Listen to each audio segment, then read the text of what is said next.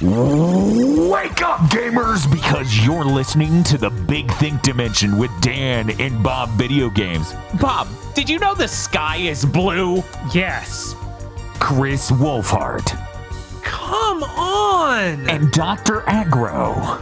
Yeah, Foresight's also 2020 if you're paying attention. Here on GigaBoots. Guys, I think we did it. That was the tightest runtime for an intro since we went live. Hello, everyone. Welcome to Big Think Dimension, number 272. This is the one where we talk about how we're always right. It hurts. It is so frustrating. Yeah. Let's just go ahead, as a nice getting out ahead of this, I don't want to get much further into this episode. We've got to talk about games we've been playing. We got to talk about the Pod Lords. We got to before we get to news. But I feel like I would be truly remiss if I did not get one thing on screen before we do anything else. I just want to make sure, because it has never, ever been more relevant. Let me just... There we go. God. We're just going to put that right there. Let's put that right there. We can put the current topic over it, though. Oh, no! It disappeared. Or can we? Apparently, we can't. There we go. Anyways. Hey, Xbox fans. People who are appalled at the situation. Do you remember when I literally wept at the Series X launch? Do you remember when the May and June showcases happened?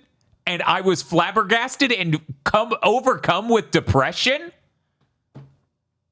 That's called foresight. Yeah. None of those actions in 2020 were the actions of a company that was going to try ever again. And none of our reactions to it were anything other than sad. We weren't just... Okay, we were upset. But we weren't just out there saying that Xbox was doomed because we hate Xbox. Right, We just saw it coming. We're sad about it. No, is there any other console in history where it's like, here's our launch. There's nothing new. Forget a new exclusive. There's no, we're not even releasing a cross-gen new thing. There's not even a new OS. There's nothing. Yeah, no, that was the first console Not a ever. new controller, not a new OS, not a new game. Yeah. So I just want to get this out now. If you ever hear anyone blame the Xbox One's launch for where we're at today, know that that person's a fucking idiot. But it's not all bad news. We will talk about that in extreme detail later. But for now, I want to talk about how I have aggro 5, 6, shit 7 now. hours. Fuck you, aggro. I got your Karikano box set. Is that where that is? Yeah, in my hands right now.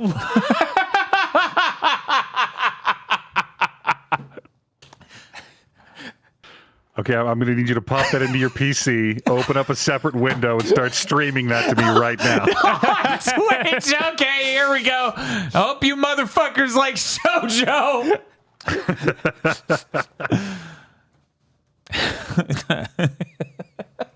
Anyways, hey, what's up? I hear I knew that exchange happened. I had no idea that aggro wasn't aware of it. No, that it crossed state lines and is now in my possession. Yeah, that's true. Yo, his and her circumstances are pretty fucking good. The moment I got my hands on this, I took a picture of the box set and sent it to the one Zoomer I know who has watched his and her circumstances. I'm like, yo, check this out.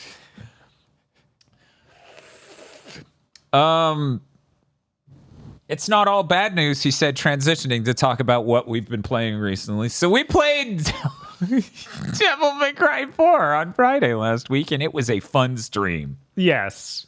It was a delightful stream. If you haven't watched it, you should watch that stream. It's like a third of a really great video game. You know the stories people have where they really loved some food and they ate it too much and got sick, and then they can't stomach it at all anymore after that. Mhm. Yeah. That's how I am with Devil May Cry 4. I played it so many times because there was nothing else for so long that even just watching you guys here, I'm like, oh, like I'm getting nauseous almost. You're like, I can't. No. It's like, no, I'm sorry. I can. And you know, that took like 7 or 8 playthroughs for me to get to that point. Unlike Assassin's Creed, which playing Assassin's Creed 2 killed my interest in that series forever. Like I was full forever. I'm still full. Yeah, that's kind of the Assassin's Creed games are kind of built to be like that, is the weird part. Like they're literally designed to just be like, by the time you finish playing this, you will be sick. You will be full, bloated, overcome by fullness. So that's why when I knew people who played every single entry at launch every fucking time back when they were coming out quickly, they scared me. Yeah, I still can't remember if I actually beat 2. I've played so much of it, and at some point I feel like I just stopped. If you don't remember how that game ends, you didn't beat it. Okay, that's pretty likely. I feel like you would remember squaring up with the Pope and he splits into 5 guys and you have a really clumsy fist fight. I would remember that, yeah. Holy shit. Yeah, I bet that I stopped at the final mission or something. It was like, I'm done. I'm full. Done. It's fucking over. Wait, which It's like, Pope? this is the one who tried to turn it into a hereditary position. Mad sounds of Googling. Let me see. Borgia. Well, there were a few Borgia popes. I'll look it up. Okay. Pope Alexander the Sixth. Bob, who do you find more relatable in his and her circumstances? Pope Alexander.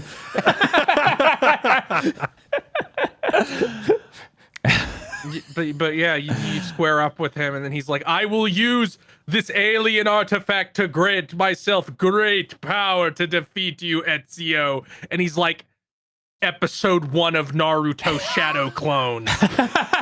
That sounds great. And you have a really shitty fist fight with no, like, it's literally just like we spawned 5 guys, have a fist fight. They all have the same model. And then Ezio does not kill him for reasons that are never explained. So the opening of Assassin's Creed Brotherhood is him getting revenge and destroying your base.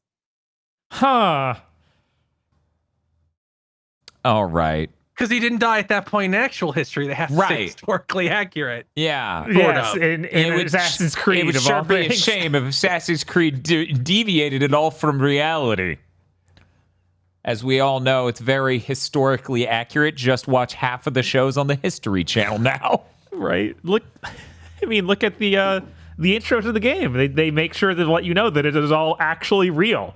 That's what that warning's about, right? Uh-huh. Absolutely. I'm trying to remember if I actually have the sound integrated into one of these panels. I guess I don't. You know, I didn't feel it was that necessary for podcasts, especially to have the ancient goddamn aliens button. Right. Devil May Cry 4, I beat once, ever. One might argue I beat it twice. They would win that argument. Going back to it, I assume I memory black holed. Like I just memory hold multiple entire levels. But Bob. Yeah. I remember everything that game. I just thought certain things came a little bit sooner than they did. Yeah, there's almost nothing in the game. That's the problem. Yeah. Like, it's so weirdly empty. And that's crazy. Yeah. That's so crazy for that game to have had that problem, for them to go, oh, this is just too hard, so we'll get someone else to make it, and we can go off and make a whole new type of game. And that went well.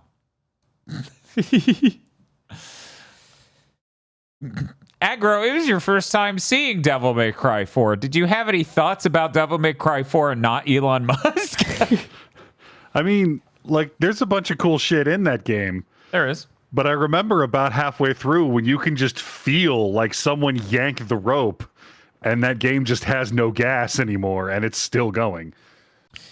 They couldn't make basically any cutscenes even after that point. It's like you get some cutscenes for him killing bosses, and that's it. It's really crazy to feel like they made 2 fully playable characters and then could not make enough levels for them. That's such a weird situation to be in production-wise, to be able to do that. Yeah. Anyway, so now you know why I'm like, Devil May Cry 5, thank you so much. One of the most important needed games of all time. It just took 11 years. That's all. Sure, if that doesn't happen again. 6 years into I'm trying to think of 65-year-old fucking Itsuno making it or whatever you would be 11 years from that. Dante's even older. Oh, the funny thing is, I think if they made another one, their fixed capture tech would make him look less old, because if you look at the actual model he's based on, his default looks when he's not talking, he doesn't look that old. Yeah, so they just accidentally like made his face morph in a way that makes it like him look and really Nero, old. Like that's because that's in that weird transition between like. Was it right RE before, Engine. RE Engine 2 or Resident Evil 2 remake and Resident Evil 3 remake, and you can tell they've gotten better and better at making faces the whole time. Yeah. And that was kind of in a weird place. Yeah, absolutely. I really love how Nero looks in 5. Like, and Dante, I love how he looks at a sort of like, he's hit peak crazy uncle energy. He here, did. for fucking sure. And that's what living on cold Little Caesars and Monster Energy will do to a man. Yes. Yeah, this dude might be immortal because of his demon blood. He also only eats Little Caesars and drinks Monster Energy, zinc zero carb. Yeah. I don't have a whole lot to say about Devil May Cry 4 other than, man, sure was interesting to go back to that after watching Bleach, and more importantly, being aware of Kamen Rider and Kamen Rider tropes and things, because holy shit, the first time through that, I'm like, that's weird. This guy looks like a bug. This guy also kind of looks like a bug. What a strange thing to do. Wonder why they would do that. I'll never figure it out. No, never. It's a fucking mystery.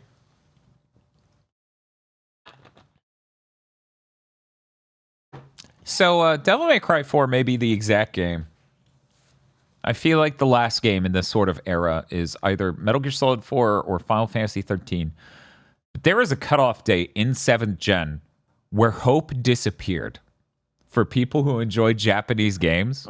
Because after that point, they even stopped trying, it felt like. Because there's no normal-ass Final Fantasy 14 for the PS3. No, you get 13.2. You get 13.3. And then eventually you get the world's most crippled MMO, Final Fantasy 14. Yeah. First I'm trying edition. To think, like, when did I lose all hope? Because at the opening of the gen, there was stuff like that, but Microsoft obviously put money into Tales of Vesperia. Like, that's like the biggest, most highest production value Tales game. Lost Odyssey was pretty cool.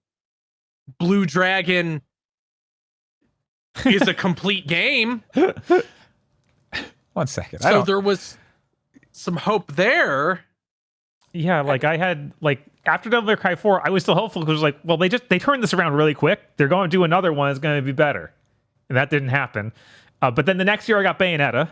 Yeah. And Vanquish. Yeah. So there was still hope going for at least another year. I And then I feel like right after that, it was over. I feel like when they announced the DMC, that was like the turning point where it's like, oh, it's over. Yeah, so Vanquish is late 2010, and if I remember correctly, Bayonetta is either late 2009 or early 2010.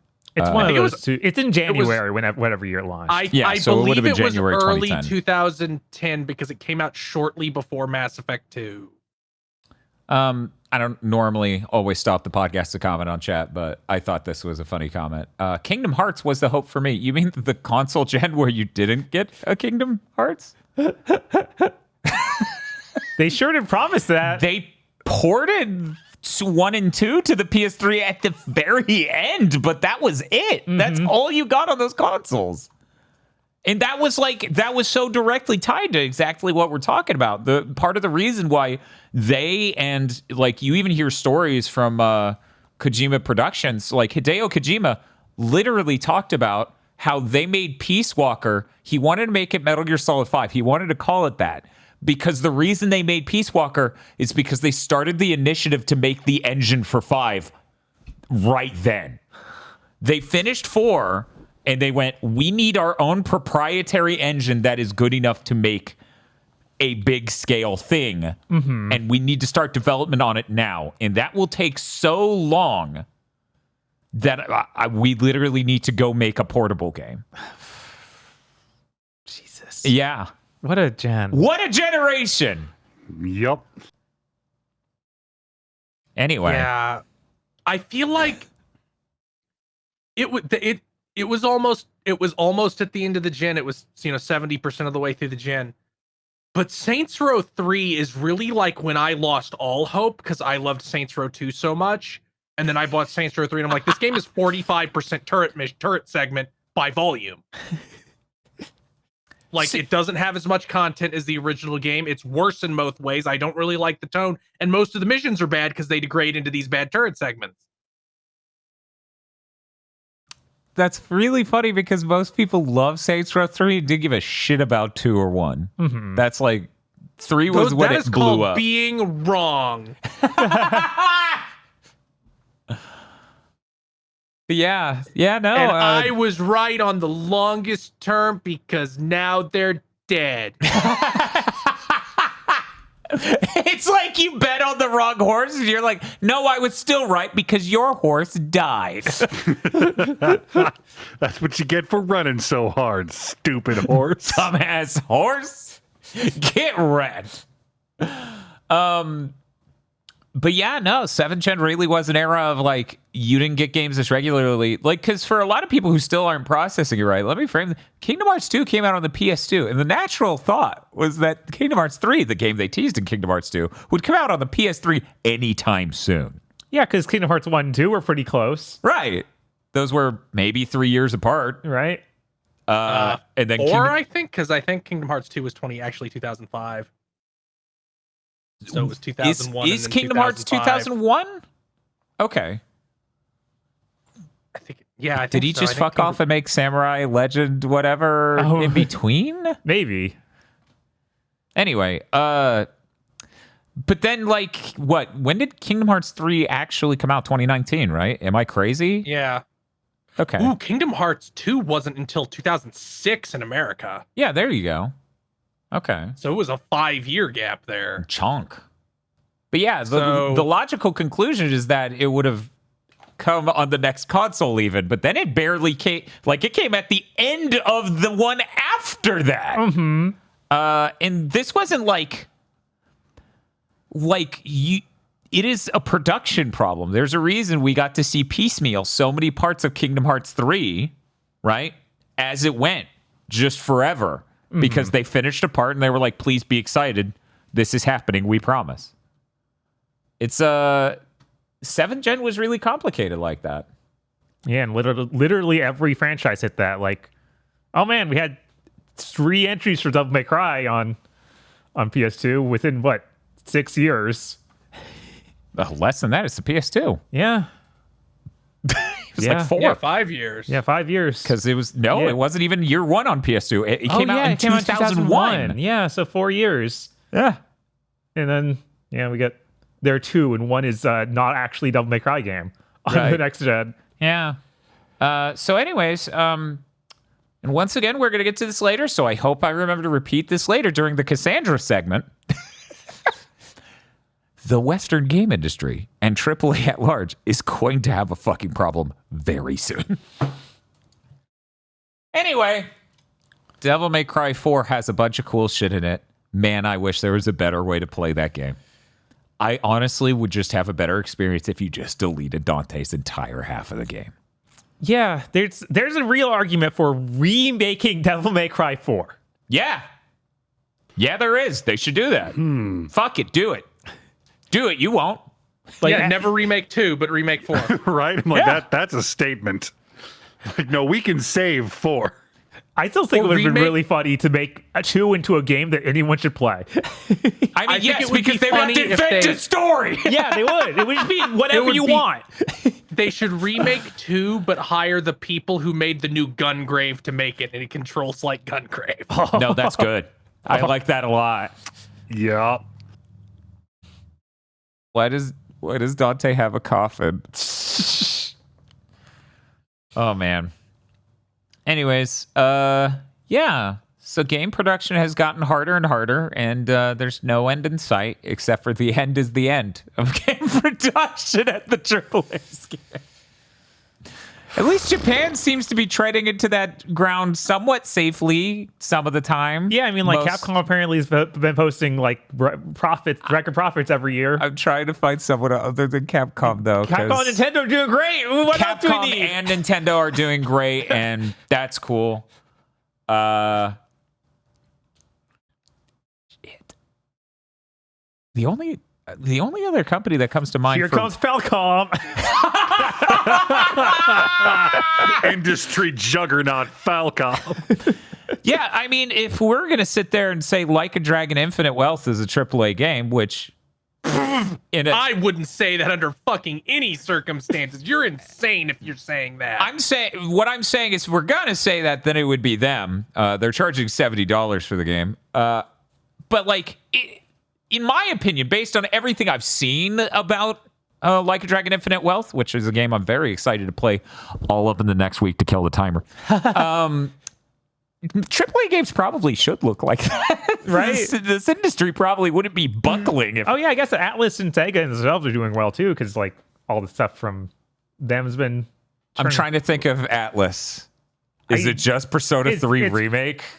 Is that Well, what we're? there's Shin Megami Tensei. Yeah. Oh, well, They're releasing that metaphor game this yeah. year. Once that comes out, I can sign off on this. But I'm not going to say SMT5 on the Switch is like. Yeah, I was like, I thought it did. I saw it sold well, but I don't know. No, it sold well. Okay. It's the qualifier of being like, that's what a AAA game is now. oh no, and it's I'm like, not, I'm no, not no, no, no, saying no. that. Oh no, this discussion's just about AAA production for the Japanese industry. We're not Okay. talking about is the Japanese Are industry you- on watch. It's like Well, no, well, they're what is this- fine when they make like Nihon Falcom tier games. It's easy to be fine.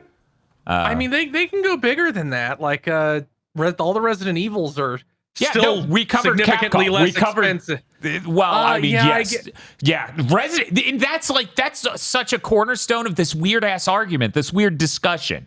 Because I don't want to call it an argument.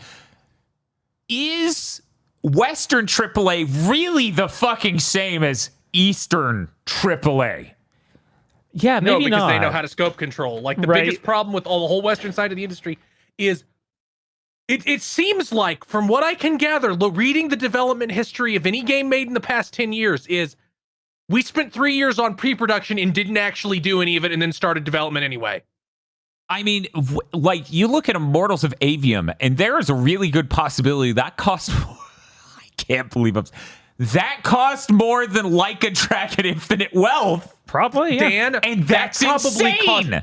That probably cost bare minimum double Right? of Like a Dragon 'Cause- Infinite Wealth. Because the people who worked on it are like, what are you talking about? This is the meme. It's made by fewer people on a lower budget. And I'm like, question, how do you think your game is low budget? I see these cutscenes, and while there may not be a ton, holy fuck.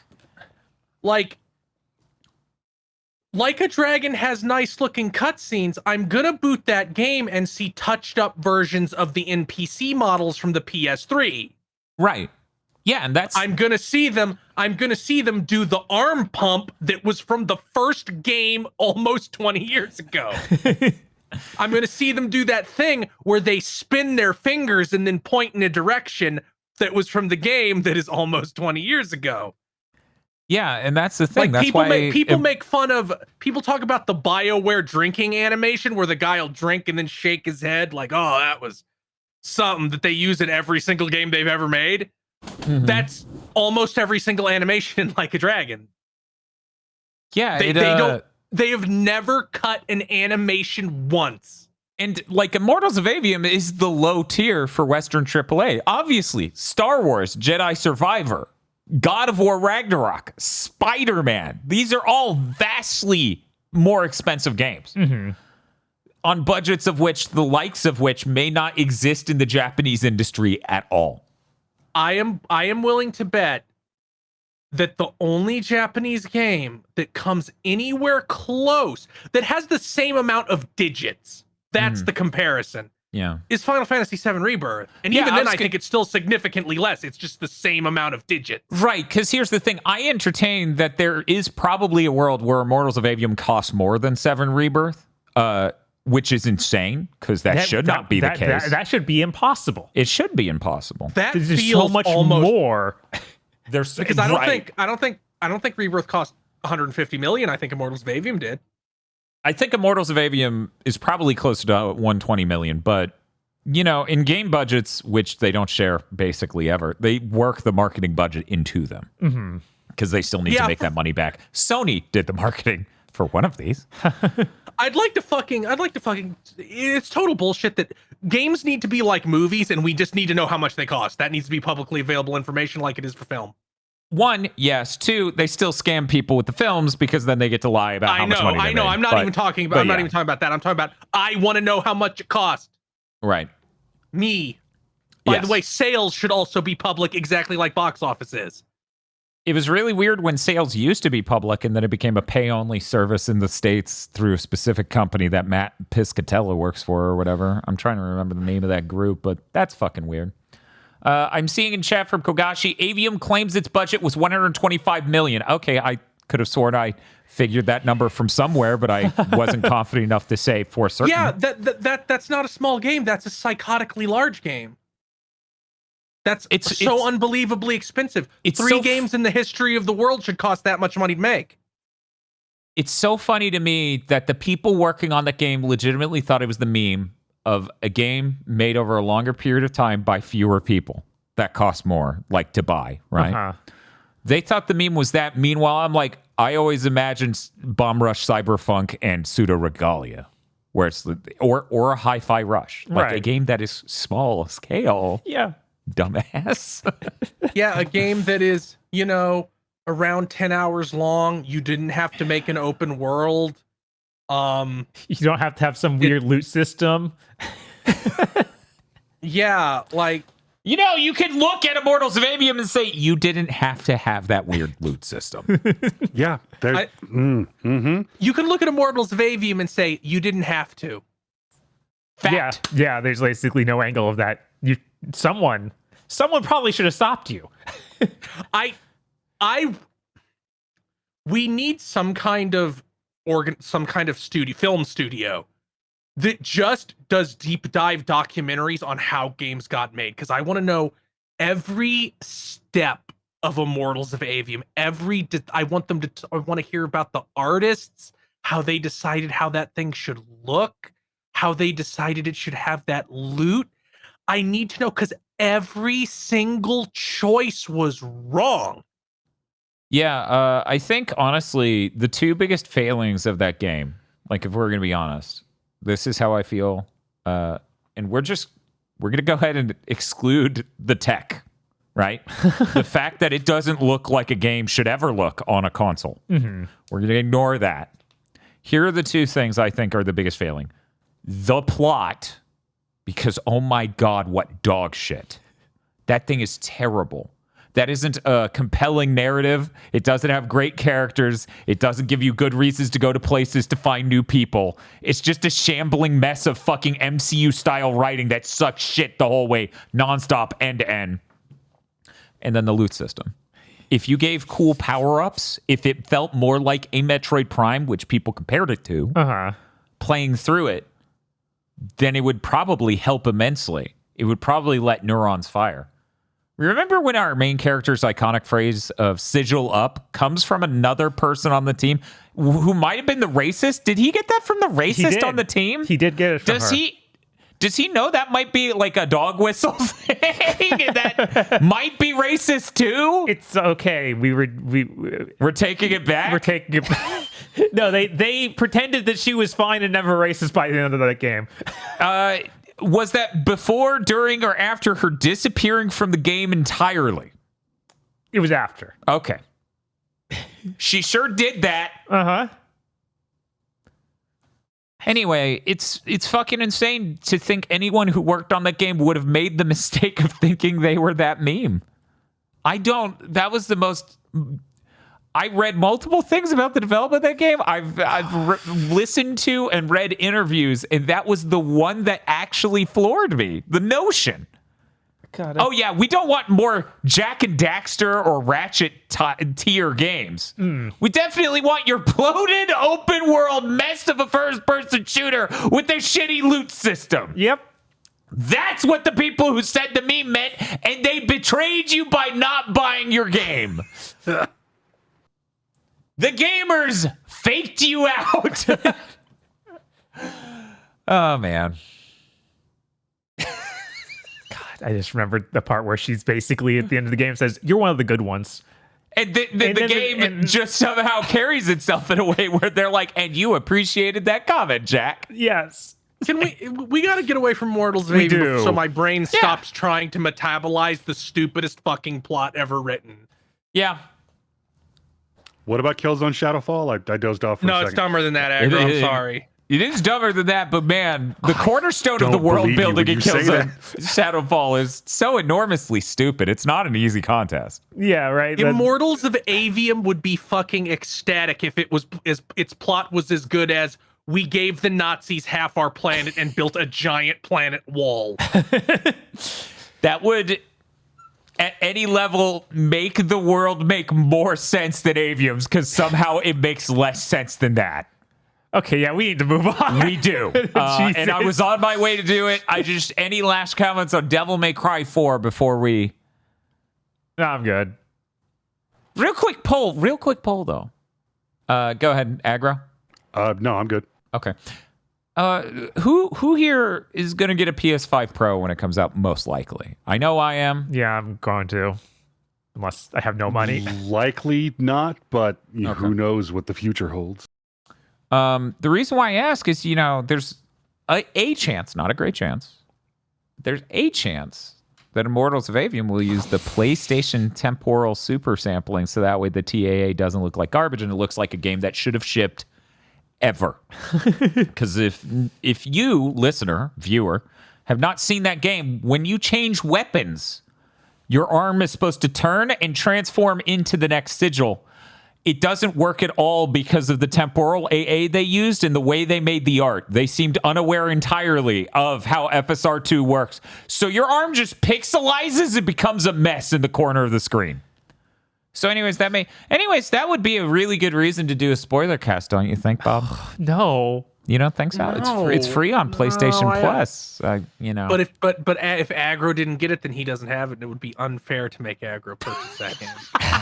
It would be unfair. It would be unfair to make Aggro play the game that's free for him and cost me $70. No, it's not free anymore. It's over. Yeah, that was last month. for April. Oh. So if he didn't redeem it, hey Aggro, did you redeem it? I feel like you asking me this question is unfair because I like to consider myself a conduit for the truth, and you are putting me in a position to harm myself by telling the truth. Don't worry, Aggro. There is zero chance of them updating that piece of shit. It sold 0 copies. They will never update it. Aggro. I'd like to note you're under oath. I'm willing to say it. If they update it for the PS5 Pro, fuck it, I'll play it. But they won't. We made you swear on this box set of Carnage before you came into Big Thing today. I'm like, the studio's already shut down almost certainly. No. It's incredible. I know. They're not making it to the end of the year. They fired 80% of the people there, if not more. But they did not shut down the studio. But you know what 20% of the people can do? They can do a next-gen update. They can. That is the exact amount of people you could do a next-gen update with. Yep. Plus, they did that thing about talking about FSR3 and other things and updates. I think that's the game that's threatening to hit us. And by hit us, I mean put frame generation in consoles. I think that was the game that threatened to do that. Great. Promised is the way they would phrase it. Anyway, we got to move on. I would like to talk about my games first, because I won't spend very long on any of them. Let's see. Let's remove Devil May Cry 4 from this list. So I played a game gifted to me by Essentially and JDam that I was interested in called 4D Golf. Okay. And I apologize to everyone for what I'm about to describe will not process in your brains at all. It barely processed in mine as I played it. Great. I will try my absolute best. Let me just update. There we go. What we've been playing. Boom. 4D Golf is a game where the fourth dimension isn't time. It is another axis on which reality exists. You are invited to an extra dimensional space by an extra dimensional being made of pure light to play mini golf. Okay. Because mini golf is how you're going to get acquainted with this extra dimension. So imagine a mini golf course. Okay? Okay. You can look up. You can look down, left, right. You can move through the environment. That's all normal. Is this VR or not? I think they're doing a VR update. Okay, but you played it regular. Yeah. Okay. I mean, I played it, so the future tense implies yes. Here's the weird part, and this is truly indescribable. So you can move through all those dimensions correctly. Mm-hmm. You can hold a button and then move your perspective of the environment because the game is literally, you know how Doom's a 3D game, but it's not really 3D? Yeah. Imagine that was some 4D thing that has been extrapolated to 3D that is your viewport. So the way they express it is you are still just seeing a slice of the reality and you are turning your perspective within that fourth dimension. So the course itself, where the hole is and everything, morphs like a fucking, what do they call those things you look into and you spin them and it makes the really pretty graphics? Kaleidoscope. Yeah, it looks like a nightmare kaleidoscope in 3 dimensions. Yeah, I'm looking at footage of it, and I don't think I could describe it more usefully. No, you can't. I played a whole fucking course in this. Okay. Good news, I was only 32 over par. Yeah, I bet. And it was the first 9, or the first 8. Uh-huh. It was not the full course that I was 32 over. Now, here's the worst part. So many holes in, they go, well, by the way, you can hit the V key in order to see volumetrically. What? And I go, what do you mean it's already a 3D space? I'm seeing volumetrically. And I hit V, and I became encased in a tunnel nightmare in which the ball was floating in the 3D space, and I could now aim my putter in all 3 directions, all 3 axes, to put it through the course. Because this was the true form of the course, and the rest of it was a nightmare derived from it. What? This thing is an indescribable nightmare of a game. Yeah, what in the world? And after one course, I went, I can't. I swung 14 times on that hole. I cannot explain this game. But 4D Golf is a hell of a trip. And I recommend looking at it. Because if nothing else, it will be deeply entertaining how much it vexes your brain. Yeah, I don't. Are what you a now? bizarre. Yeah, I'm watching the video now. What It's in a the nightmare. world? Another aspect of it, which I can explain visually more easily than a lot of things, is when you're looking at the golf course, you actually see strips. Like imagine narrow strips, and these strips are slightly shifted and different from each other. And as it turns out, when you go to putt, you will travel across the 4D space, which is represented by these strips, seemingly. Nightmare. Yeah. Nightmare.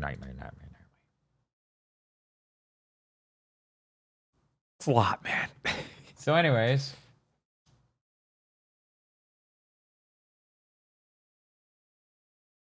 I never expected a golf video game to give me flashbacks of reading A Wrinkle in Time when I was 10. 4D Golf is a video game. It's on Steam. I don't think the controller setup's very good because the tutorial does not tell you what the buttons are on the controller to do the things it's trying to teach you. So I just use a mouse and keyboard. Interesting thing, you know how a lot of golf mini games they do the timing thing. You know, you hit, then you hit, then you hit. Right. This actually is like hold the space bar and roll your mouse back and forward, and the speed at which you do that will determine.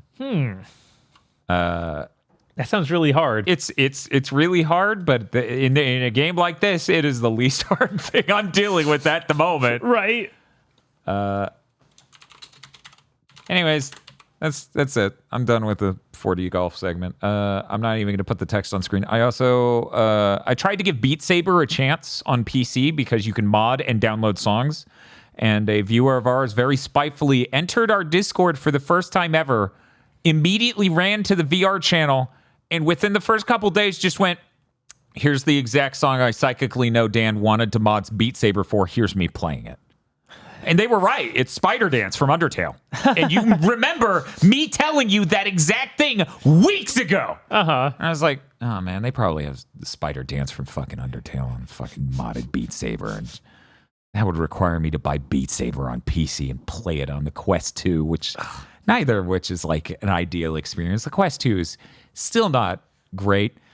I, for whatever reason, could not get the modded songs to work even through the mod loader, so I'm going to experiment with that more and get that working. I actually got the mod manager working itself, and it was able to do various things, but those songs just did not show up in that version, so I'm going to have to uninstall it, reinstall it, and see if I can get that working.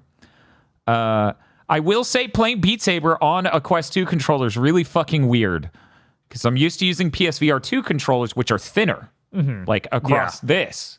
So, one hand is wrapped on it very well. It's contoured to the hand very well. And you have the rings as a sort of like, I can let it roll in my hand a little bit because that ring will catch my...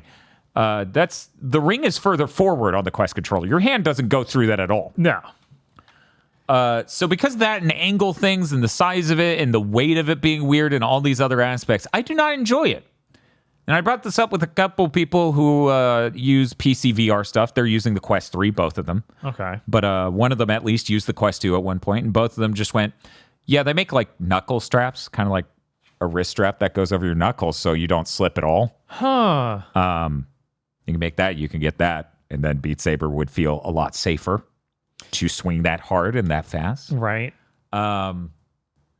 But, you know, there's no point investing in that. And just like the whole Quest VR headset experience,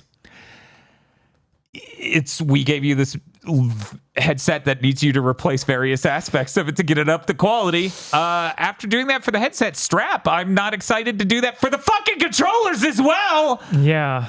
But, you know, if I get it working well enough, then maybe. Yeah, I remember having that same issue when I tried the pistol whip on there. It was like, oh, these are the wrong shape. Yeah.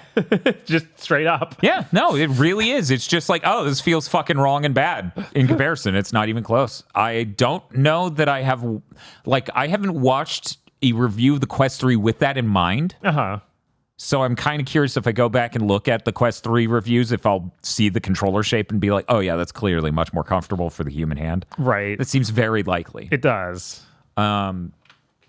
But yeah, I was able to get it working on and do all that sort of stuff. But I was frustrated, disappointed, whatever, and just wanted to go, okay, let's see if the rest of my setup for PC fixed itself at some point.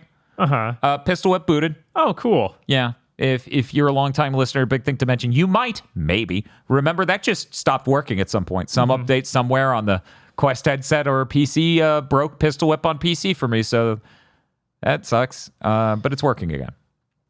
I went into VR chat, immediately ended up at a mini golf thing. Because weirdly enough, upon booting VR chat, so you boot into your generic home to start with, and they just throw like, oh, here's a new cool portal on the left that leads to a random world. And this time it was literally mini golf. So I'm like, fuck it, I love Walkabout mini golf. I just came from 4D golf. Like, I'm in a golf mood. Sure, let's try it. Yeah, that game doesn't run well enough to do that even on my 4090. Maybe on the next CPU. Because multiple times I went, huh, and the golf club it's rendered here, and then it's rendered here. And it went through the ball. That's rough. Yeah, it's pretty fucking rough, but that person did a pretty good job with the world. Good for them. They did that. I'm sure it's just because you went in with a 2 million polygon model. But I don't have to see the 2 million polygon model. I am the 2 million polygon model. That's everyone else's problem. Yeah, it was neat. Anyways, that's my PC VR segment for the week. I'm done talking about it though. Bob, Yeah, what's up? I finally got around to it. I played the new game from Tax Game, which is Thomas Hopper. Oh, okay. UFO Henfield. UFO Henfield is on Steam and on Switch. Thomas is a friend of the channel, so I'm a shill, obviously. Yeah, this game's really interesting. It's like he made somewhere between a Maniac Mansion and any number of like weird microcomputer games. It has that very distinct British sensibilities. It is an adventure game. So you're walking to different ends of this house because you're a professor's assistant, because you're in between jobs. You're just doing this as a sort of gig thing. And it becomes a sort of like adventure game in the style of, Resident Evil. You pick up an item and you bring it to a place to do a thing, which then unlocks the next thing. It's like that sort of adventure game. It is like a Maniac Mansion sort of situation. The thing with this game, though, is that every graphic in the entire game was drawn on mouse. Oh. So it has a very distinct art style is the way I would put that. Yeah. I had a really fun time playing this. It is that style of game, though, so you may run into issues of like, the solution for this is not apparent to me because the designer decided it was this. An image really won't do this justice for how it looks just because it has a weird squiggle vision sort of effect. And also CRT shaders and other weird things. Or VHS shader is more accurate. Oh, huh. Going on at all times. But there's the art style. So if you can imagine most of that kind of squiggling most of the time. Huh. It's a pretty funny game. I enjoy having to solve this. As you can see, your character can walk on both axes. It's not like Maniac Mansion where it's just left and right. And going into the background or foreground at like entrances and stuff. But yeah, it's pretty funny. I really like the art style. It's neat. It's like $9 on Steam and on Switch. The problem is I've beaten the game, so now I can't like play the game on a stream. It would just be me knowing the solution to every problem, Right. and then just solving it and reading the text because there is a lot of funny dialogue and other stuff. I enjoyed immensely. It definitely has that classic Thomas Hopper style none of you fucking know about. Fun fact, the reason I got connected at all with Thomas Hopper is because he made a PlayStation mobile game, which was an initiative that came after PlayStation Minis. And it was an initiative for developers who didn't have dev kits to make Vita games that could also be phone games. He made my favorite one of those, and I was like, this game fucking whips. This is awesome. Yeah. I think it's neat. Feel free to look up the trailer. I would do it, but then God knows the whole stream will crash. Right. That's my fucking luck with these things. I think it's really neat. That's it. That's it for me. That's all the games I played. I've just been playing too much fucking Beat Saber on... Oh, and I helped a friend move some furniture. And as I was explaining to them, I'm like, yeah, I've been losing. They're like, oh, you look great. I'm like, yeah, I've been losing a lot of weight. All I do is strap myself into a headset, play a game I fucking hate really hard, sweat a bunch, and be angry and mentally ill while drinking energy drinks. And they're like, that is a tech dystopian nightmare, Dan. And I'm like, it is. And I look so great. My corpse will be beautiful. That's basically it. Hey, Bob. Hey, what's up? What have you been playing? You know what? I actually played a fitness game. Was it the Fist of the North Star? No. Because you saw the price drop on that, right? No, I didn't see that. Apparently, the price drop, just period, from the way it was phrased on Twitter, is down to 40. Okay. So I need to go pick that up. Anyways, what did you play? I tried the demo for Knockout Home Fitness. Is that the one we watched the trailer for? Yes, this is the one that has... Oh, my God. Muay Thai and karate and stuff. And it has like a weird guy who was in martial arts films in the 80s or something as like the celebrity sponsor for that ad. I thought that he was actually like a legitimate UFC fighter or something. I think it was like both, where it was Maybe. like he was back. Anyway. So Bob, what is that game? Because we both just watched the trailer and kind of laughed. Right. It's a game much like fitness boxing where you do various like martial arts moves to a rhythm. Uh-huh. And there's a trainer who stands in front of you doing them and you follow along. Mm-hmm. The trainer can speak English way more properly than fitness boxing one can, which is weird. That is an easy goal to clear. It is. The fitness boxing voices are the most jarring shit in video games currently. It reminds me of the PS2. It's funny because it starts out with the music being so loud you can hardly hear her, which you can change.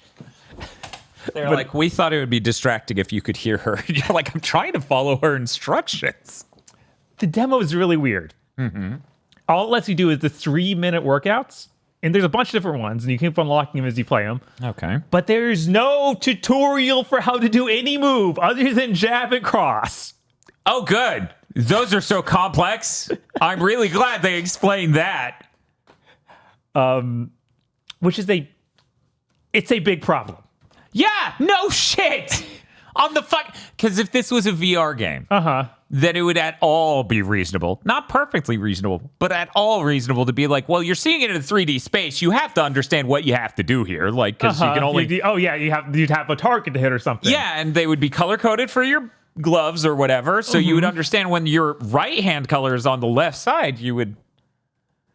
But this is a fucking Wii or Switch game, and you're using Joy-Cons. This is a Switch game. You're using Joy-Cons.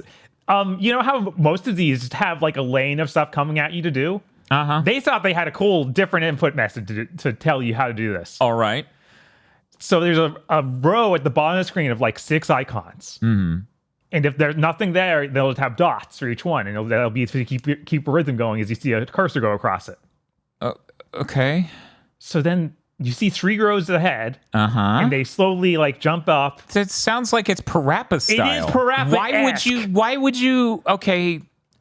And they constantly will put it on the first speed of the next row. Like like Parappa. Yeah, and it's like, I have no idea what the timing is because I have to mentally switch from looking at the right side of the screen to the left side of the screen. Are you crazy?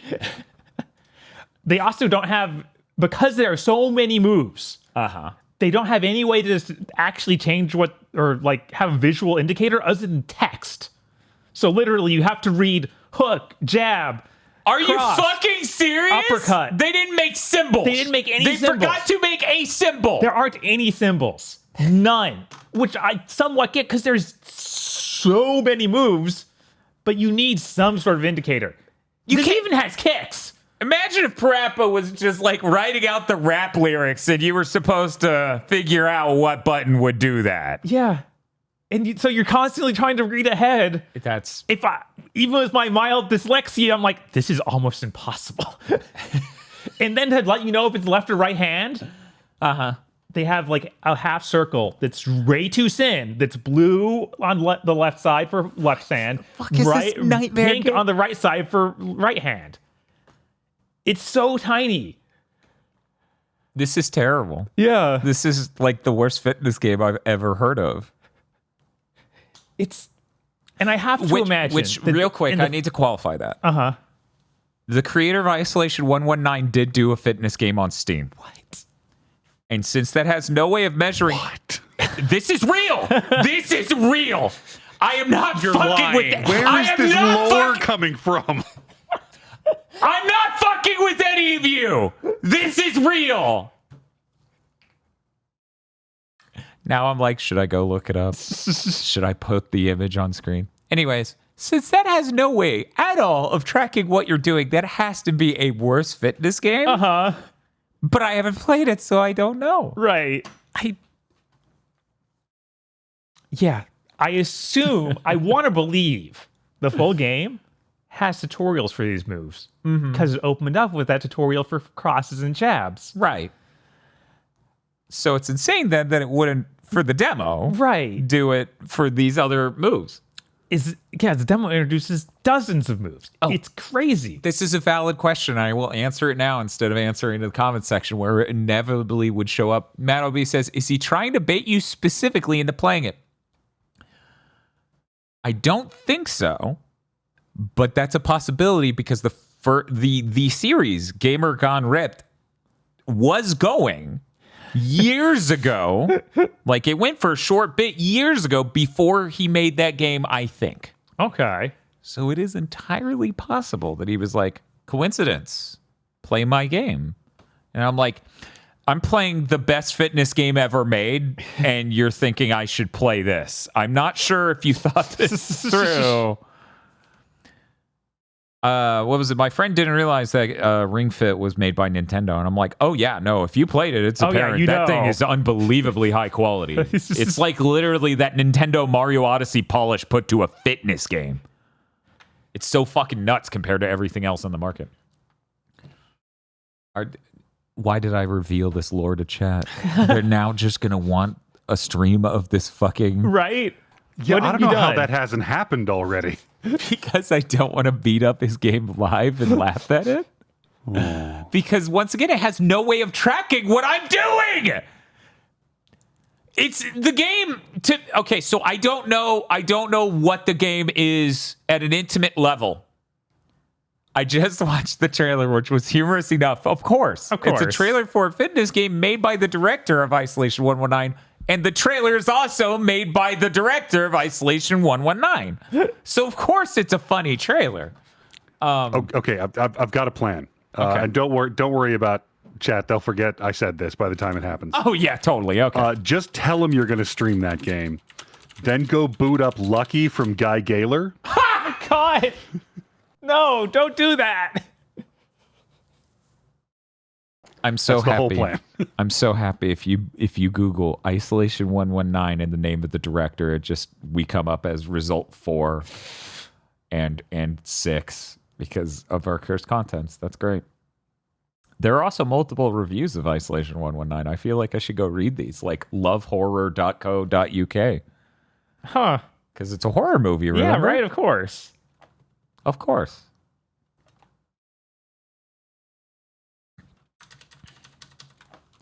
But yeah, the game's also like, I thought the detection for moves was actually pretty good, and then it started being like, now you do the moves fast. It's like, you can't detect them fast, though. What are you doing? Bob.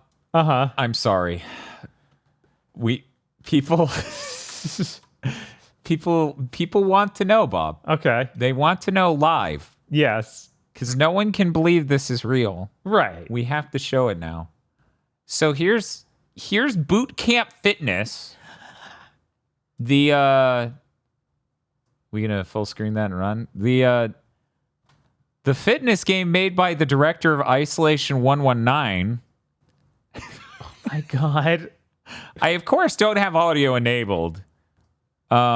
Jesus. So you can the Guy Gaylor thing was especially funny to me, aggro, because these 3D models do have a Guy Gaylor energy to them. Yeah, this has big Xbox live indie game. indie arcade. Uh-huh.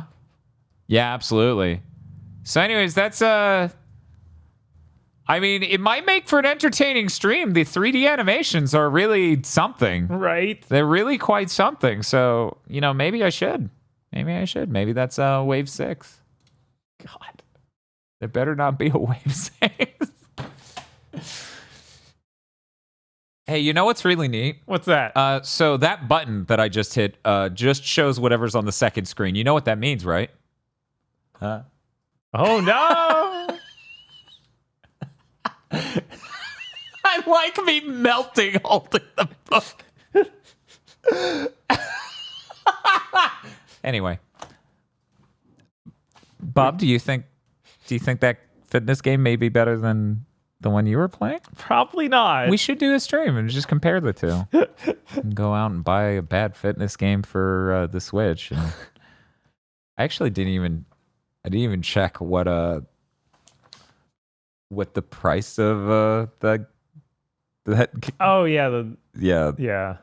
I keep wanting to say the director's name, but since I'm in the field of like YouTube/Twitch, I'm like, I shouldn't dox him. But it's like, it's literally, he's the director of the fucking movie. It's on the internet. That's, you find it by Googling his name. Anyways, Kevin Baker's Fitness Game. Mm-hmm. Fun fact, fun story. The reason I even found Isolation 119 is because I thought he was a Kevin Baker who was working in the Florida Panhandle. Right. That's how I stumbled on that movie. That's how history was made. Yeah, I could have sworn his developer name and publisher name is still just his full name of Kevin Baker. Yeah, that's what I saw just now on Steam. Which is why I think it's funny that I keep having that reaction. Don't say that. That's a fucking, don't dead name them. And it's like, no, that's just naming. Anyway, did you have anything else to say about that, or are we? It's so weird because it's like I want this to be good. I think it's neat to integrate the game with all these different, like, it actually has leg moves and it just auto does them because it knows. Yeah, I can't detect this. Wow, what a concept. And yeah, there's neat ideas here, and it's really unfortunate. And oh my god, they should be sued if that thing doesn't have tutorials. They shouldn't have released this demo. I do not think it is safe to tell people, oh yeah, do this, and that was a kick. It's like, they can easily fall over if they have no idea what they're doing. Right. Yeah, absolutely. Whereas, like, the Kevin Baker Fitness Game, I see a 3D woman on the screen doing what I have to do. It's that easy. You're going to hit the end of the game. She's going to twist her body into a pretzel. I'll just be like, this was the funniest setup for a joke I've ever experienced. This man doesn't know how to not be the funniest man alive.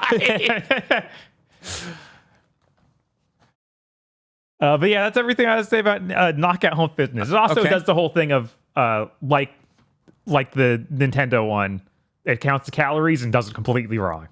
Oh, yeah, Ring Fit's PSA. If you're playing Ring Fit, that thing drastically underestimates calories. And when I say drastically, I mean multiply the number by 3 and you will be way closer. I don't know why Ring Fit does that. That's weird. Yeah, every time I checked it on my watch, it was like, it's literally half of what it should be. Uh-huh. For Knockout Home Fitness. Yeah, for Ring Fit, it's like 2.5 to 3 times, depending on what you did. Every time. It's fucking nuts. Yeah. Real quick, I have a fitness addendum. Okay. So I've been doing the Beat Saber stuff. Enough said. However, the other day I was like, I fucked up my arms by going so hard at the Beat Saber thing, and I haven't had time to recover. I should burn some calories by going on a walk. Okay. So I walked for 5.5 miles without stretching beforehand. Come on. I fucked up my left leg. But there's some really good paths and shit to walk around here. Oh, that's nice. Like by some nice lakes and shit. Like, it's weird. You know where we came from. You know how not walkable Niceville is? Right. Like, Jesus. It must be a new experience for Dan to be able to walk without having to worry about one of the F350, which is two F250s taped together. It has 18 wheels and is 18 feet wide, just driving down, mowing down children like a fucking giant lawnmower. Yeah. It's real crazy. It's a really, really nice trail, and it's paved completely, like cement walkway the whole way. It's got bridges to go over the rivers and stuff and all that other shit. And the funniest thing is, like, on the way to my mysterious, I want to walk an X amount of distance, so there was no real goal. I walked by the road, so I had to cross all these things and wait for signs. But on the way back, I realized that trail literally connected, and I was like, oh, okay. So I take that, and what I realized, one, my leg was hurting by like halfway back. So I'm a little out of it, as I'm just like, this was a fucking mistake. How did I forget to fucking stretch before going on a walk? Oh yeah, I probably didn't plan to go for 6 whole miles, fucking dumbass. Anyways, I'm making my way down the sidewalk, and I'm sort of disassociating as I'm listening to a streamer in my AirPods. And I didn't take note of and process that. So imagine this is the sidewalk, okay? Sidewalk. It's just a walk. It's just a pathway. It's not on the side of anything. However, this much of it, so like a fourth or a third, is marcated. It's demarcated as being for pedestrians, with the implication of the rest would be for people on bicycles and stuff. Huh. But I was like in a fugue state because I had been up so fucking long and hurt myself and was exhausted from walking that long that I sort of didn't obey that. And as I turned to my left to just look at shit, a person zooms past me on a bicycle, and I'm just like, ah! And I literally did that because I couldn't hear them coming. So they appeared 1 foot behind me, basically, as I turned my head. And then I went, hey, dumbass, that's why the fucking margin's there. How about you walk in the fucking margin and never shit your pants? Anyways, so that was a number of novel experiences to have all in a row. What if you had a way to walk places and it was designed to be walked on? Doesn't seem right. And Bob's like, that's communism. Anyways, so that was cool. I will do that again, and I will stretch beforehand. What? Really? My brain convinced myself if I didn't jog or run, I didn't need to stretch. I don't know why. Probably the fact I'd been up so fucking long. But anyway, what else did you play, Bob? I also played more Rise of the Ronin, finally. Okay, cool. You're getting back to that. Yeah. There's some nice things in here. Are those Ronin rising up? They are. That's the whole game. Cool. You can actually... I think that one of the funniest things is you get as a recruitable party member, Matthew Perry. So you can just be like, hey, bro, come on over. We're going to take out this camp. Holy shit. Yeah, it's just deeply hilarious. This Matthew Perry sneaks around in the bushes with you as you kill guys. Look like he's not even a Streets of Rage assist call in. He's just in the party. Holy crap. Yeah, that means you can even switch to in play as him. So that's great. I hope I get to see more of that. I haven't been able to get him on my team again since there's like a section where you go to a new map. When you say Matthew Perry, you don't mean the actor. Not the actor, the historical figure. Historical Perry. figure. Thank you. I know, I had the same thought too of like, wait, that is an actor. If it wasn't a Sony game, I wouldn't have to wonder. Oh man, if they got Matthew Perry to play Matthew Perry, I think people that would be peak! people would They lose would have their sold minds. at least 2 million more copies, I guarantee it. And Matthew Perry as Matthew Perry. And he's like, are you keeping up with the Commodore? Commodore Perry sneaking around in the bushes. Because the Commodore's keeping up with you.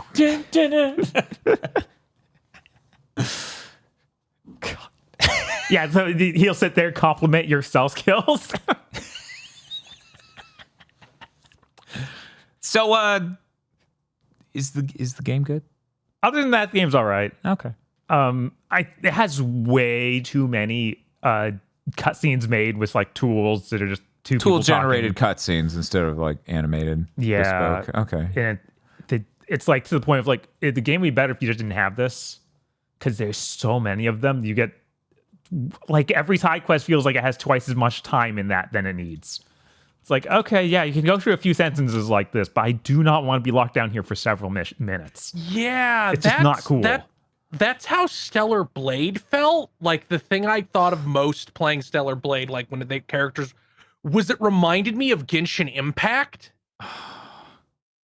Like when characters are talking in Genshin Impact, and it's just like, not just this is a tool generated thing. It feels like you're going in circles. Yeah, like they don't have enough to say to have spent so long saying it. Mm-hmm. Chad has reminded me Matthew Perry, the actor, passed away in October of last year. Oh, I didn't realize. I forgot. Oh, right. That did happen. Oh, that's fucked up. Yeah, that sucks. He was the friendest friend. I'm pretty sure. But I haven't. Was the biggest piece of shit on Friends. Like, well, in the universe of Friends, being bigoted is okay, actually. I'm pretty sure that's the conclusion after watching any number of episodes. Right, that's probably the case. Anyway. There's like several different open world. I don't know how many in this. I'm on the second one. There might only be 2, but I'm now in Edo. which you start in Yokohama. Okay. And it feels like they might have made them in order because Edo looks better in every way. And I'm like, I don't think this is just, Yokohama is a dump. Well, you can't be certain. You can't. But they definitely have a lot more stuff going on in the map, and it feels like there's more things closer to each other that are more landmarks, and you can tell where you're going more easily just by looking at it. There's this cool thing where areas that are infested by bandits will have like a smoke like piled up or a smoke plume fire. of smoke. Yeah. So you can see them from a distance, be like, I need to go there. Yeah. Cool. But yeah. And then you killed them all. Yeah, then you kill them all. And Matthew Perry's like, good job. He loves homicide. He just adores it. The fact you are so kind of lukewarm on this game and you're a giant weeb tells me why it did not sell better. I mean, apparently it sold well, though. It sold well, but not like that good for Sony. Not that good for Sony, but Tecmo's apparently like, hey, this is beating great. what Neo numbers were. And we're like, wow. Sony over there is like, yeah, it did fine. Some people bought copies. Meanwhile, Tecmo Koei's like, holy fuck. We can make games for Sony like we do Nintendo and make sell copies. Anyways, that may be why they decided to make the AAA division. Because before now, they didn't have the AAA division to make bespoke platform exclusive games. They had Omega Force just keep making Nintendo games. Hey, they had to make some other games too, like that Fate Samurai Remnant game last year. They did what was it? 4 different Nintendo games? They did a lot. 2 Hyrule Warriors, a Fire Emblem Warriors. Didn't they? They helped on the normal Fire Emblem, didn't they? They did 2 Fire Emblem Warriors. Fire Emblem Warriors, and they also helped on 3 Houses. Yes. I should have known that. I owned the second Fire Emblem Warriors.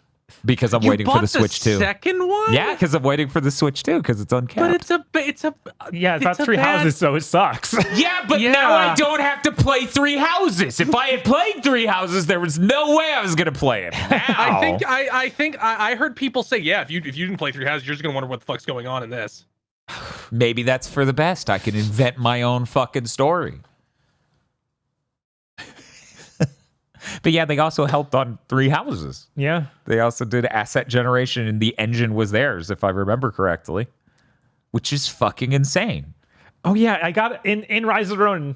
I got a Devil Trigger, and there's no in-lore explanation for it.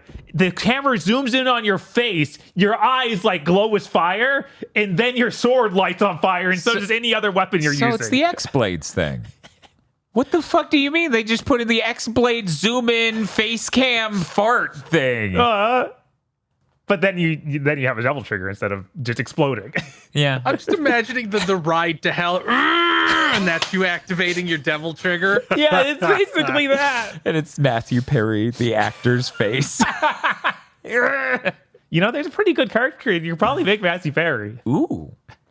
You could Matthew Perry teams up with Matthew Perry.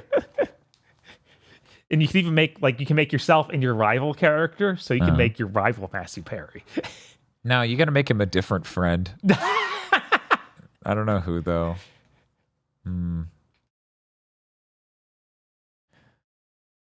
But yeah, I'm enjoying it. Just other than those cutscenes, which aren't great and feel like they go on too long. And it kind of makes me want to just do the open world stuff and not worry about the main story of the game, which is rough. That's not great. No. When a game does that, has the story so bad, told so poorly that you just want to engage with eating the Skittles. Which I'm hoping it built.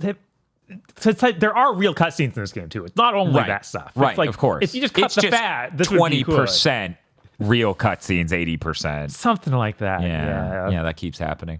If you have a game you feel that way about, by the way, where it's the story is told so poorly and is so bad, I don't want to play the game story. I just want to do the open world. Put that in the fucking comments later. Put it in chat now because I'm curious. I know I've played a game like that, but it's not coming to mind.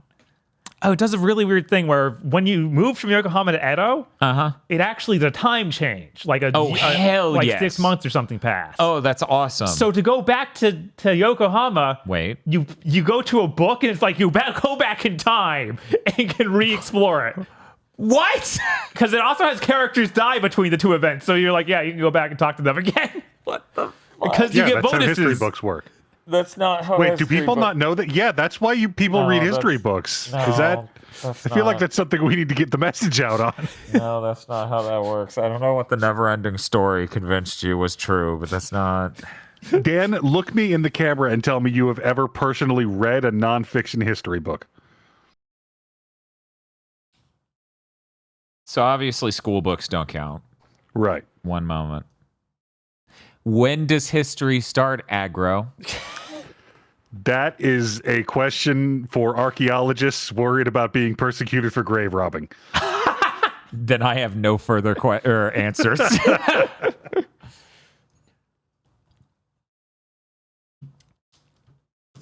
But yeah, I thought that was a really funny way of doing that. That's insane. Yeah.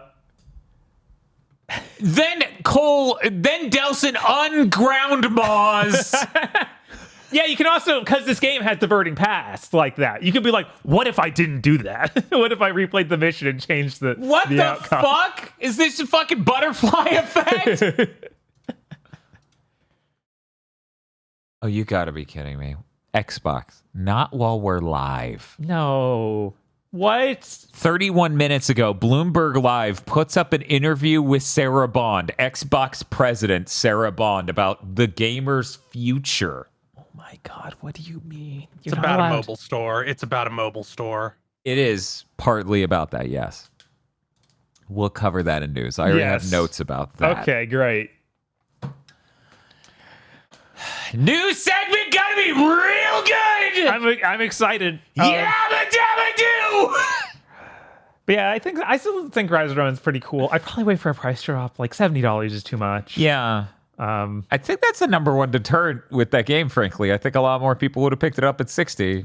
Yeah, and it's still a cool game. It's neat to see like Team Ninja stuff be a little bit more open, like not be as focused on being insanely hard and having a jump button. All these little things. You're like, okay, you're starting to get back there. I can do an Izuna drop in this game. Whoa. That's like a Ninja Gaiden. Yes. You have the Ryu Hayabusa stance. So you get that move and some other classic ones. And I'm like, this is neat. I really like this. But yeah, just not quite a $70 game, I wouldn't say. You wouldn't say that? Yeah. Okay. I also most games. I know, frankly. Right?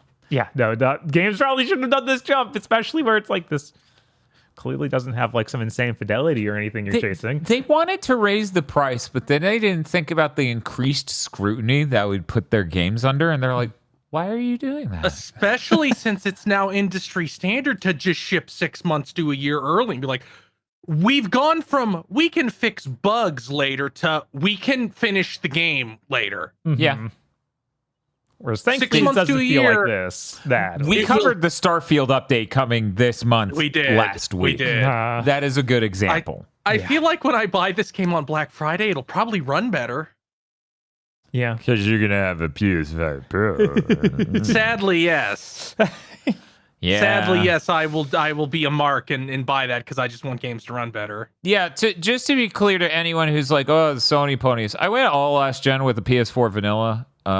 And you probably have heard me say multiple times, I would have spent this whole gen with the PS5 probably just because like the performance of the PS5 is fine. The only problem is when people make games wrong.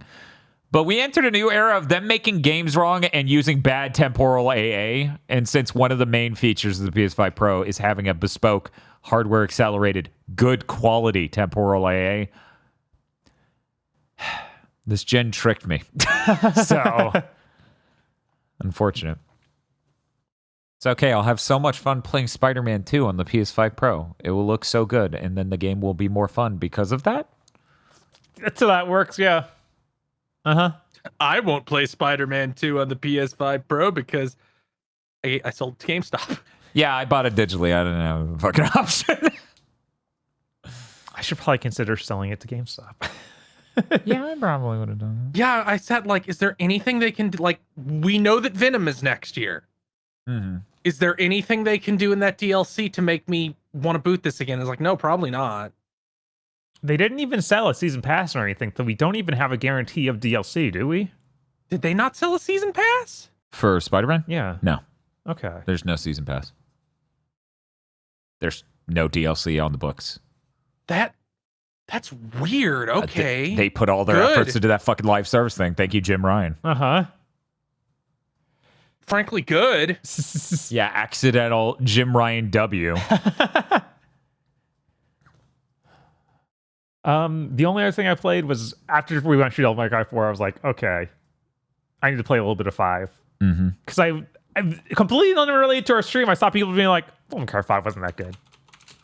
It was okay. Yeah, it better be completely unrelated to our streams because those people would get fucking banned. We allow a large margin of takes around here. We don't allow radicals. Hey, Bob.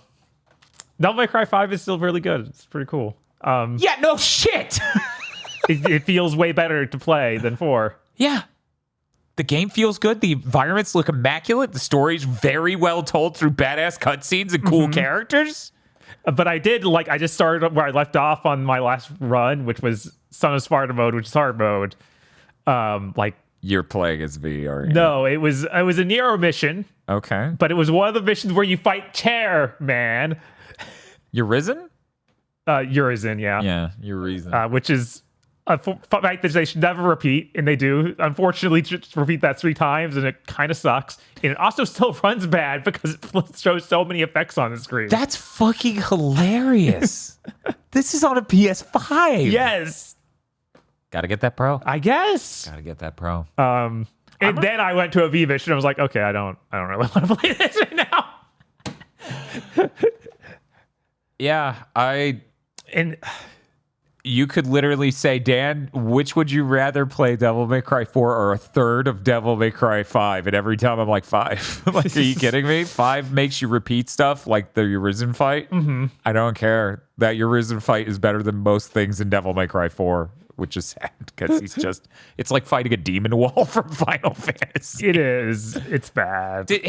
Was Demon Wall a fight in Stranger of Paradise? I feel like they should have done that. Has to have been. It should have been there. No, I don't think so. Because Missed it's Final opportunity. Fantasy 1. Yes. It's only Final Fantasy 1, which is actually my biggest problem with it.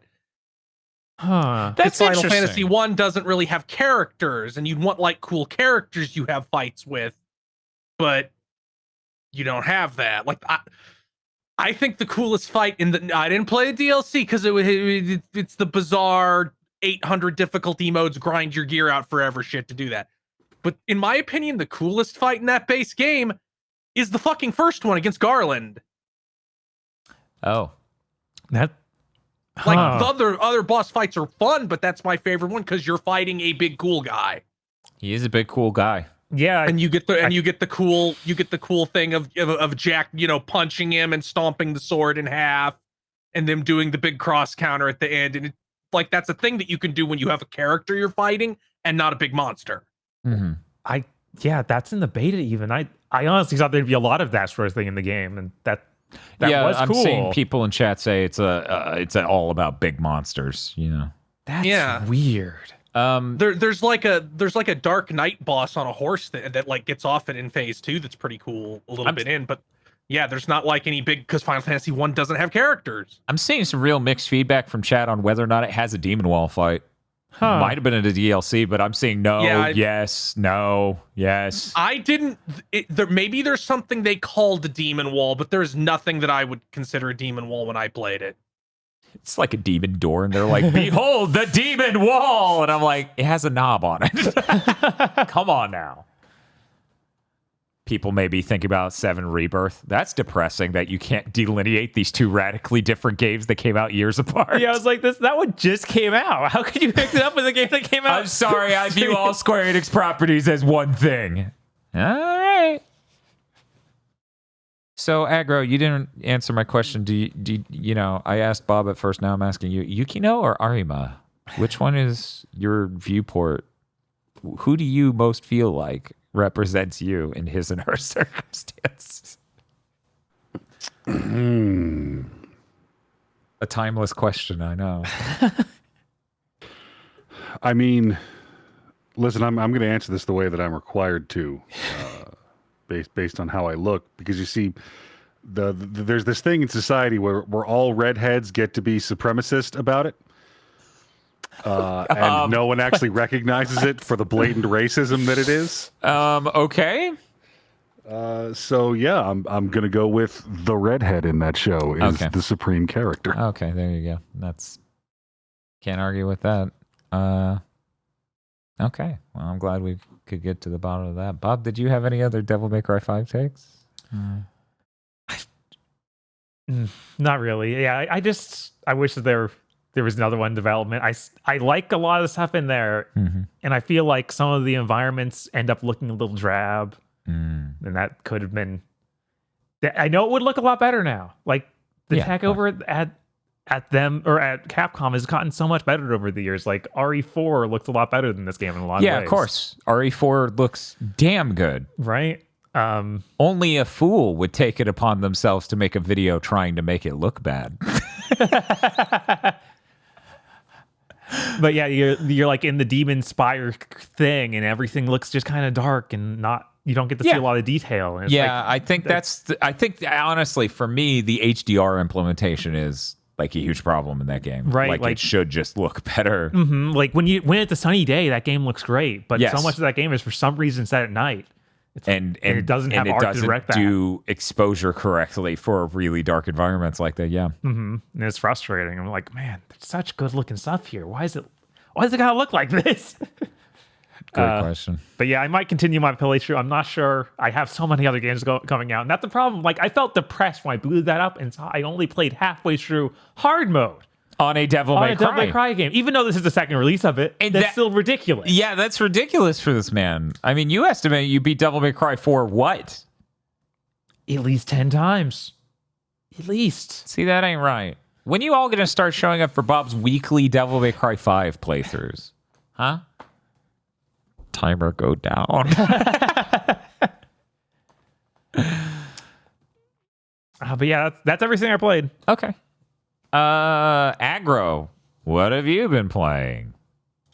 So I'm at a loss of sort of how to describe this, because if you asked me, my gut reaction would be that I recently beat The Legend of Heroes Trails of Cold Steel 2. Okay. Because I finished the story and I beat the final boss and the credits rolled.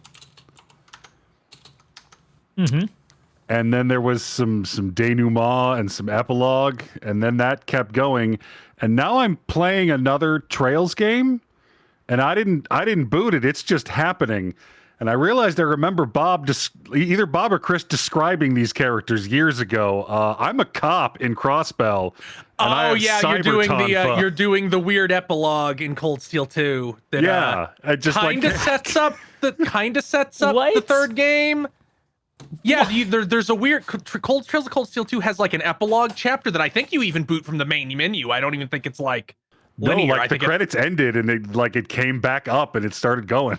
That's what they did to me when I beat that game last year. The Nayuta. Oh yeah, that one. The same thing of like, oh, the game's fully over, but the same characters all come back on screen. And there's another whole plot happening. Like, this is real short. It is not very long. It is like teeny tiny. It's like one dungeon and a boss fight, and then it's over. But I think there might actually be something after that too. But it's like maybe I'm straight up getting Return of the King tier. Like I had budgeted time based on how I knew Trails of Cold Steel 1 ended. I'm like, all right, I will be able to wrap this game easily before Big Thing. And then it just kept going. Have you already done the thing where you graduate?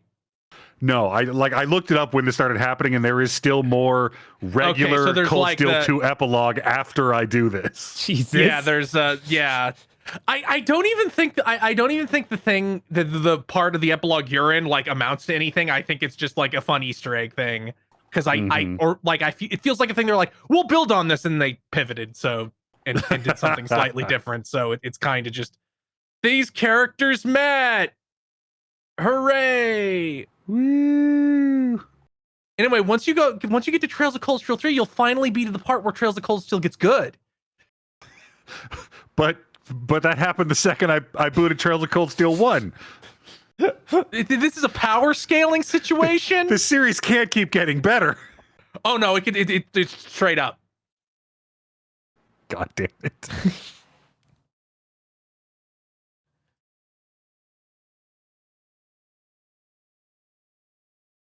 So yeah, I got. Have you bought 3 and 4 yet? I haven't. You might want to get the PS5 versions that have all the costume DLC included. Oh yeah, that's the ones I buy. Okay. I almost bought it, and then I'm like, but I own these already. Am I stupid? Will I really play this 100-hour RPG again? I will, but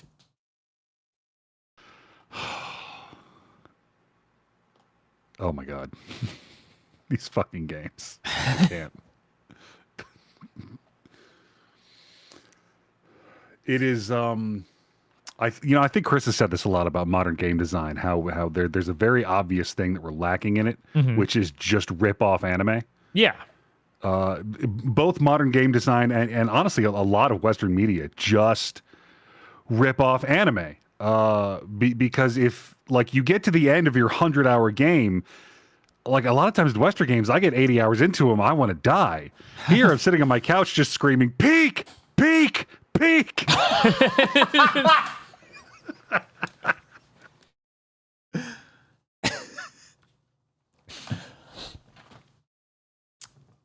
That reminds me, I hit 80 hours on Unicorn Overlord.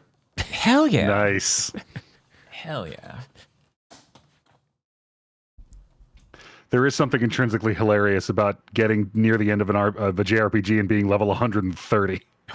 Oh, that feels awesome. It's so funny because Trails of Cold Steel 2 just starts you. I think there's if you up. I forget how exactly it worked. Did it start you at the same level you were at when you transferred your save aggro? It started me like I think everybody was at 40 when I started. Okay. Yeah, I think it's on my save file. Everybody started at 40. They give you items. like bonuses based on how high your level was in the first one. But yeah, in some games you could like in Trails of Reverie, some characters get up to like level 190. It's real goofy. It's like, well, they keep getting more powerful. It's a shonen anime. Yeah, no, and power scaling is something this series does better than pretty much any video game I've ever played, because it's rife with that thing you usually hate in an RPG where you fight a guy and then he's like, that was good. We'll meet next time, and runs away. But it's like Hunter x Hunter style where, yeah, no, you guys are pretty good, but you are not by any means the top tier powers in this world. Yeah, they're over there having a kick-ass fight. It's a lot like Soul Society, where it's like, you better run from the captains. You can't really do shit to them. Ichigo needed to turn into the Joker to win a fight he had no business winning. Oh my god, I think Senbon Zakura was actually the name of the last Tachi you could buy for Reen in this game. Yes, it is. You can't just do that. It's all Bleach. The brain rot is real. You can, and they did. Yeah, have you gotten to the part yet where you just start going, oh, that's this character from this anime that they thought was cool. That's this character they thought from this. Oh, this boss fight is just a thing from Fate Stay Night. God, the last few bosses in this That guy game, has Gate of Babylon as a power. There's like a really sick 2-stage final boss in this game that I don't want to spoil, but there is a fight right before that where you're fighting two regular human characters who are real strong, but that's where the game fucked up, because they're regular humans and I have 2 characters built to delay and cancel arts. God, in Trails of Cold Steel 3 and 4, they introduced the Lost Arts. which are spells you can that take all your MP and you can cast once per battle. Yes. So what I would do is I would give my caster character the Master Quartz that is like, okay, you regain magic, a percentage of the magic of the damage you deal with magic. And then I go give them the thing that says, okay, the first spell you cast will deal triple damage in this fight. And then I just have them start every boss fight with the world's biggest nuclear bomb.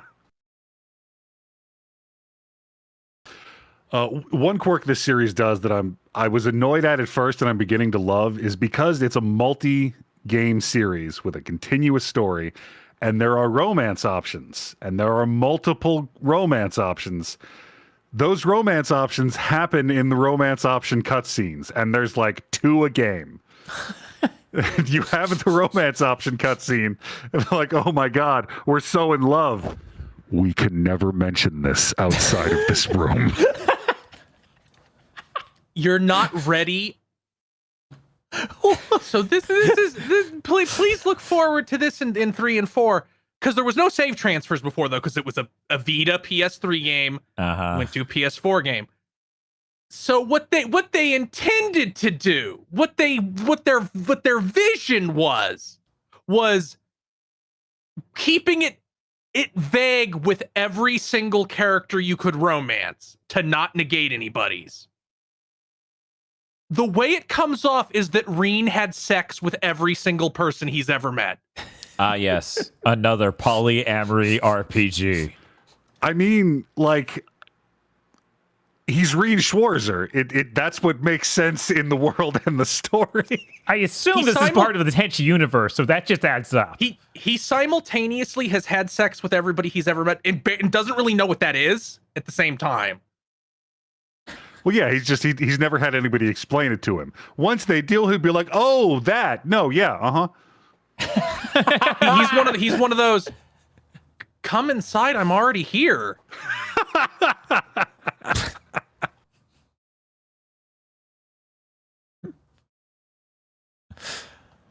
But yeah, that's all I've been playing. I forgot to mention it. I did a Sleepy Midnight Mega Man / a bunch of other random retro game stream where I yet again proved I am terrible at Kirby's Dream Course. Okay, yeah. I am horrible at that game, Bob. I need to really seal this deal by playing you, a person. Have you ever even played it? I played it once and beat you. We need to do that again because I've got 3 more chances. Bob, I am starting to believe, and this is sincere, I have never won at Kirby's Dream Course in my life. That's probably right. How? I don't know. How could I have lost every game of a thing I've ever done? This is probably the only video game that's ever been true of. Not even video game, the only game. I've won at checkers and chess. I've won at fucking all these random board games. How do you lose every game of a thing you... Anyways, so yeah, Spiff won at Kirby's Dream Course. Imagine that. Yeah, of course. I think Spiff's actually good at that game. Something I'm not at all. He owned it growing up. Right. Which means he knew at all elements of it that, of course, would escape me, the guy who rented it / played it at someone else's house. But part of the reason I did that stream... Let me pull it up here now. Is that we successfully modded this DualShock 4 to have a USB Type C. Ooh. Dope. Yeah. Those boards cost very little. They're like $10 before shipping. You just got to check what model of DualShock 4 you have, and you just shave out a little of the plastic inside because the USB Type C module. Do you have to solder it, or is it solder free? No. You just shave out a little bit. I don't have any DualShock 4s anymore, but that'd be a nice thing to have. For the fucking mister, it's worth it. Because that D-pad is a lot more angled properly for good input than the fucking DualSense. But yeah, you just shave out a little bit of the plastic inside and shave the hole to be bigger. Which we didn't have very good tools for that, but eventually I found a razor box cutter and he just used that. Because it's not hard to make the hole bigger. Right. It's hard to get rid of these weird plastic struts it has at the bottom for the original USB micro module. Anyways, you do that. You unscrew the thing, you unplug the ribbon, and then you just swap out that piece and then plug it back in and screw it back in and you're good. So I got that, and I also installed our new 4,000 milliamp hour battery into the white DualSense we have around here. The original battery is 1550. Very excited to see if this actually helps. I know. I'm so excited to see how long this fucker lasts. That, I believe, was $16 free shipping on Amazon. So we're going to test that out, brute force, on our various death streams, and then we'll be able to tell you whether or not it's an upgrade you should get, because we certainly are a good stress test here at GigaBoots. Yes. For console controller battery lives, if nothing else. It was on Amazon, yeah. The USB-C thing's really important, though, because for people who don't know, USB micro is so flimsy on the DualShock 4 it can come disconnected from the mister. And we have streams where you can see the controls pop up in the upper left corner of the stream because it disconnected and then reconnected, and Bob lost control of a character for like a second. Yeah. Yeah, any motion really liable to cause it. Meanwhile, USB Type-C, rock fucking solid. Rock fucking solid. Anyway, that's exciting. That's great. I think the DualShock 4 is great, and if this continues to be a really good option, I'm going to say no one should ever buy an 8-bit DOE controller ever fucking again. Because, oh my god, those things break so fast. Yeah. DualShock 4s clearly lasts way longer than them and have nice face buttons and shoulder buttons. Mm-hmm. And most retro consoles don't even have L2 or R2. So I'm just sad watching all these retro streamers buy 8-bit DOEs and then just bitch about how broken and shitty they are. And I'm like, use a DualShock 4. It's right there. Anyway, I see this in chat. I was positive on them until my D-pad broke on my 8-bit DOE. Right? And that seems to be the story almost everyone who has an 8-bit DOE has. Every single fucking time. Yeah, no, it was great. I played a Ridge Racer Type 4 on the analog sticks because it has analog controls. What a good fucking game. Ridge Racer Type 4 is so good, man. I'm looking forward to the day I give Ridge Racer 5 a chance again.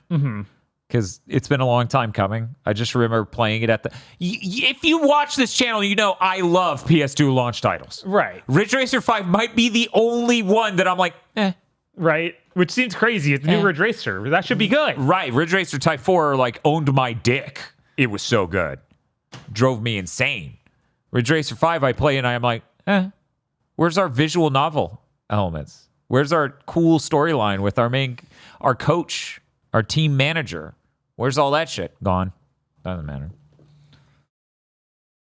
And since it's, I brought up the visual novel elements and it's just on my mind right now. I remember a few big things ago, someone left a comment where they were like, why does Dan invent weird people that don't exist to be talking to or addressing as he goes into a thing? It just makes him seem bitter. And my conclusion from reading that comment is you don't know how weird it is the comments get. You have no idea. Somebody recently, and I don't even know which big thing this was, got incensed that none of us played visual novels except for the HC Nunn game, the Endless Monday one. They were incensed that we all played that meme game instead of a real visual novel. But and I this play was visual novels. They blamed you for it. You should have gotten us to play more visual novels. The best part is I like visual novels. But that's the funniest part of this to me. First of all, we all played Endless Monday because Bob started putting things from it in the Game of the Year document. It was very funny. And then I looked up what that game is, and I said, "Oh, this has nice character designs. I want to see what this is. Oh, it's on sale for the Steam Christmas sale," and went and blitzed through it in a night. Right. Literally, and then I Steam gifted it to Dan. So I guess Dan talking about it is my fault. But what am I supposed to do? Like Dan and Bob already don't get to play enough JRPGs because they're so fucking long. But like, here, play a visual novel. My problem is that I would enjoy doing a visual novel stream, and I know Bob wouldn't because it's a ton of reading. So then it becomes that's entirely voiced. I mean, I could. I'm going to be honest. Top of my visual novel to-do list is Punchline because I need to know because I really fucking like the anime and I need to know how the game was, and also it's still written by him. Yeah. But so anyways, as the core point of the story wasn't even to address the visual novel thing. It was just to address you have no idea how weird comments can get. Yeah. Yeah. The people make up their own. Sometimes we get comments like, why did they have a conversation about this on this podcast. I'm like, because it's a podcast. It's supposed to be about having a conversation. It's like, why do they discuss when they score things? Why do they discuss the scores with one another and instead of just treating it as an objective measurement of the universe? They should say it and then shut down as a person. Yeah. Anyways, that's all. I just think it's funny. You don't know how weird it is until you get there. I would like to call him a friend. Maybe I'm overstepping, but I have a friend, a Twitch streamer. His name's Jank Jesus. He runs a really good stream. Please go check it out. Janked, as in janky, Janked Jesus. Anyways, he started doing YouTube shorts last month or so. And occasionally they'll hit the algorithm and he starts getting shitty and fucking weird comments. And some that are shitty and fucking weird. And I've been, just tuning in. Thank you for doing the shout out to Jank Jesus.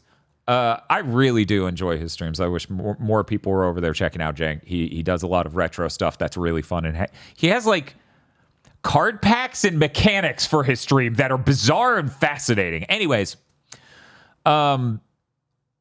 it's been really fun watching him go through what I went through a long time ago with the internet is now paying attention to you and it's just going to start being weird and angry in ways you never anticipated. It's so interesting and weird. And it feels like the two best places for that aren't Twitch. Twitch has a different vibe entirely because you're live. Right. Because they feel seen. Mm-hmm. It's usually that insane rant that they have to type out. It will make no sense by the time they hit send. Right. Not only that, everyone in chat might laugh at them, or you will notice them and ban them or say any number of things. The number one places to get these sorts of interactions are Twitter and YouTube. Mm-hmm. And a lot of the Twitch streamers I know basically don't touch Twitter. So it's only when I see them dip into doing these YouTube shorts and things that occasionally they start to get hit by the algorithm and they just go, what the fuck is wrong with these people? There was one time I think Jake Jesus was like, I literally said that in the video. Did they even watch it? And I did the DiCaprio point. I'm like, that one, I know that comment. That's on every video, no That's matter on what. every video until the heat death of the universe. Anyway, so just wanted to go on that tiny tangent because it's such a weird and delightful space we live in. It is such a bizarre space because no other experience you've had in your life prepares you for that. Mm-hmm. It's Unless you've worked retail. It's still not quite the same because a retail customer will not stand on lava and then go, hey, do you know where I could get some lava? Meanwhile, someone in your comment section will literally be like, why didn't you talk about blank? And you're like, that's what the video is. That happens. But anyways, hey, Chris, what you been playing? I started doing preparation for the Final Fantasy VIII streams, which will be next Saturday, not the upcoming one. The next Saturday is when we will start those and probably get through it before the Big Think Dimension after that, honestly, because once I've prepared, it's not going to take very long. Okay. I also finished Grandia. I had never beaten Grandia before.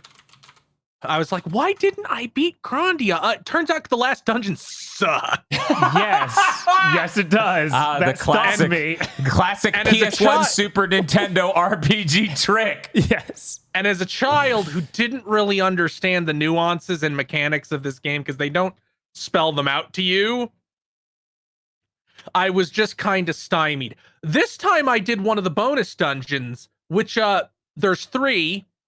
They do a thing I like a lot where all of them are accessible like 60% of the way through the game. They don't wait until you're that's dope. At the very, very end, and they're all keyed. The first 2 you can complete as soon as you encounter them. Mm-hmm.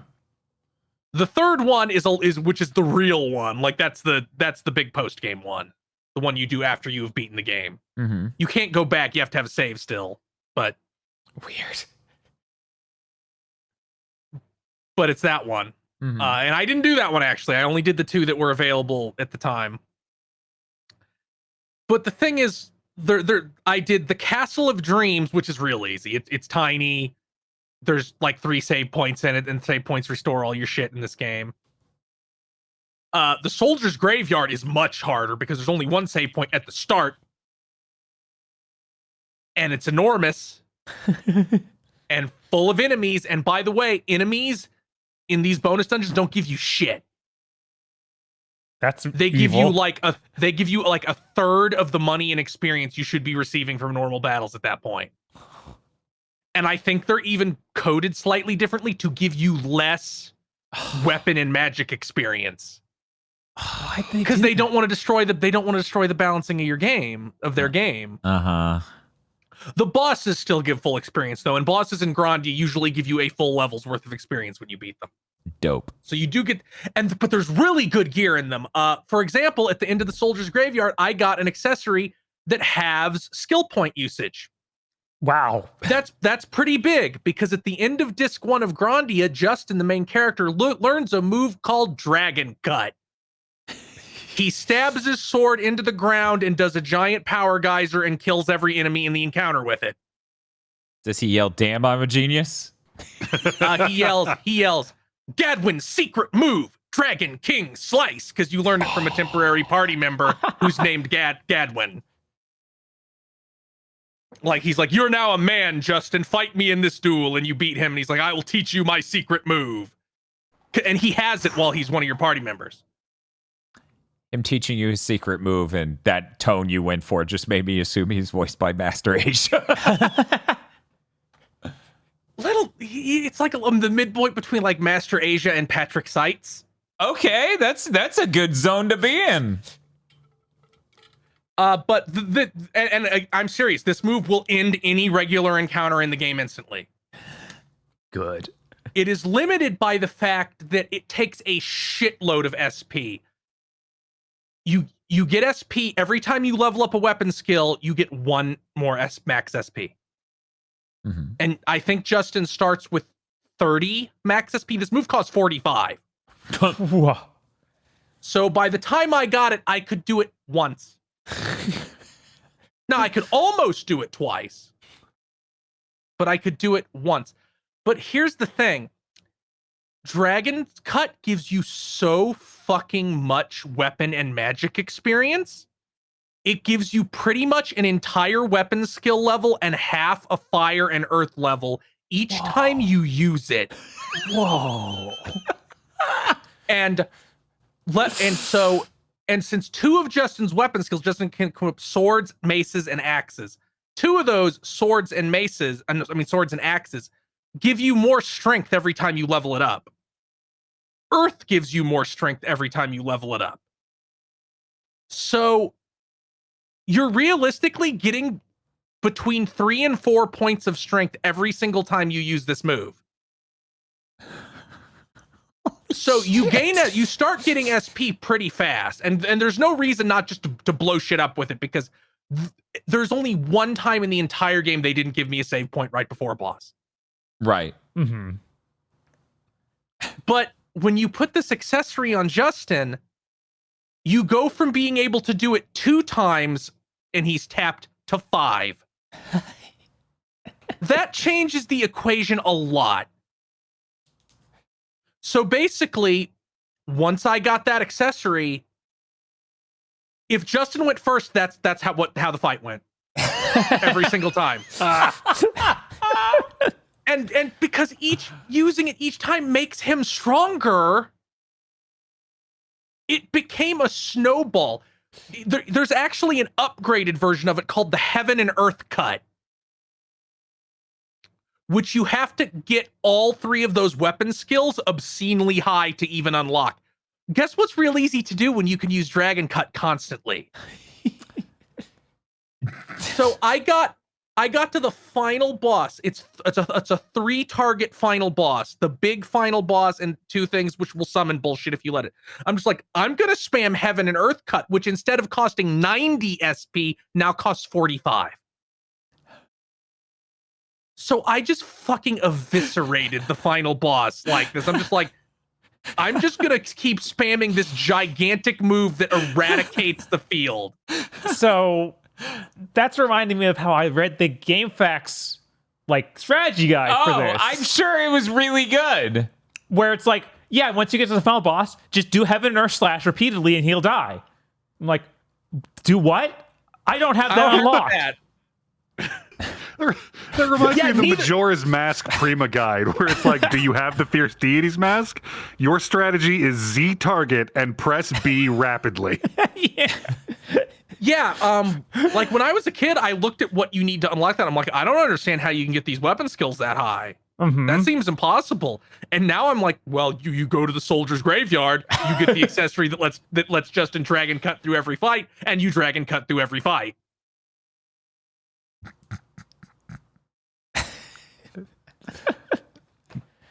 GameFAQ strategy guides were the original human-sourced AI-generated articles. The really funny thing is there's the three Duranjo, Jessie from Pokemon, Lena Inverse-esque mean girl mini boss squad. You fight them all individually earlier in the game, but later in the game you fight them all in a group fight when you only have 3 party members, so it's 3-on-3. Unfortunately for them, I had Heaven and Earth cut by then. So imagine this 14-year-old boy running up on you and setting off a nuclear bomb in your face and instantly killing all 3 of you. I mean, you said Jessie from Pokemon. She's pretty used to that kind of experience. Yeah. Yeah, but normally it's coming from a Pokemon and Ash doesn't like jump in the air and punch the ground, and the world ends. But not always the case. Yeah, he needs to master Aura before that can happen. Right. We just need the version of him where he's literally Terry Bogard. Yes. But yeah, now I want to become the guy who has beaten 1,000 JRPGs, like from those memes, like guy who has beaten 10, guy who has beaten 100, guy who has beaten 1,000. Yeah. So finally beating Grandia ticked one off the list. I think they probably could have cut a couple dungeons from that game. I'm looking forward to your playthrough of Beyond the Beyond. That's on the list. Have you played Grandia 2 and 3 at all? I beat 2. Okay. I never played 3. I don't know why. I had I don't know, something about looking at it made me unsure at the time when it came out. It wasn't one of those super late PS2 games. I think it was 2006 even, yeah. Yeah. I was maybe burned because I had bought a lot of PS2 sequels to PS1 RPGs. And I was like, oh, Star Ocean 3 isn't nearly as good as Star Ocean 2. Oh God, what was the other one? Valkyrie Profile 2.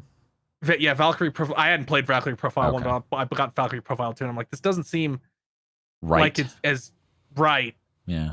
And I played Shadow Hearts 2, which is a PS2 game, but then Shadow Hearts 3, also a PS2 game, is really weird and kind of bad. So I was scared. So I guess I just didn't get it. Can we not talk about Legend of Gaia 2, chat? Every day, that's like what we're talking about. Every day I sat there and just thought about buying it. I played some Legend of Legaia 2. I probably wouldn't have beaten it if the copy hadn't been fucked up, or I hope the copy was fucked up. I certainly fucking hope it was fucked up, and it does not take 30 seconds to load into a random battle. I remember taking so long because I rented it and I'm like, this doesn't seem right. No, that's like horrible. It was such an unbelievably long amount of time. And it might have been longer than 30 seconds. And I bet the battle music isn't as good as Legaia 1's, because that's pretty up there for JRPG battle themes, frankly. Yeah, I think of that and the bizarrely hard soundtrack of Legend of Dragoon. Go listen to the boss theme of Legend of Dragoon if you've never listened to it before. Yeah. When are they gonna let Blue Point Shuhei Yoshida make a new one? That is the Sony guy, right? Because he was a producer on Legend of Dragoon, yeah. Crazy. Were there references to that in Astrobot?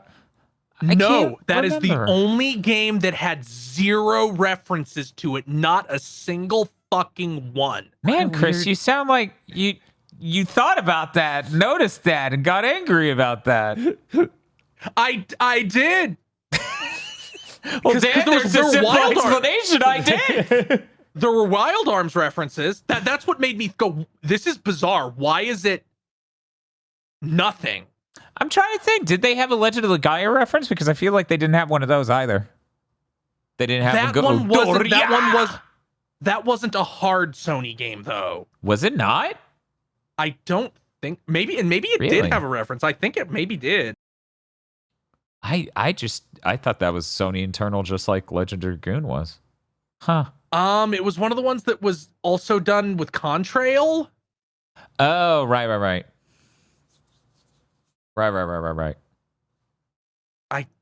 I think that it was technically developed by Procyon, a studio I've never heard of.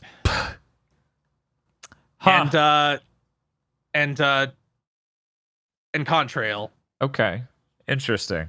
So I guess it was technically slightly away enough to not get referenced in. I think they just hate Shuhei Yoshida. I don't know, maybe. But yeah, that's all I played. Grandia's real neat. Go play it on the PS1 classic on PS4 or PS5, or play the PC version and fix it, or play it emulated. I don't give a shit. But Dan was right when we looked at the fucked up HD sprites, and he was like, that character must be multiple sprites, and it with a seam you couldn't see on SD TVs. Mhm. There are a lot of characters like that, and you could see the seam really fucking clearly in the 1440p, the PS5 scales that shit up to. Of course. So it's very funny to see the dude who teaches you Dragon Cut, because he's enormous. He's like 4 times the size of every other character. And you can see that like his head and neck are like a separate sprite. You can see like the weird U-shaped seam on his body. That's fucked up.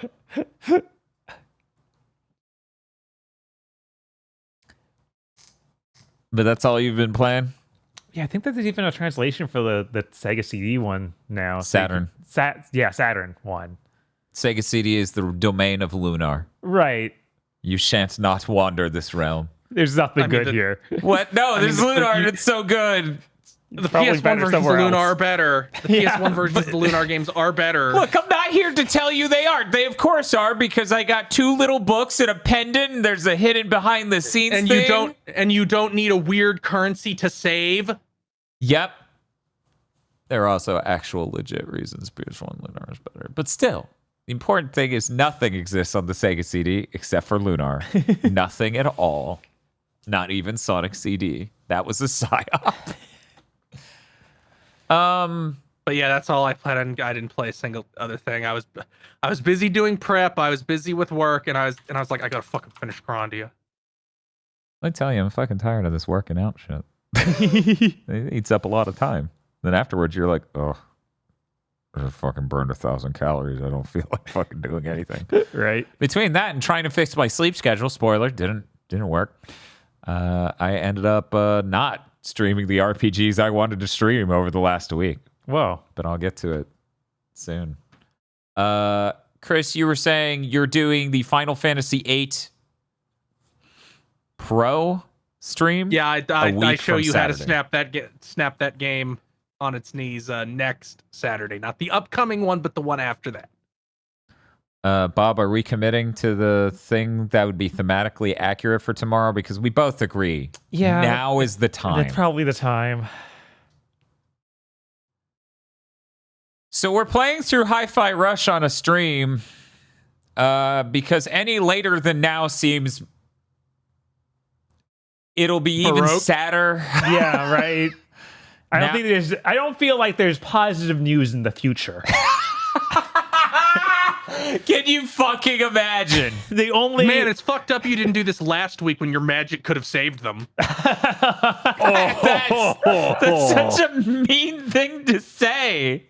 It's not my fault Silicon Valley be like, if only we had Thing after smashing Thing.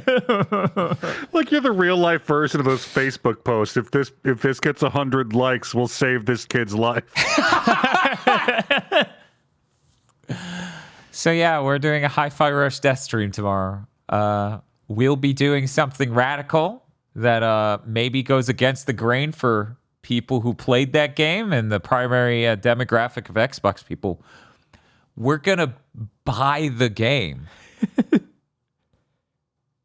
Whoa. So that'll be interesting. And since it'll be on PS5, we can even test the battery life of the DualSense. the one thing Microsoft hates most when you buy their game. You pay them money so that they don't smash all their good china. Why didn't you pay me to not do that? You told me not to. Anyway, that is it, and we're done, and we don't have to talk about news or anything. Yeah. The world's so great when you ignore it. Facts. Anyways, oh shit, Podlords. Fuck. Fuck. Also, aggro, that is the entire mentality of the reason the suburbs exist. That is right. The Podlords. The Podlords. The Podlords. My Sybil plush is falling over amidst the Podlords. Yes, that's right. The Podlords. Podlords such as BN12, Red Blaze 27, Suzu Shiro. Considering the nature of the news doc this week, spend a moment with baby Melanie. Oh, this is adorable. Aww. Look at this baby. Great. It's adorable. I'm going to enjoy this one Podlord image. Just this one. Oh, that's not ominous at all. 101 Shades of Wonderful Remastered. WTF, Spider-Man. What was his plan? P.S. I hope Microsoft dies in a hole in the middle of nowhere to be forgotten for generations. Oh, I should have seen that coming, but I didn't. What? Surely Sony will be the scummiest company this week. Wait, by God, here comes Microsoft with the chair. You know Sony's fucking PR department is fucking like running around going, USA! USA! Right? After that happened. DFW 3K. Feel the burn today with the fire vapor fill up. Oh, the timing. Shiny Mew. Kristen. I remember you was conflicted. Cooper Tank. I'd like to have a word with you, Phil. The scrunching of Phil's face is really killing me. Yeah, because it makes it feel like they're trying to make an Asian stereotype caricature out of Phil Spencer's face, which makes no sense. How it feels. Is this racist if it makes no sense at all?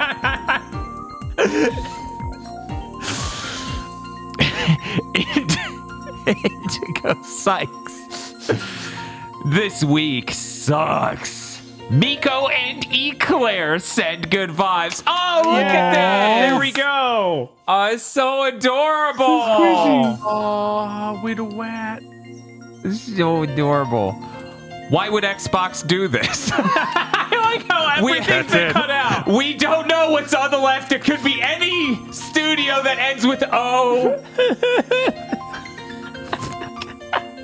It's all you need. Shinji16 and Tagfur would like to remind you that you matter. You are valid and you deserve to be happy. A raccoon letting people know that if they see Phil in the next 2 months, it's on sight.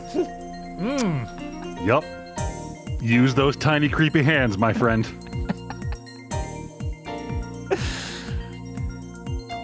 First, this Podlord bit said just the word Sony. But this week, I guess it's the entire damn video game industry. Yeah. Yep. The Superman. Wait, no, you weren't supposed to shut them down. They were supposed to make a follow-up. What are you? That's not the plan. As Phil's plan. Oh my god, this had it. This is Jinkari if he was voiced by Yuri Lowenthal.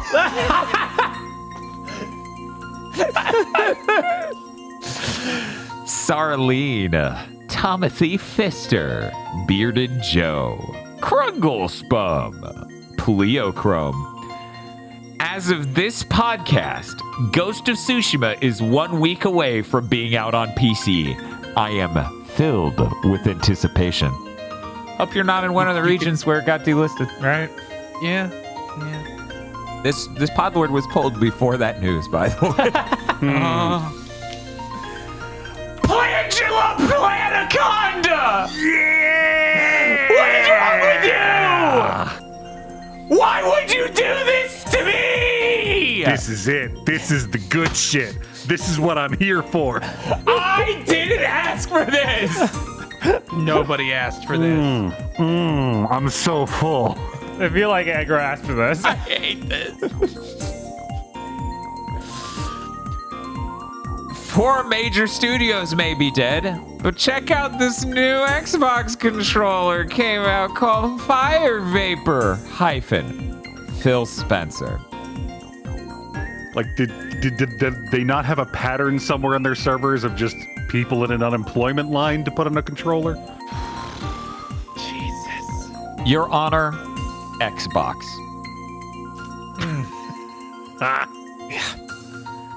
It's never been more over until it inevitably is more over. Yeah, just wait till 2 months after Hellblade ships, 2 months after Avowed ships, 2 months after Indiana Jones ships. Guys, this news literally came with, we're not done yet. Yeah. So excited for news. Yeah. I finally figured out what was wrong with my copy of Bomb Rush Cyberpunk. How is the Dreamcast playing Surf's Up? I think I left this Podlord image in. Let's check. Yeah, I left it Uriale because they didn't have a new one. Whatever. And, okay, Dan, as you wish. Jin Sharia.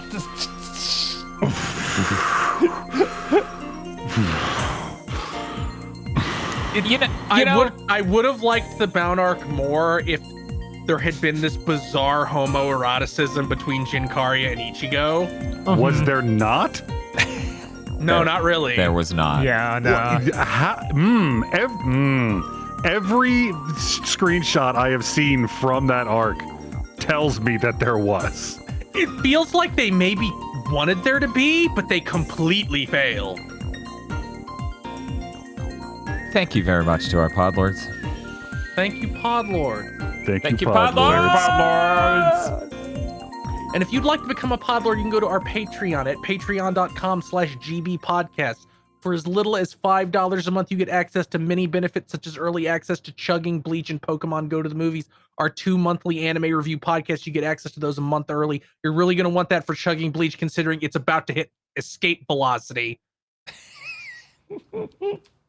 You also get extended content for other shows we do, such as the Gamer Premonitions. You also get a patron-funded show, one a month, either a public show where we watch a bad thing and talk about it, and you get a commentary track on the Patreon, or a private show where we watch a good thing. You vote on the good thing we watch, and then we talk about that for you on the Patreon.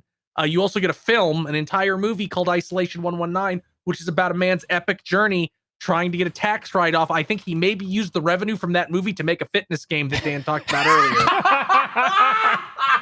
That's patreon.com/gbpodcast. And if you don't have any money, it always helps immensely to tell your friends, spread the word, retweet stuff on Twitter, rate us on Thursdays, rate us on your podcasting app of choice. Go tell everybody how we were right about Xbox and everybody else was wrong. Everybody in the entire industry was wrong but us. Yeah. And leave a comment and subscribe if you're on YouTube. Patreon.com/GB podcasts. So we have news. Yeah. Yeah, we do. How'd we get here? It's a mystery. Let's just try to. Yeah, avoid the. We're just gonna try to talk about other news. Nintendo, it leaked through an ESRB rating, and then they announced it. The Nintendo World Championship NES Edition game for the Nintendo Switch. It's basically micro games cut out of old classic NES titles with time trial speedrun stuffs, online rankings, up to 8 players, and the physical version costs $60 instead of $30, but comes with a bunch of physical goodies. Mm-hmm. I think the funniest thing is you see the physical version, you go, that looks like a limited run game version of a game, but it's not $150. Right, it's $60. It's $60. I will probably just be getting the $30 digital version. Fair. 8-player local multiplayer is pretty dope. Huh. Did anybody but me play NES Remix? Yeah. Yeah, we played a little bit. Mm-hmm. No, I enjoyed it. Do you play more of it? Yeah. Okay. Yeah. I always thought that it wasn't what it needed to be. For me, it was neat, but it has too much latency. Because if you use the Pro Controller instead of the gamepad, it's even worse. I was like, no, this needed to be WarioWare speed, where like you're flying through these weird little challenges very fast. Yeah, I get that. I understand that. I feel like you had to go to a menu between each one, like you couldn't even queue them up. Bob, hear me out. What if I got a baby harness, but it was just for the Sybil plush? You could just put it on a necklace, like a micro. Yeah, I could get a necklace and then just hang it from right there and be like, "What's up?" Yeah, I'm hard. Yeah, this might be cool. I don't know. I do think it's funny they had to be like, full versions of the games are not in this. I'm like, why? Come on. It's too valuable to give away 15 NES games that are older than almost everyone who owns a Switch. Almost everyone who owns a Switch. Mm-hmm. Yeah, I'm interested. I'm very excited for this. Hopefully it's good. I like that it has online rankings. I like that it has weekly rankings. I like that it has 8-player local multiplayer. It's really cute. This trailer kind of sucked, though, because they were too busy jacking themselves off over the Nintendo World Championship for a minute and a half straight. They were. That was a weird intro that lasted way too long. I was like, this is cool. This is cool. Yeah, we should... No, this means wrap it up. This means... Not this. This. Anyways, let's move on. So I guess 2 months ago, I think is when it hit Big Think Dimension. Warner Brothers shutting down the Adult Swim label for games and just disappearing games. The developer behind Small Radios, Big Televisions is apparently getting full rights to his game back, so it will not disappear forever. Thank God. Now, if you recall, his way to counter this originally was to offer the fucking executable on his website for free, because fuck you. So that's great news. Hopefully more people in that situation get that exact level of treatment. We'll see. I feel like... I think they already confirmed that the Duck game was getting the same thing. Good. Because, fun fact, I never played it. Let's see. We're going to stick with positive news. Positive news. Furukawa hijacked the Nintendo Twitter account to go, "It is I, Furukawa, president of Nintendo," to explain that they're going to announce the Switch 2 by the end of the fiscal year. The end of the fiscal year is next March. The leaks since March have been that it comes out by the end of next March. Yeah, I assume it'll be exactly like the Switch. Mm-hmm. The Switch where it'll be like, we'll tease it really lightly in like October or November. Then in January we'll reveal it, and then in March you can buy it. So So imagine the state I'm in this week as all this Xbox shit that we've been saying will happen for years finally starts happening and everyone is surprised. And some people speculate what laws of reality are of like, guys, I think they might have had more responsibility when they spent $70 billion. They still haven't caught up to the whole, what was it, corporate tax rate or interest rate? Interest. Yeah, they still haven't caught up to that angle of this where money's real now. But they're all like, I think that might have drawn a bit more culpability from the Xbox division. It's like, you think maybe that $70 billion might turn some heads at Xbox? Anyway, we're not talking about that. No, what am I actually not yet. So anyways, when people start acting like, oh shit, there's going to be a Switch 2 because of this, I'm also getting the vibes of, why do I talk into a microphone? Yeah, this has been, again, years. There's a contingent of people who legitimately did not believe a Switch 2 was real until this exact moment for some reason. Mm-hmm. Now, because Furukawa had said specifically the Switch 2 is like another Switch, people are like, oh, good, so it's like the Switch OLED, we're good. I actually saw this take out there. They are this dense until they literally announced, no, it's a more powerful Switch that plays different games, you fucking nimrods. The weird Switch super fans who, for some reason, are offended over the notion of a Switch 2 will still pretend that is what this is. And this is crazy. The Switch will have the longest lifespan of any console. Uh-huh. But that's still not enough. The only thing longer is the fucking original Game Boy. Which, you know, that was not an intentional thing. Project Atlantis just sort of failed. Thank you, Game Boy Color, for covering the gap of like a year and a half, I think. That's weird times. It was Like a weird 8 time. fucking years. Anyway, Wait. I guess the 360 was the 360 close is to that, 'cause 8 years, yeah. It was yeah, so it that's a long fucking time for something that was a potato when it came out. Yeah.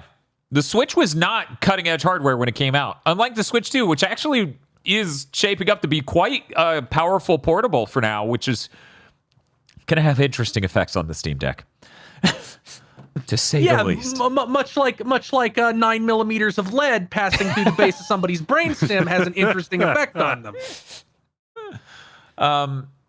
So the specs leaked again. Literally, I don't think anything's new about it except for we have specific phrasing of it is using storage that is UFS. I believe I wrote that down correctly. 3.1 SSD. That is a spec of internal flash storage, internal storage of some sort. That is 2.1 gigabytes per second in speed.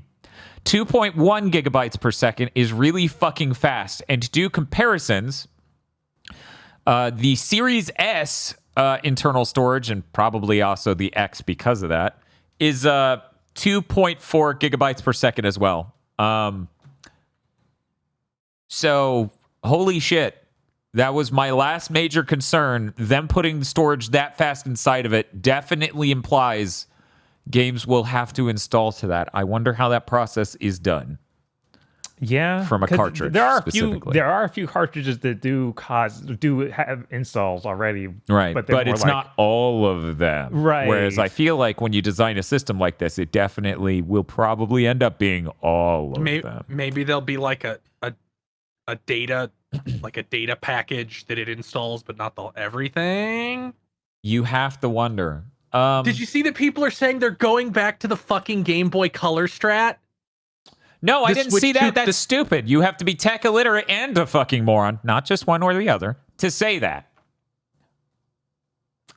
Because for people... No. I mean with the carts. Like the Switch 2 cart will have this weird notch on it, so you can't put it into a Switch 1. That's the 3DS. Because the Game Boy original and Game Boy Color also did that. I could have sworn I shoved it in and it fit. Nope. No, It can't turn on. I spent half an hour sawing that notch off of my original Game Boy. To Chris's exact credit, I also had the same thought as you when I saw people go, the 3DS strat. And I'm like, excuse me? Hello? The Game Boy Color was like that. Did you know when the Game Boy Color powers on, it has to shove out a thing in the cartridge slot that fits in the special notch in the Game Boy Color cartridge, and if it can't do that, it won't power on. Yeah, I think it's either that or the Game Boy original has a notch, and thus, in order to power it on, power you'd switch shove has a Yeah, little I forget flat which order lug it is, on yeah. the original. Because then what would happen is you would stick a Game Boy Color cartridge, which is a full square, in there, and then it would go, and then not be able to turn on. Huh. Now, will they find a new horrible chemical to spray on the Switch 2 carts to keep people from putting them in their mouth? Well, they gave up on it the last time, so I assume we're not going to go back. Did they give up? I thought they still do it. I don't think so. I'm pretty sure like the last 5 years or something, we haven't had that chemical on. Problem is, the people you have to trust on this, okay, are people who licked it at launch and then licked it again later, and who knows what things they may have licked in between these two data points that deadened their senses. I licked the Switch carts at launch, and I'm like, I don't fucking taste anything. This is fake. If I wanted to hear outrageous claims like this, I would go, here you go, Eric, another masala soda. Oh my god. I'm sorry. Agro, I'm sorry. I say that and I don't think about Agro was there and he experienced it physically. I'm triggering him again. I'm sorry. Okay, so with the way Nintendo's been being about this Switch, like we're not going to talk about it till next year. You know, in the range we're supposed to release the damn thing. We've been doing a lot of being right recently, and I want to put something insane out there that's probably going to be wrong, but I'm starting to believe in the dream of Nintendo deciding that they're built so different they can shadow drop a console during a Nintendo Direct. The logistics of that are too hard, sadly. Yeah, that does not. That it would leak everywhere. Everyone would know. But they might do it because like it ends with one last thing, and they cut to live footage of trucks rolling out of the factory. I feel like they could do it's actually a month away. You know, we did that old bit in our old channel where Agro would play two different characters, and we could never convince normal Agro to look at the other guy who looks exactly like him. That's Nintendo and the Switch too. Yeah, I still remember laughing really hard at. I think you want to see this. No, I don't. It's over. Fucking drop it. Yeah. That's Nintendo and the Switch too. They're not gonna no. I like that in this tweet he's also like, we will be doing a Nintendo Direct in June. It will not be there. It will not be there. So don't act pissed. That's the opposite of Xbox tweets of please don't be excited for our new show. Nintendo's like, we have tons of shit to be excited about. We're just not gonna tell you any of it. Bob, do you think I should leave the current topic as it is there at the top of the screen, or do you think I should? Because I feel like that's a more accurate summary of the news segment. It kind of is. Like Okay. this is a dire news segment. Yeah, we got some positives before we get to that at least, but is all your news well mostly positive? Let's go with Agro's news. I still have a news bullet, but I would really like to save it for the part of this is the nightmare. Yeah. So you know how a long time ago there was this website that was so beloved and so useful that we got rid of the select button on controllers and made a button specifically for posting shit to this website. Yeah. Mm-hmm. And then some dipshit ruined everything. Yeah, I remember that. So Nintendo has announced that Twitter integration on the Switch is going to end on June 10th. Because Elon Musk is a genius and capitalism is a pure meritocracy. Yes. You Devil May Cry 4 live stream monologue about how smart Elon is was very powerful stuff, my friend. So no more screenshots or videos, and this is a thing I wasn't aware of, you could send friend requests via the friend suggestions feature over Twitter. huh. Cool. They also said that sharing to Facebook may also be discontinued at a later date. Weird. Just as a heads up in case Facebook gets ornery.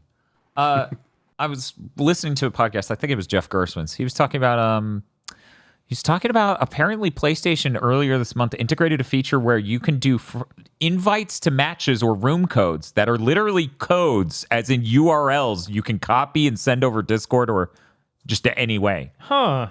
They apparently added this feature to the PS5. I didn't even fucking know. And I'm like, wow, that'd be a great way to play people on stream and not have to worry about send a friend invite to Dan. Right. So I need to look into that more. Aggro, we will go ahead and say your next bullet of news is good. Give us the good news. Yeah, this is probably good news. So EA had a quarterly finance report. And on one of those slides down at the bottom, in tiny gray text with an asterisk, it said, "We have 2 unannounced titles in fiscal year 25. 1 partner title expected in Q4, and 1 owned IP title, which is not included in the above table, which is just a picture of some of the shit they own. We expect to provide more details at a later date." Eurogamer.com is basically like, we know what that is. It's Dreadwolf. It's launching in January through March next year. I guess that's this fiscal year. Yep. That is when BioWare games tended to come out, except for Inquisition, which came out in fall. All the others, I think, came out in early in the year. They say we're getting a full reveal this summer, and the game should be out Q1. Oh, you BioWare, you better look good. You better not look like that dog shit fucking God of War, look at the night, do a drop kick, leaked footage bullshit. Just so this is good news until you open the box. Just to be clear, I'm okay with you looking like that. I think it would be very funny to play BioWare's God of War Ragnarok. Bob, what do you think? No. You're not excited for that spoiler cast? No. I am. I am it'll either be like I keep saying, it's either going to be a good game or a good stream. Yeah, that's accurate. Yeah, because sometimes good, axiomatically, all good games make terrible streams. For example, Fuse. What a great game. Yeah. Bob, you have some news that's good. We can just cover all of it. We just talked about EA. I guess we'll talk about that. Why don't we talk about the other thing that came out? The same thing. This is also during an earnings call. The EA CEO, Andrew Wilson, had some things to say. Okay. First, he wanted to talk about Battlefield. He got to play it. He said it's going to be a tremendous live service. He said that. It's over. I think they also said earlier that this has more people working on it than have ever worked on Battlefield. Probably. It's probably got like 5 different studios druiding their lives, making the Battlefield universe. They also say he said a bunch of stuff about AI. And he also said developers were ravenous for integration of AI into development. Oh, weird. That GDC poll sounded real different. Yeah. But no, his developers want to do it. It's going to increase by 50% all metrics of development. I walked around my building and talked to a bunch of people whose careers I control, and funny thing, they all like the thing that I want to happen. They also talked about how, like, we're working on putting advertising into games again. For some reason, the CEO... So don't buy an EA game. Fuck them. Kill them. It's over. The EA CEO in my head for this moment is just Peter Serafinowicz Kevin Spacey impersonation. Yeah. I don't know why it's just exactly that tier of just like, why did you go to GDC and lie about how excited you are for AI? Why didn't you tell them what you told me? The ad integration thing's killing me because all I could think of is that Dreadwolf guy, the bald-looking stupid elf they showed holding a Pepsi Cola and giving a thumbs up. I mean, that would integrate so well. This is like, we have reached the terminal rot. We have reached the point where the rot is terminal. The organs are starting to fail, where they're like, we need more money, put commercials in the games. Remember that came out that Microsoft was trying to figure out how to get that working on Game Pass. It's true. They're out of ways to grow, and the monster can't accept the same amount of profits forever. No, it has to go up no matter what. Even if it destroys literally everything forever. Yes, even if the profits suddenly rapidly disappear, that is better than them not going up. Yeah, because if the profit stayed the same, that would prove that that's possible. So we have to destroy it to prove that the way we're doing it is right. Anyway, that won't be too relevant for later. Bob, let's continue for the rest of your news. Sure. They announced Joker is going to be in Multiverses.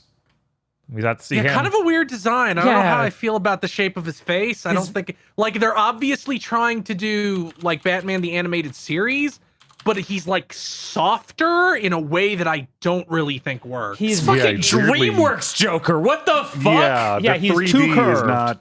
He's conical. I did not look at this beforehand. What the fuck? Yeah.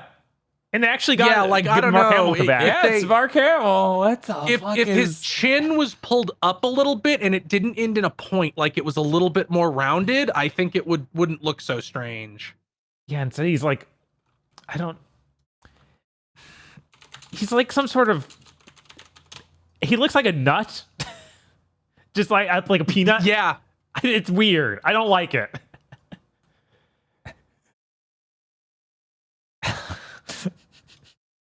Bob, you can't say anything until it's on screen. No, you're not allowed to say anything until it's on screen. Now, I don't normally support this sort of brain rot. No, okay. But I'm just I thought you were gonna say to make him Jinkaria. I was gonna get mad. No. I just there's something here, and I don't know what it is. Get that off the screen. Yeah. I don't know when this game comes out again. In 3 weeks. I saw footage of it playing again. And It's even still though underwater, I have Velva, and that should be all you need because, love always wins or whatever. No, that game's underwater. It's so bad. Somebody made an edit where they were playing Smash Ultimate and they grabbed the slow down time item and it flashbangs to be multiverses. Yeah, I don't know what their fucking problem is. Like, guys, you're aware that Smash Ultimate has sold 45 million copies, right? Like, you're aware that that's one of the most successful games in human history. So obviously, moving quickly is not a barrier to anybody. I'm still like somewhat convinced it's gonna come out and not play like that at all. But the timer is still accurate. The timers are accurate. Oh, the yeah. UIs, No. it's insane to imagine because that would be difficult to do. Yes. I think that they are insane. I assume this decision was caused by the netcode needing the game to go at a slower speed in order to be good rollback netcode. Very possible too. What a nightmare. We got a few release dates. Gundam Breaker 4. I was real jazzed to see that. I'm like, I'm going to watch this trailer. And then I hear yet again, hey, what's up? It's me, shitty Japanese publisher narrator guy. And I'm like, oh, I'm done. Yeah, that's fair. Nope. You got the wrong tone for this fucking trailer. They just need to play that Gundam Breaker song they played from in like a Japanese PlayStation showcase like years ago. Yes. It's coming out August 29th. I'm really excited. Yeah. I'm super fucking jazzed. I wish I could have watched that trailer.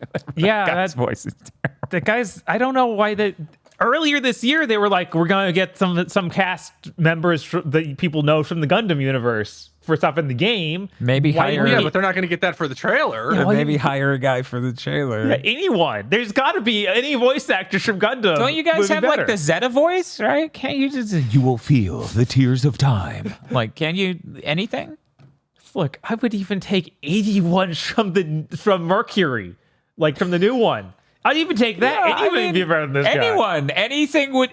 I would be better than this guy. This voice is terrible. They showed off in this, you can you get SD Gundam parts and put them on with regular Gundam parts, and it looks real weird. Oh, that's awesome. Dude, that whips. But yeah, no, this, I don't know, there's just something about the tone of the guy that's like, this is a game for children, so we're going to have a fun time. And I'm like, what are you doing? Yeah, they probably shouldn't have even put the SD Gundams on the cover in the States. And they should definitely not make a trailer like this. Maybe not. Maybe you're right. We also got a release date for Renatus. Oh, yes. That game that looks like Kingdom Hearts. Someone really looks likes like Kingdom Verum Hearts. Rex. It looks like very Verum Rex. very Verum Rex. Mm-hmm. It's actually going to have a crossover with Neo, The World Ends With You. Which is fucking insane.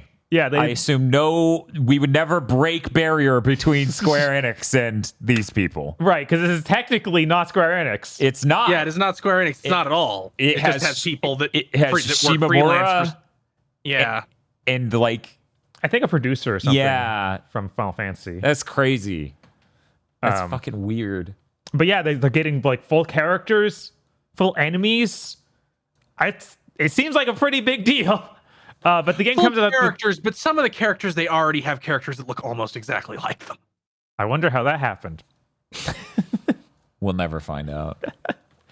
They did a cool crossover art where they did all the characters from Renatus in the World Ends With You art style. I was like, oh, that's cool. And that comes out September 27th in the States. Oh, according to chat right now, multiple members. Nojima, the writer from Square, is also writing. Yeah, that was it. I was like, there's several people. Man, that actually makes me that makes me interested. Because let me tell you, I watched that stream they did with the video of the game and how it looks, and I'm like, that's rough. Oh, man. Them just plopping the models from Neo Twiwi into this game, like, without the same shaders. It looks fucking dead fantasy ass fucking game. I'm sure. I haven't even seen it, and I believe you 100%. I'm still excited to try it. It looked pretty fun. I'm gonna get it. It looks neat. It looks too cool for me to skip, and I love these low rent.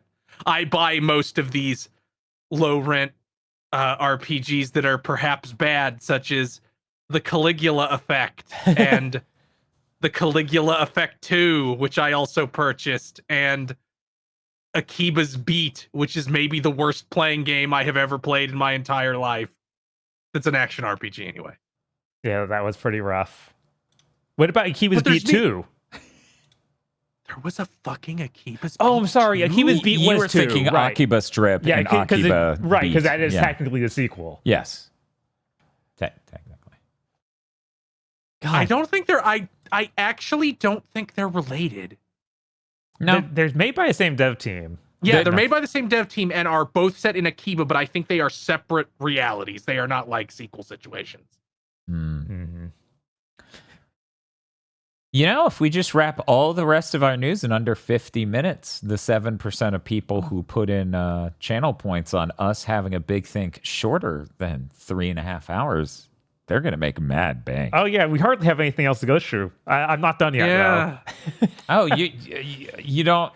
Bob, why would you put this news at the very beginning of the bad news segment, though? What? I don't know. Okay, well. So Team Ninja, they on Twitter like, oh man, check this out. We got this new Ryu Hayabusa figure for the 20th anniversary of Ninja Gaiden. Does it look good? It looks pretty good. It's like an action figure and it's posable. The NES was 20 years ago? Yeah, when they say this, they just say Ninja Gaiden, and it's like, what are you talking about? What are you talking about? You seem crazy right now. The funniest thing is every single boomer I wish heard that and had a stroke about it on stream didn't hear about it. They don't know that tweet exists. And they've done this twice this year. We're like, oh man, check it out, 20th anniversary of Ninja Gaiden. And it's like, the 20th anniversary of what? What are you... But yeah, when are you tweeting this from? Right, this is the 20th anniversary of Ninja Gaiden, the Xbox original game. maybe if I had to wager a guess. Okay, 1 second. We actually have a very clear explanation to chat. Matt OB says, in Japan, classic Ninja Gaiden and modern Ninja Gaiden are different franchises. Classic Ninja Gaiden is Ninja Ryukenden. Okay, what did they call the new one? I assume they just called that one actually Ninja Gaiden. Oh, it is a way better name. Ninja Gaiden, yeah. Okay, wow. Yeah. Huh. I didn't know that. I figured it kept the Ninja Ryukenden name the whole time. Because I knew about that because people always say they changed the name to Gaiden when it came over, and I go, why? Right. It's like, that's still not English. Kids are just calling it Gaiden. I don't know what part of that was a winning strat name-wise. I am willing to bet that it was too hard to fit Ryukenden on an NES title screen. You know what? That's a pretty solid theory because that is a lot of letters. It is. Anyway. I wonder if that new high-end studio Koei Tecmo was like, you're making Ninja Gaiden. Oh, that would be so good. That'd be so weird because it's separate from Team Ninja, which you think. I know, but the only thing that it's like we only make huge titles. Well, what fucking huge titles does Koei Tecmo have? Right. This is like, I feel like that's their biggest one in terms of like Western thing, and I feel like you don't. If you're not focused on the global market, I feel like you don't even make a team that only makes AAA games now. Okay, I want you to ratify whether or not my brain is sane or insane for doing this. So chat has, of course, as you expect, written Ninja Gaiden as in a gay den. So many times my brain started hearing Tarzan Boy and imagining a club full of people with ninja hoods, no shirt, and ninja pants, just like doing that to Tarzan Boy. That sounds accurate. That's what that would be. We all agree, right? Okay, good. Then I'm saying. I don't know. This just makes me think of that Simpsons episode where he takes Bart to the steel mill. We like to work steel hard. mill. And now I could think of the SNL skit, which with the gay beer. Yeah. But no, that Simpsons bit literally is the number one inspiration for that fucking trait of Yeah, you ever thought. think about how there were multiple points in the U.S. history where the army was trying to develop a gay bomb? Yeah, isn't that weird? Isn't that weird that the U.S. Army was pretty fucking obsessed with that? We tried to do all kinds of stupid shit. We're gonna drug cats and then put a chip in their brain and then airdrop them on Germany and then they're gonna spy on them for us. Project X-Ray is what it called. Where it's like, we're gonna attach tiny little incendiary bombs to bats and then drop them out of planes over Japan, because all of Japan's buildings were made of fucking wood and paper at the time. Like, I think there was some minor fire in Tokyo in like the 1910s that killed like 40,000 people and destroyed half the city because it was so easy to burn. Like, that's why they had the really aggressive firefighting corps that Promare was based on. It's because it is so dangerous. It's like, we'll just drop these fucking bats and they'll go hide places and then blow up and burn the entire fucking country down. And they could never figure out a way to get them from escaping the thing they're dropped from without dying. I think there was also we'll attach bombs to cats and they'll run under tanks and we'll blow them up. See, why aren't all of these in the new Call of Duty game? I mean, at least Treyarch does tap into that energy of like, I screwed up, man. Yeah. Well, I mean, whatever. We could just invent new war crimes for the Gulf War. Yes. Have a little fun. Phil, hire me. I'll make the first World War II Call of Duty anybody gives a shit about. It'll just be, what if every insane weapon we tried to make worked? And is a kill streak. You get the 50 kill streak is fucking dog mode from Rise of the Triad.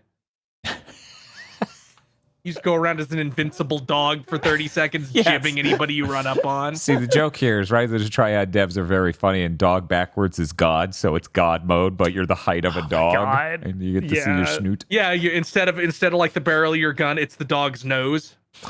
Also, everyone clarified it wasn't cats, it was dogs. Okay. With my one.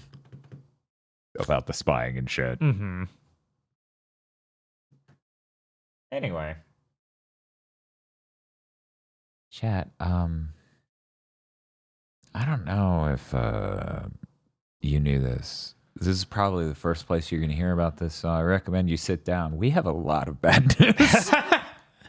What? There's no way any of you heard about this in advance. There's one more story before bad news. Two more stories before bad news. Okay, you sure? Yours just looks like a gray morass of bad news. Okay, never mind. There's two good newses. You know what? You do your two good newses, then I'll start the bad news segment.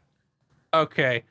So Master Detective Archives Rain Code, that is Kazutaka Kodaka, creator of Danganronpa's game that launched last year for Switch, that they said lots of goofy shit about, like releasing multi-platform buries your game, and we don't think we'll ever release on anything other than the Switch. Well, shocker, it's coming out for PS5, Xbox Series, and PC this year. Expect to probably see that in some form on Game of the Year. Almost certainly, yes, because I'm legally obligated to stream it if nothing else. Bizarrely not PS4, which makes me wonder if Sony is maybe starting to become dicks, where it's like, no, please, we need people to buy the PS5, even though that doesn't make any fucking sense, that we get the same amount of money either way. Please. Because this ran on the Switch. It can run on the PS4. Right. Yeah, maybe third parties are just seeing reduced sales on the PS4 now. Yeah, that's entirely possible. I mean, there was a rumor a bit ago. It technically wasn't a rumor, but the implications are a rumor that GameStop delisted the PS4 version of Visions of Mana. Huh. Right? Weird. Yeah. But nothing has been announced about that since, as far as I know. It just, a lot of people are like, is that version fucking canceled? There will be a cutoff point where, and don't take this to be mean, it's not a judgmental thing, it's just true. At a certain point, the people who are still invested in PlayStation games, if they had enough income to continue buying games, probably moved on to the PS5. Mm-hmm. And so the people on the old console are less active to such an extent that it doesn't make sense. Hey, Sony, drop the fucking price. Right? Yeah. You already had to humiliate yourself by ceasing production of the PSVR 2 because you didn't sell enough because you shipped a $550 headset on a $500 console. I'm seeing the Sweet in chat say, which they're in the game industry, journalists over at RPG Gamer, is that right? Saying that lines up with the stuff I've been hearing behind the scenes. The team is having trouble with the PS4 versions of Visions of Mana. Huh. Shock. Surprise. Old console is old. PS4 vanilla, kind of rough. Yeah, like, that shit why came it's out. Good that the Switch 2 is punching higher than that.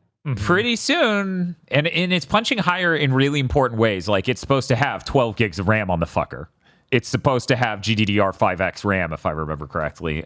Don't remember the exact bandwidth, but I would expect it to be competitive, probably better than the PS4. And the CPUs are drastically better, and now the bandwidth, apparently on the Switch 2, is 2.1 gigabytes per second. So that's fucking not remember GLP. Sorry about that. The PS4 is 11 years old. 11 years old in 6 months. That is an old fucking console. But yeah, chat's correcting me. It's LPDDR5, not GDDR5. Sorry about that. LPDDR5X, I believe, was what they were saying. Anyways, yeah, no, the Switch 2 is fucking going to be drastically more powerful in ways that are really impactful and important than the PS4. But that is coming out in launching in July for Japan and October 1st for English. They are making a really bizarre decision that I am seeing more and more Japanese publishers make, which they need to fucking stop. It's a bad choice. You're fucking yourselves over on this one, guys. Where whenever the Japanese version comes out, they just put it on Steam. Yeah, because they're like, that's the worldwide SKU. And then they patch in the English, so it will never hit the Steam front page on launch day, ever. Mistake. Because it's already been out for so long. In fact, that's happening later this year in July, I believe, with Trails into Daybreak. So if you're interested in playing that game on PC, you have to remember it's good. It's going to kind of slip past you because they did that exact shit. But be extra careful. Be extra careful. If you want to buy it in advance, don't buy the Clouded Leopard version, which is a separate fucking version made by someone else, which will not get the English. Yeah. Because Falcom is a terribly managed company. Yeah. So, yep. And here's the other good news story. Remedy had a small multiplayer game in development. They canceled it. Now, the important lore is this was a project technically owned by 505 Games. Remedy bought the rights to the Control universe, Alan Wake, and some other things back from them, including this project. So they fully pulled back all of their rights and everything. And then they canceled it. What does that tell you? What does it tell you that a developer gets full control over their project that is a live service game sort of vibe and immediately goes, yeah, we're shutting down that? Oh, that's fucking weird. Yeah, man. it seems like they literally got like, okay, pre-production's almost done. Are we going to start real production? No. Good on you. Yeah. I like multiplayer games, but there's a really good chance that was only in production because of some idea that they would be able to monetize it to an extent that's fucking insane. And okay, and one funny story. This isn't part of the bad news block because it's unrelated ultimately. Okay. Activision has to pay tech company Acceleration Bay $23 million for violating their patents in Call of Duty and World of Warcraft. What they had patents related to networking and broadcasting. I don't understand the technological specifics, but they've been being sued for like 6 years now over this exact thing, and they finally won, and they get like $5 million for the infringements in Call of Duty and 18 for the infringements in World of Warcraft. You know, part of me back in the day used to be like, well, I don't know that, like, you know, that's right. Like, they won in the courts about the patents and stuff, but, you know, technologies will inevitably be similar enough to, it's Activision, fuck it. Whatever. Right. It went to a smaller company, good. Yep. That's literally the point I'm at. That's it. Okay, let's move on to the nightmare segment. Why do I not have a button to hit that just goes, the rowers keep on rowing and they show no signs of slowing? Nightmare, nightmare, nightmare, nightmare. And then the game industry was fixed. Anyway, Helldivers 2 threatened to make it mandatory to do a PlayStation Network account in order to play the game at all on PC 3 months after launch. And then everyone rightfully went, yo, what the fuck? You cannot legitimately make a PlayStation Network account. In countless countries, you have sold this game. Mm-hmm. So then, and we're not sure if it's Sony's side, and we're not sure if it's Valve's side, because we never got confirmation Sony was in charge of this action. It started getting delisted from countries as such. The Steam reviews start tanking. Everyone's fucking pissed. Social media is blowing up with people going, what the fuck is wrong with you? Because reminder, you don't have to pay them to make a PlayStation Network account. You're just making an account with an email, which means they get no money out of it. But they're willing to risk losing you. They do get money out of it because now they get to sell your metrics if you do anything related with that ever. And even if you don't, they get data on you that you give them by signing up that they will then sell. I'm so many people are like, it only takes a second. And I'm like, a giant company walked up to you and said, thanks for giving us money. We are now going to inconvenience you to purely our own benefit and expect that to go off well. Like, if a human being did that to you, you'd spit on them. Right. Yeah. Yeah. Which a human being did do it. They just did it in a building thousands of miles away from you. So all this stuff starts tanking. Everything's doing terribly for Helldivers. The CEO of Arrowhead Games is sweating bullets on Twitter. He starts making jokes, though. He's like, is now a good time to tweet, don't you people have phones? Shit, I think Steam was even refunding this game. Oh, Yes, yeah, no. yes. People with 100+ hours, Their they would still do the fucking refund. discussion board started filling up with people giving pro tips for refunding the game. Mm-hmm. They're like, first time the rejection's automated, just do it again. Just do it again. If you want key phrases to include in your appeal to get it refunded, here they are. I desperately want to know what the real tipping point was, which room it happened in. Was it PR? Was it legal? Did they get a phone call from the EU that said, we will destroy your fucking company? The devs of Helldivers also did not seem happy about this, so I wonder if it's like, guys, we'll fucking never work with you again. Because here's the thing. What it sounds like is they headed into this, at least behind the scenes, not publicly. Don't think anything I'm about to say, it was transparent and public from them in the beginning, with the notion that we will have the tools and the technology handled by the PlayStation Network backbone in order to moderate PC and PlayStation, so we don't have to build any systems to do that. Mm-hmm. And no one at any point went, no, that is a terrible plan. Sony, of course, just wants the network hooked up so they can sell your data. And I think to a larger extent, just have more data on you, because that gives them a feeling of control, so they can perceive more of the world that exists, so they can put your ass in a fucking algorithm, so they can put you in a formula, a spreadsheet, whatever. They can put you in the metrics that say, oh, monthly active users is up. Yes. Number must go up no matter what number is. So, after all of this completely justified and valid revolt, which, fun fact, I was going to refund my game just to be like, Yeah. well, it was fun, like, you guys, but now I have a justification to refund it, and it sends a message? Sure, I'll take the money back. Fuck you. Like, Yeah. Sony is so stupid. Like, this is like, I might have gotten it at some point. No. Like, just because I don't, believe it or not, I actually can not get something I kind of want to fuck a giant corporation. No, that's impossible. I've heard self-control's a myth.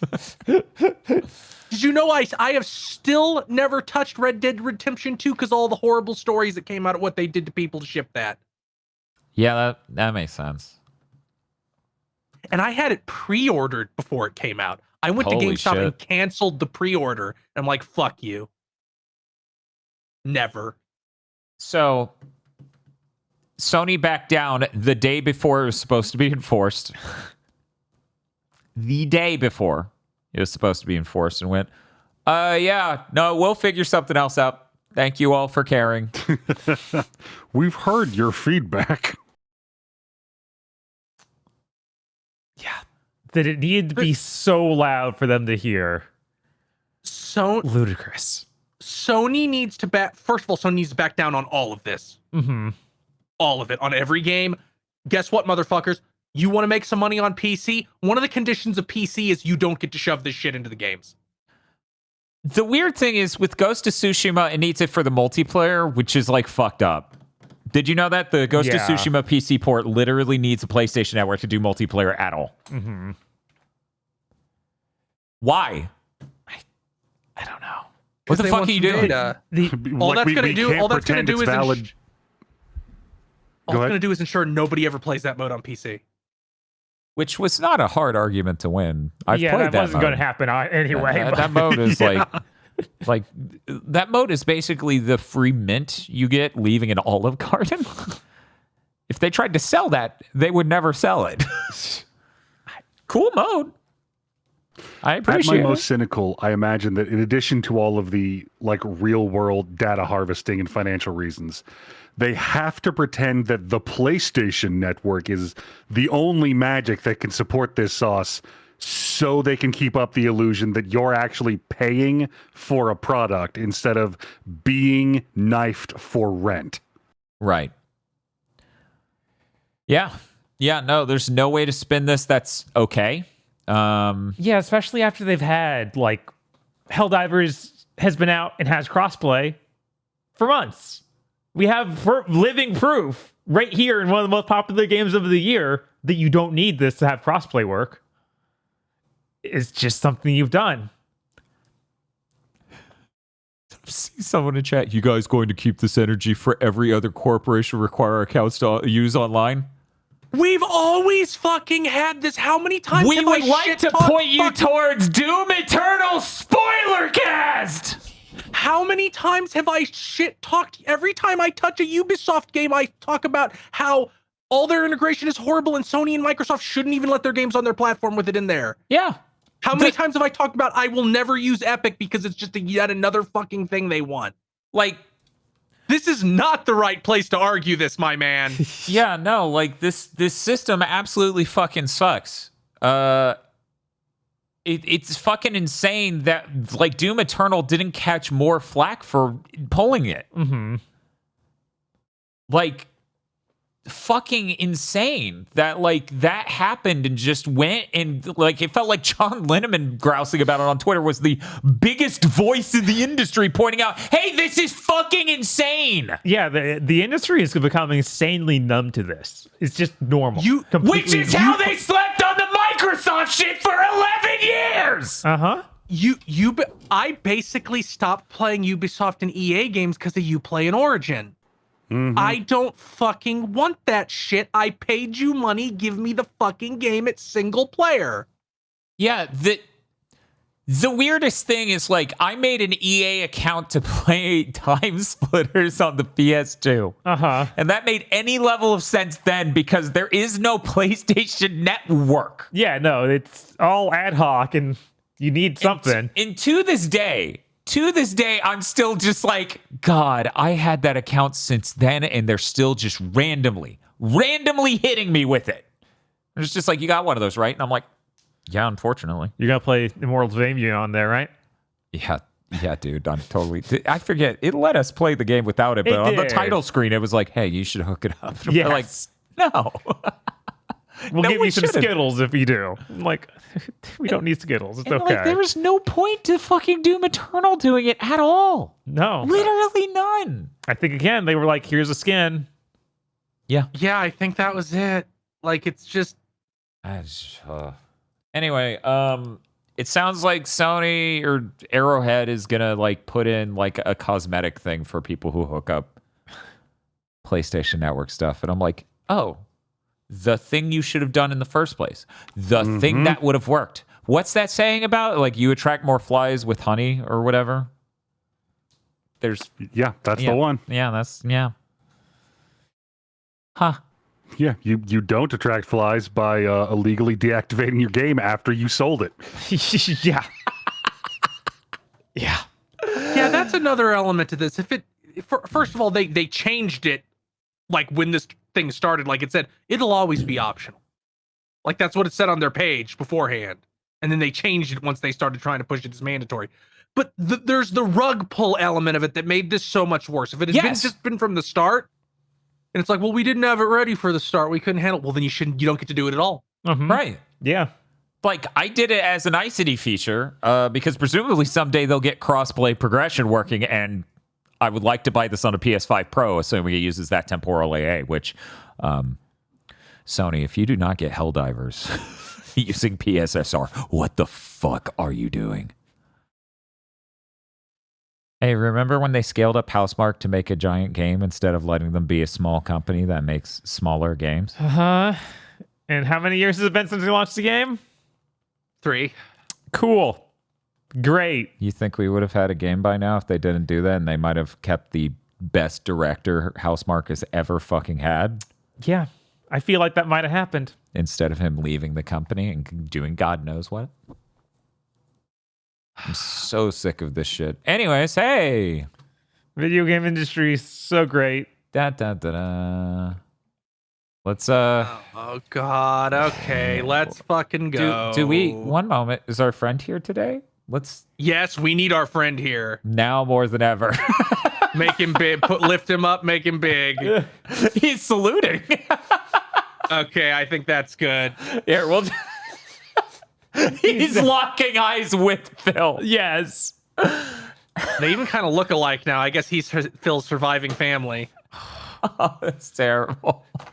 Fun fact, as we were making this thumbnail, I almost replaced Phil with an Xbox logo. And looking it up, I realized the Xbox logo has been the same since the Xbox One launched. Hey guys, can we talk about how it's been obvious they weren't going to try this entire gen since May of 2020? How about June of 2020? So this was 3.5 years ago, so I get that some people might have forgotten, but did you know that the Xbox Series did not ship with a new game from Microsoft? I don't mean a new exclusive game. I mean a new game, period. It was. There's not even a new cross-gen game. It was PS5 time. wasn't super great, but you got Miles Morales and Demon Souls and Sackboy. Yeah. Microsoft had nothing, zero, zilch, not a single fucking thing, not one new game. And as I sat there in a depressed fugue state, realizing this system, which didn't even operate correctly because we had the, the smart delivery conundrum. Did not work right and had no real games from Microsoft itself. Everyone in the industry pretended the PS5 and Series X were equal propositions. I am so fucking sick of the sycophantic fucking game journalism ring. I am so absolutely fucking done with it that they get to act like this for fucking 4 years straight and then go, oh man, they just couldn't turn it around. Yeah, what happened? What do you mean what happened? You're supposed to be covering what happened. You should have warned any of the people who bought an Xbox that there is an obvious problem with Microsoft. Well, this whole thing has really shown like the limitations of gaming journalism. Because even now they can't really go in. Like, I get that it's Ryan McCaffrey and he's genetically predisposed to being unable to go in, but he put up an article right like today that's trying to take responsibility away from Phil. Like, obviously, this is Satya Nadella and people higher up coming in and meddling. It's true. He's talking to people, and people are being like, well, you know, the extra pressure for the $70 billion means the boardroom's making the calls. And I'm like, oh, for the last 11 years? I wonder why they would have to come in. Could someone have ruined the carpet? Maybe pee all over like, it? none of this is everywhere. And here's the thing, none of this is new behavior from Microsoft. No. Like, they did this exact thing. This exact thing is what happened to Lion's Head, and fucking Sarah Bond and Phil Spencer did a fucking video talking about how they didn't want to do that studios anymore. They paid so much money to do a self-funded documentary made for them that basically reads as state media, where they still say the most damning things possible only 2.5 years later. Where they're like, we don't want to make the mistake of buying a studio and running them improperly and crashing them into the ground like that. We want to better support them to do what they're good at. Anyways, we should say who's making Fable? Who's making Fable? The fucking people who used to make Forza? Fucking Playground's making Fable? I'm sure they're so fucking good at that. Oh, wait, look, we're getting reports that it's going bad because they've never made an RPG before. Also, the core problem, and if any of you motherfuckers in the game journalism industry would actually fucking cover this, my blood pressure could go down. They won't hire people. Tango got closed because they had employees. And they wanted to hire more employees. A sin. Don't sit there and be like, well, they had to staff up and they weren't sure if the game was coming. No, they had to staff, period. None of these fucking... First of all, let's not even get into the element of it of Tango, the only Japanese one, probably legally unable to do that contractor shit. Probably. So probably a nice juicy target, considering that Microsoft's favorite million quotation marks cost saving measure can't be employed at them. I never see journalists talking about the contractor shit ever. Guys, that's the... It's like you're talking about an athlete's poor performance and dancing around the fact he has cancer. Right. It's like, oh, we have no idea why he slowed down. He's missing a goddamn leg. It's so once fucking again, because we have to infuriating. explain this because nobody talks about it. Microsoft has a company-wide policy to use mostly contractors on their projects, and not just contractors that can only work for 18 months at a time before they have to be gone for 6 months. And it's not like they're rotated to another project for 6 months. They can't work at Microsoft for 6 months. So none of these, they are incapable of having anyone who has developed any experience because of this. And most of Microsoft's games run on fucking proprietary engines, so it's not like if they're making a game on Unreal, there's a huge hiring base of people who know how to use Unreal. and nobody talks about it. This is the root cause of everything. Would things be good if this wasn't the case? Probably not, but they wouldn't be nearly as bad. They could ship a game ever. Yeah. It wouldn't be this such end-ending nightmare. It's such a fucked up situation. It's so fucking crazy dealing with this. Yeah, and to be dealing with this for years, and then when the inevitable consequences of obvious things that are a matter of public record happen, to see an entire news industry act like it was some random physical phenomenon, like it was a freak summer storm that happened. You cannot not know what the fuck you're talking about this hard, this loudly, and then demand to be taken seriously. Yeah. Yeah. It's fucking insane. No one else in the industry has this problem of like, oh, we want to be 80% contractors, and oh, by the way, they can only work on a game for 18 months. That's insane. That's not sustainable.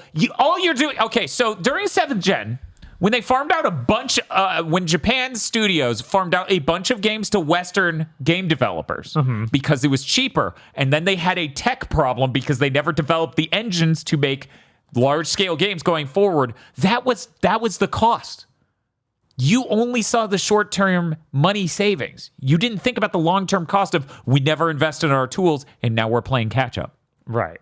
That is literally what Microsoft has been doing for, as I am aware of, at least 4 years. At least 4 years, Microsoft has had this policy.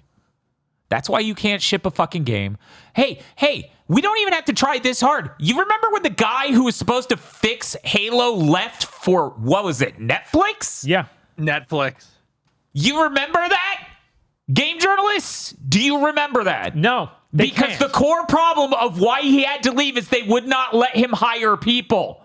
They did not want to ship a new Halo. They did not want to fund hiring people. They did not want to staff a studio. They could not fix Halo Infinite more because of this. Yeah. So if you mix years and years of this contractor horseshit with the unholy cancer that is Game Pass, because they don't want to pay people to make the games, and then they don't want to sell the games, they just want to disrupt the industry enough to where they'll eventually win. And through that entire process, continually, actively, and wantonly destroyed their ability to exist in this industry. You cannot investor money loss leader your way into never making a product and then act surprised when your business fails. This is one of, like, tech companies have gotten so used to, you don't sell the steak, you sell the sizzle. Except with tech companies, there is no actual steak. You're faking a sizzle.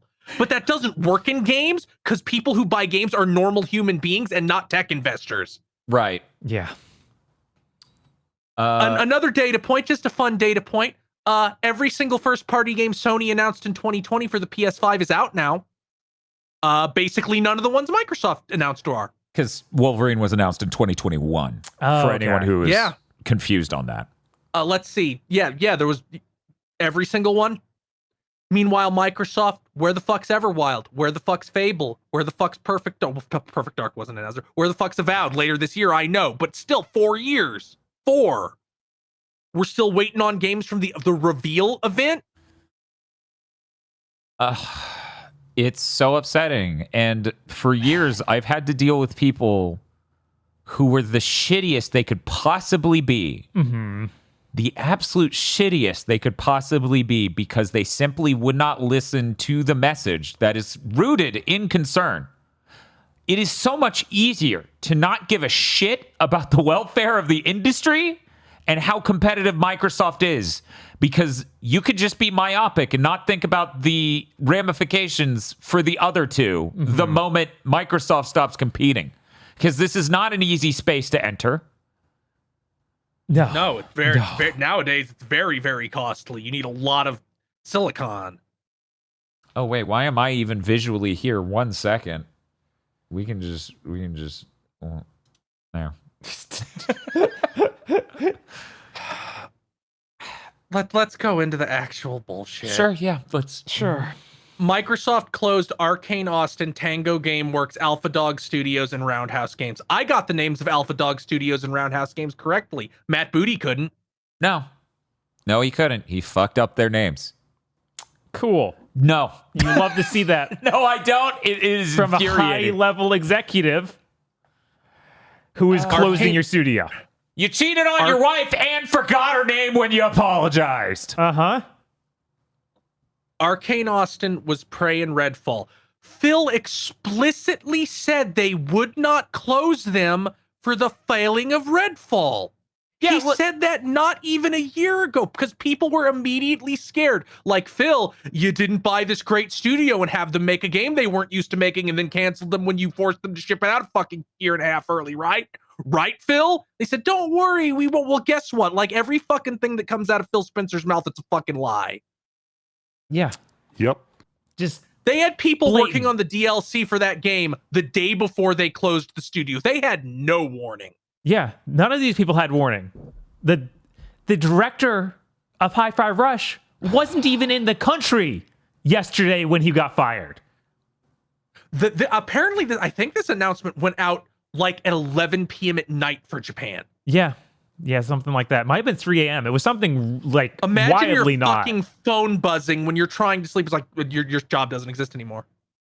So, just to cover the timeline real quick, after the game Prey, Bethesda / Microsoft at different points in time, because you can't not blame Microsoft when so much of the development of Redfall happens under them, forces them to make a game that no one at the studio wants to make, that no one expects from the studio, that they're not good at making, and no one wants.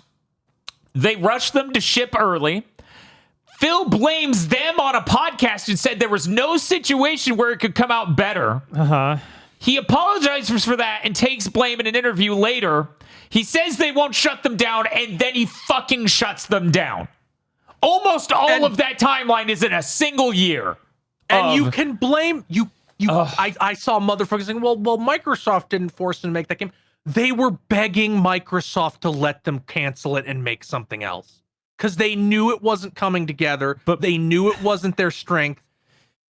That this was supposed to be the sort of thing that Microsoft would let them do. More freedom for the studios to make the games they're good at instead of a fucking Borderlands clone. But instead, like with all of these, Microsoft just cared about a game coming out soon. A game being announced. Microsoft, they actually have no idea of what it means to ship a game anymore. Let's not pretend. Microsoft bought Bethesda because they thought Starfield, Elder Scrolls, and Fallout could be killer app exclusives. And Deathloop.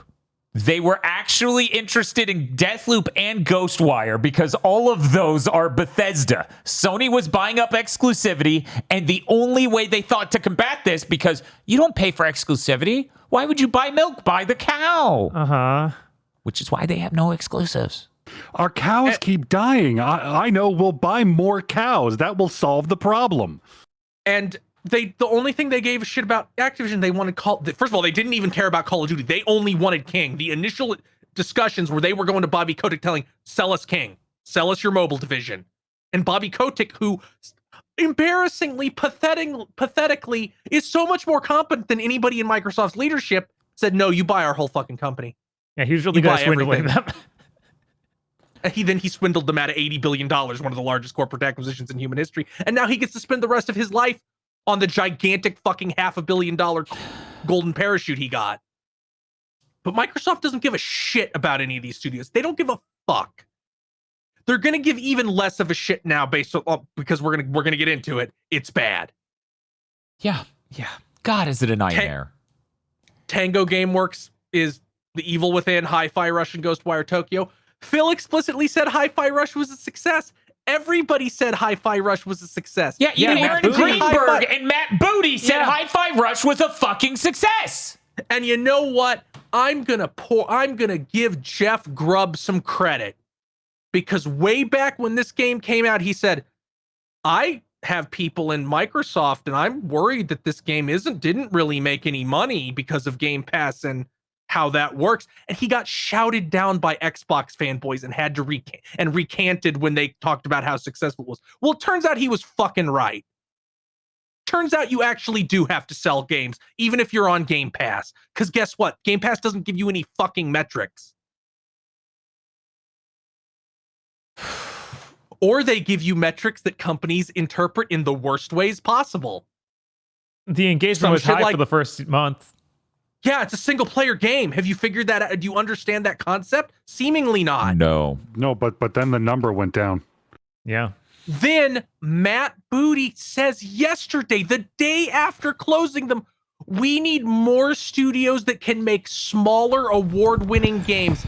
And one of the big guys over at Tango quote tweeted it today with his shelf of awards from Hi-Fi Rush. Yep. The director of Hi-Fi Rush quote tweeted it just with a picture of one of the Hi-Fi Rush characters staring, disassociating. You're lucky that we have yet to pass laws for public executions of corporate incompetence. You are so lucky. I saw insane people on Twitter being like, he's not talking about that. He's talking about smaller games. I saw that too, and I'm like, what are you talking about? How many people do you think made Hi-Fi Rush? How well do you think it did relative to the budget and everything else? You fucking Nimrod. Well, no, he meant Balantro, like Balantro and Manor Lords, completely impossible to predict and replicate lightning in a bottle games made by one person. Yeah, I saw people being like, we meant Pal Worlds, like other things made by 10 people at most. It's like, you don't get to own that as a corporation. I'm sorry, that's a random passion project / guy in a garage who knows what he can steal to make work. That was you rat fuck, you subhuman garbage. Yeah, all of the weird. It's like finding any excuse whatsoever to ignore reality staring them in the face, but whatever. The fanboys don't fucking matter. All but the most diseased of them have kneeled. Mm-hmm. They are broken. Yeah, no, I thought it was over last time with the Xbox as a brand. It is fucking dead right now. The only people standing by Xbox are complete psychopaths and people whose entire brand as creators is tied entirely to Xbox. And frankly, most of those have fucking given up. Yeah. Like they're stuck in the point where they're like looking at the ground and rubbing the back of their head and trying to find the words to defend them and can't. It's over. When you close the studio that made the only good game that's well received this entire gen for your console. The last big Microsoft game you could even argue was anything close to well received was Gears 5 that came out 5 years ago. While this podcast was live, Tom Warren tweeted a clip from a Bloomberg Tech interview with Sarah Bond. Okay, so that's the video that went live when we were 31 minutes in. Yeah, like the interviewer asks her, like, shouldn't, in reference to Tango Gameworks, like, shouldn't success like that be rewarded? And if you want to shove a knife in your ears, Sarah Bond gives the most hollow corpo speak. Well, the great thing about video games is that it's a creative medium, and what success means for different studios is like we can't go for a one-size-fits-all approach and then just trails off into drivel. I feel bad for Sarah Bond. I feel bad for Sarah Bond because I'm expecting Phil Spencer to just disappear now. Like we're never going to see him again. He's going to take a much more detached corporate role. I don't feel bad for Sarah Bond at all. I can't feel bad for any of these people. Like, anyone who's running the Xbox division is just someone who's been around Microsoft for a really long time and got their fucking position out of ineptitude and endurance. That's how we ended up like this. To be the face of this shit that other people caused. She's also an active agent in this. It's not like she was hired last year. Yeah, no. The number one person who should be blamed right now is Phil Spencer, and the number two, Matt Booty. Yes, I agree. Sarah also needs to take blame. 100%. This whole fucking thing. Every fucking part of this.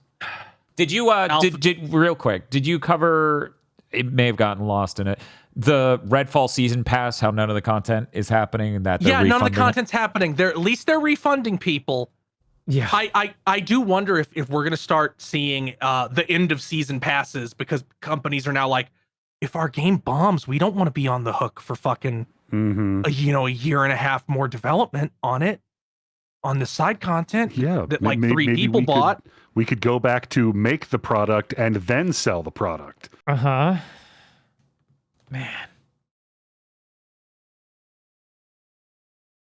I wonder, did they do physical editions that came with the season pass? They did physical editions. I don't know if they did any that came with the season pass. Yeah, because that's like, how would you even refund that? Quickly so you don't get sued. I don't think so. I think it was all digital. Like you had to buy. I think the most you got, which I don't know how you would refund this. Maybe they'll probably just refund it to your Xbox account. I think you could buy like a retail card that had a code for the Bite Back upgrade.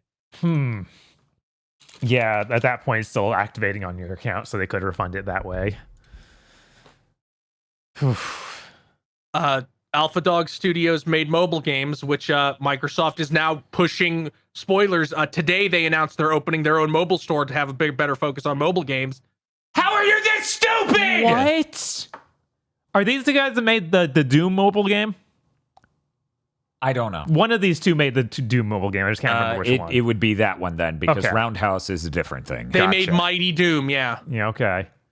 You fucking They made Mighty Doom, Ninja Golf, Monster City Rampage, and Wraithborn, but Wraithborn was a long time ago.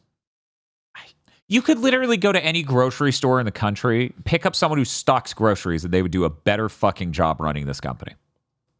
Because at the end of the day, like they the understand days the physical notion of, in order to sell this product, it needs to be where people like it, and they would like if it isn't banged up and dented and fucked up.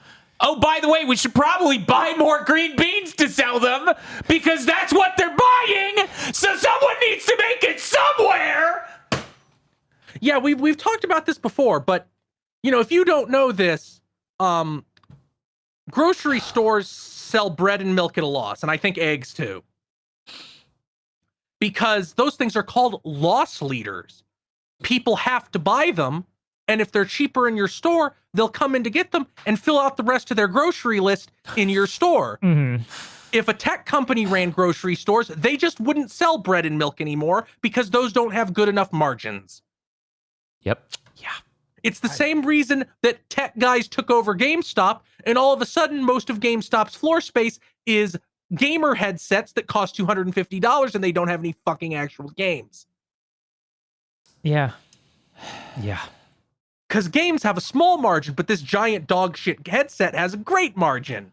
And I hope we cover this. They were, Arcane Austin was also pitching a normal fucking Arcane game. It sounded like they were pitching Dishonored 3. Uh-huh. Which they didn't do the other Dishonored. Some people get confused. That's the other Arcane Leon did Dishonored 1 and 2.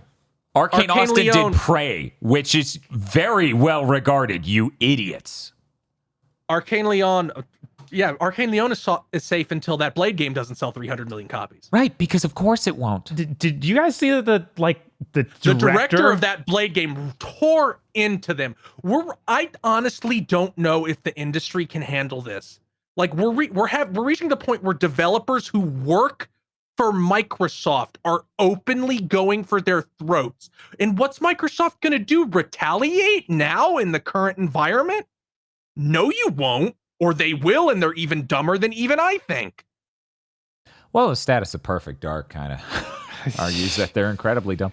I saw some people go, this can't get worse. And then the next day, it's like, oh, Hi-Fi Rush they were making a sequel. I'm like, yeah, what do you think they were making after Mikami and, I forgot the original director of Ghostwire's name. Oh, Ikumi Nakamura. Yeah. They're both gone. I mean, of course they were going to make a Hi-Fi Rush 2. Everyone loved Hi-Fi Rush. Yeah, they were in the middle of pitching too, of course. They could also make The Evil Within 3, because the director of those is the same, actually. The director of Hi-Fi Rush is the director of The Evil Within 2. But The Evil Within wasn't as well received as Hi-Fi Rush. It's not even close. 2 was pretty well received. It's even still not. I feel like Hi-Fi Rush was still like another level of power. You'd think maybe one of the fucking brain trusts over at Microsoft would look like, wow, Resident Evil and Alan Wake really popped up. Oh, we have our own horror franchise. That's good. And they also kind of proved that studio Tango can make 2 games at once. Because you notice how close Ghostwire and Hi-Fi Rush were. Yeah. Because Hi-Fi Rush is smaller. It had a smaller team working on it. On that note, I have heard that the entire rationale, like because of how fucked the Xbox division is, how just under the magnifying glass they are, they need to cut costs now. The rationale for it being these studios was they weren't currently making a game. Yeah. So some bean counter went, all right, these studios are making a game, so that will be less money than these other studios starting new projects. Yeah, that's sure what happens when you have a colossal giga corporation that's far too big for the human mind to organize, that no amount of delegation can make rational, that really should have been split up a decade ago, at least. Yeah, no, they should have, and they barely skirted away by not getting split up by doing the most piddly shit in the world. Yeah, can you imagine how much less active harm Xbox would have done to this industry if they couldn't just pull Microsoft's bank account? Yeah. So anyways, we're about to see that as all of these things fall everywhere in the entire industry. It'll be interesting how we come out on the other side. God. It's a good thing I like indie games and middle tier games. We're sitting here with that information. Like every time a studio at Microsoft releases a game, we have to just brace ourselves for are like, are they going to be shut down? Are they going to be closed down? Because they're not going to hit whatever insane goal Microsoft wants, and now they won't be making a game. Yeah, Ninja Theory is literally doing the same shit of the director who was the guy you knew the studio for left. 3 other directors who don't have previous directing experience are directing Senua's Saga because it's going to be a giant IP. We can't just call it Hellblade 2, Hellblade 2. And that's coming out next week. A sort of smaller budget game. Wonder how they're gonna fucking do. Wonder how Project Mara's going. Everybody pointed out, guys, you're not marketing this Hellblade 2 at all. Most people don't know it came out, and they responded by cutting a new trailer out of the previous trailer. It has no new footage at all. It was really obviously something an intern whipped up in desperation. Yeah, so I was surprised when people were complaining about no marketing behind it when they've spent so much marketing for that. Yeah. For the last 3 years. Microsoft is really bad at this. That was the first announced Xbox Series X game. That's true. It was 2019. 4.5 years we dealt with a marketing cycle that ended with them not talking about it. Yeah, like they haven't parsed the difference between marketing a game to raise its profile before launch and not shutting the fuck up about a project for way too long. Imagine all the vertical slices you could have saved some fucking money on by just not even announcing it. Yeah. So interesting thing around Roundhouse, okay? I see people keep saying, "Oh, they were support on the Elder Scrolls Online." They're former Machine Head Games. Weird. Yeah, they let me pull this up 1 second. Yep, Human Head Studios. Okay. Sorry, Human Head Studios.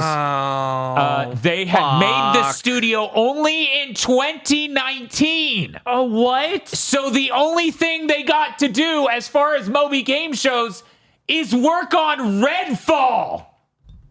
Come on.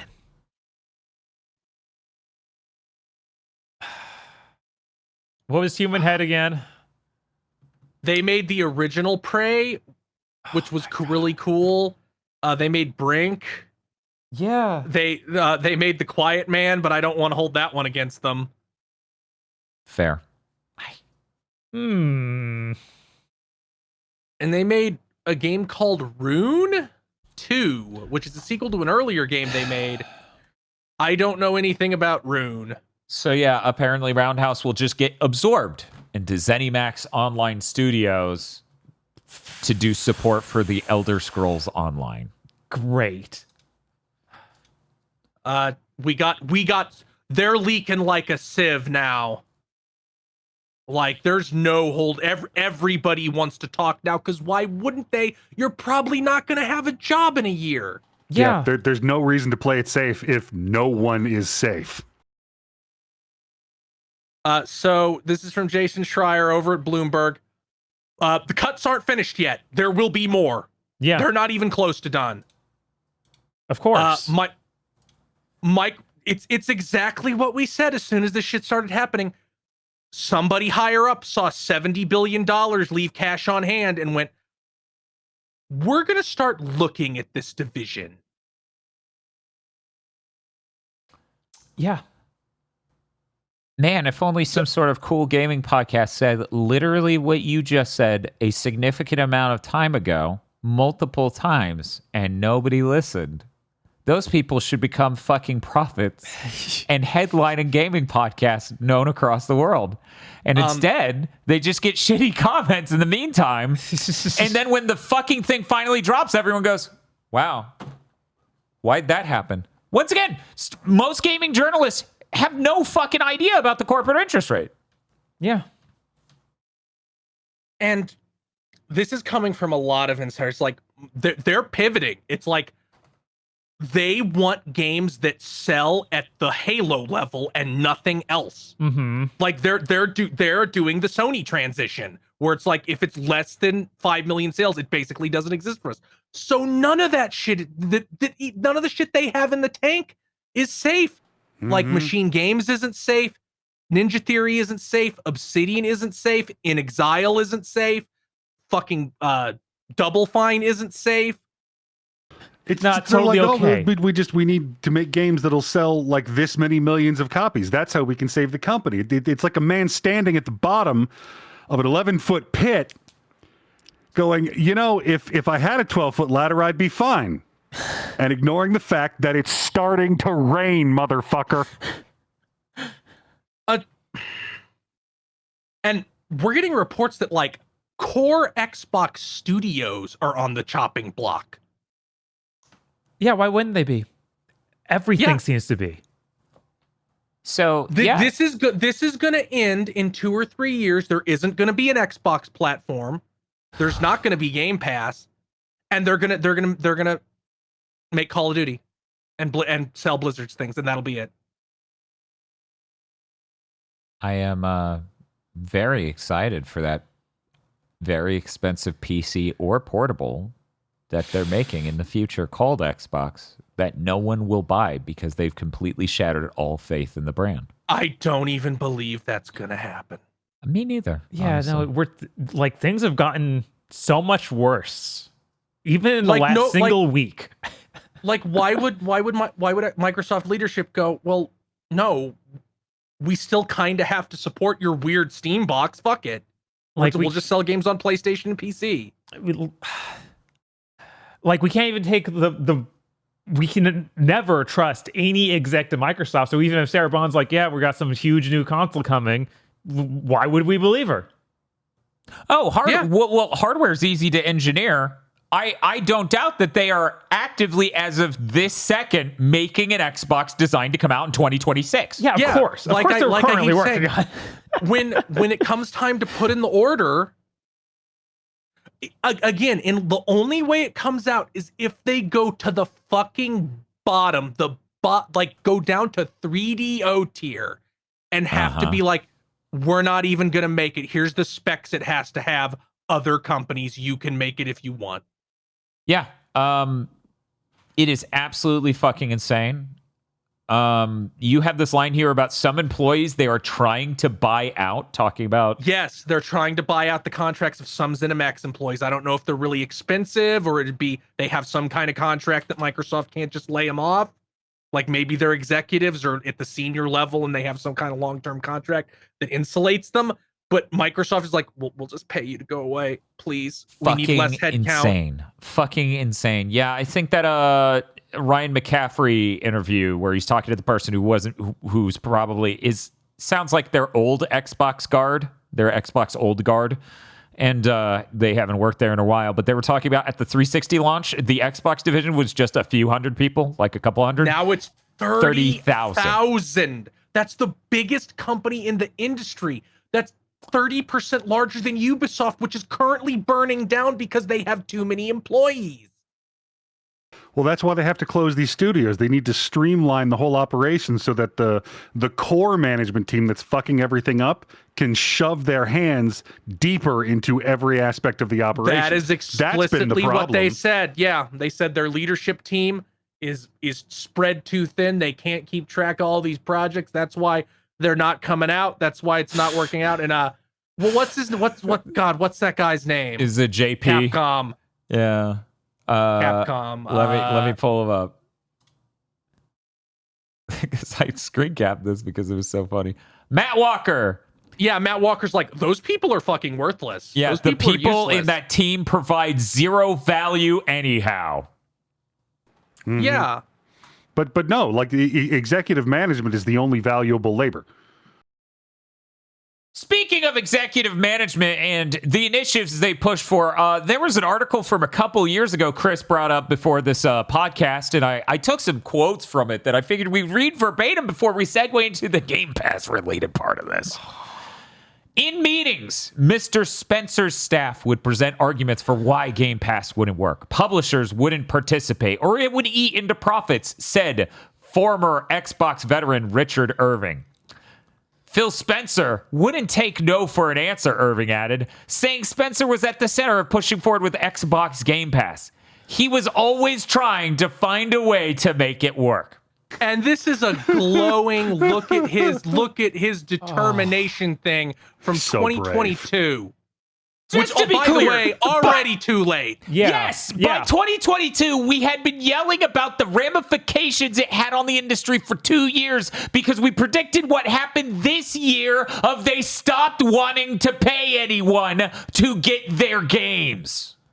I imagine, and it makes me smile every time, watching a room full of bedraggled people who know what the fuck they're talking about, trying to explain to this thick fuckwit the very obvious ramifications of not selling video games, and him just going, nah, I'd win.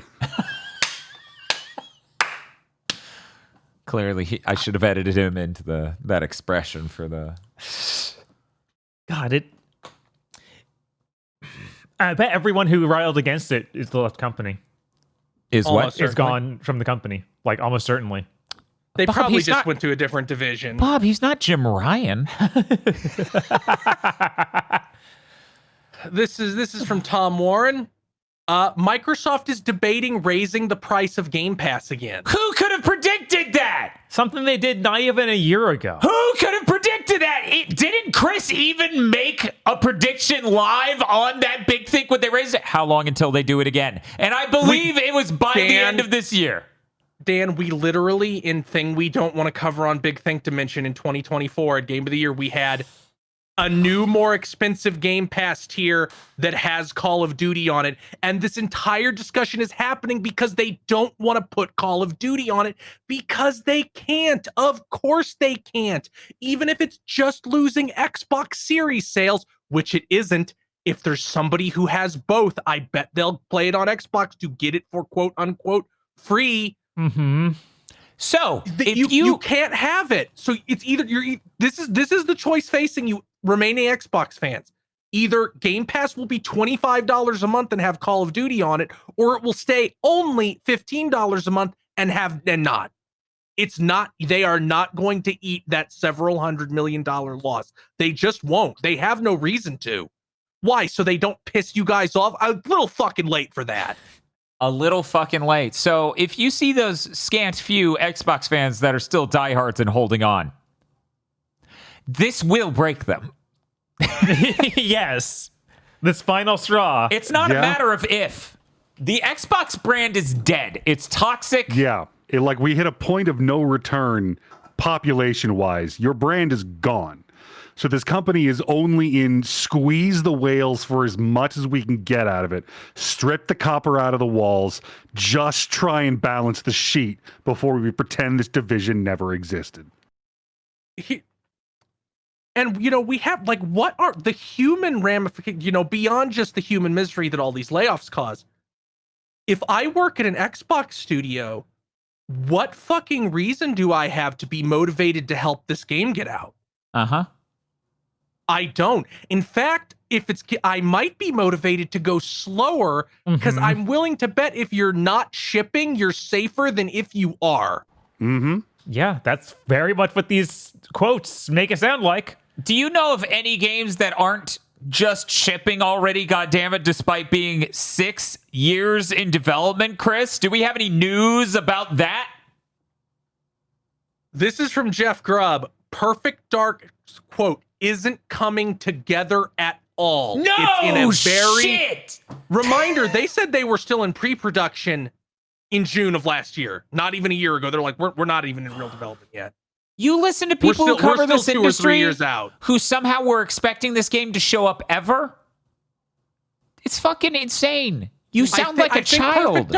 I think Perfect Dark 1 are most likely to be canceled. Concord might have beaten it, but I think that this was a strong contender, if nothing else. I can't see it not happening. Like, I just can't. Like, it's they haven't made any progress, and now the Grim Reaper is here to try and cut their way to profitability. Yeah, I don't understand how they're so bad at this. They seem like incredibly farcically bad at producing games. Yeah, like this is like when they say you can't beat random chance on the stock market. Not having an entire bracket of executive oversight and just letting people steal shit from the office would have made more and better games than they did. Yeah. It seems like there may be people in Xbox leadership preventing these games from being made at all. I would like to do a little composition here of the comment from Matt Walker of nobody in that team has any value at all. They provide zero value. To the thing Matt Booty said, where he was like, "Oh yeah, you know, the people working on Perfect Dark said they never see me and that I don't show up or look at the project, but I talk to them on the phone." I would just like to take these two comments where he said, "Of course, literally no one working on this game even knows I've seen it." And this part where Matt Walker says they provide literally zero value. And then his bullshit thing of like, I'm on the phone with them all the time. Yeah, the Matt Booty, another core part of the problem at Microsoft. Yes, no, Phil Spencer and Matt Booty are responsible for so much of what's wrong with that fucking company between Game Pass and their inability to foster a fucking studio and ship a fucking game and hire fucking people. 6 years? Is that right? Yeah, we knew about this game in 2018. Yeah, It doesn't make sense. Either in 6 years you accidentally stumble on what a game's going to be. There has to be some leader coming in and saying, "No, I don't want that," but never being able to tell you what he does want. Like unless Ken Levine is sneaking into your offices in the middle of the night. So literally what happened is they had leads from the two different groups working on it constantly change what they wanted compared to each other, pissing each other off constantly, and throwing away shitloads of work nonstop. Let's see.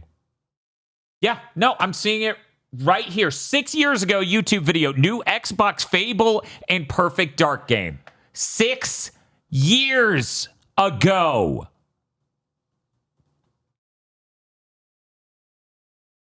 And we sit here and we're like, well, modern video games take so long to make. No. They don't take that long to make with nothing to show. Yeah. That's... 6 fucking years.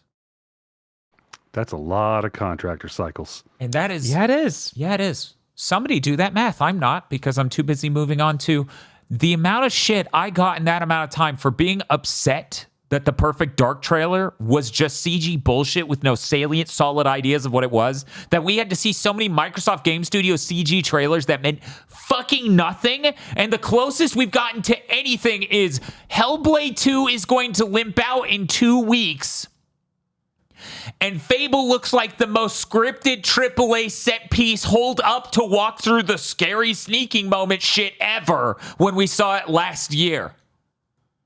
That's it. I'm not even sure Fable's going to come out. Like, Honestly, I'm in the same situation. I'm honestly there with you. Like, I don't think their power levels are anywhere near as close. Like, Perfect Dark is hundreds of times more likely to get canceled, but I would Fable's not safe. Yeah, no, it's closer to done.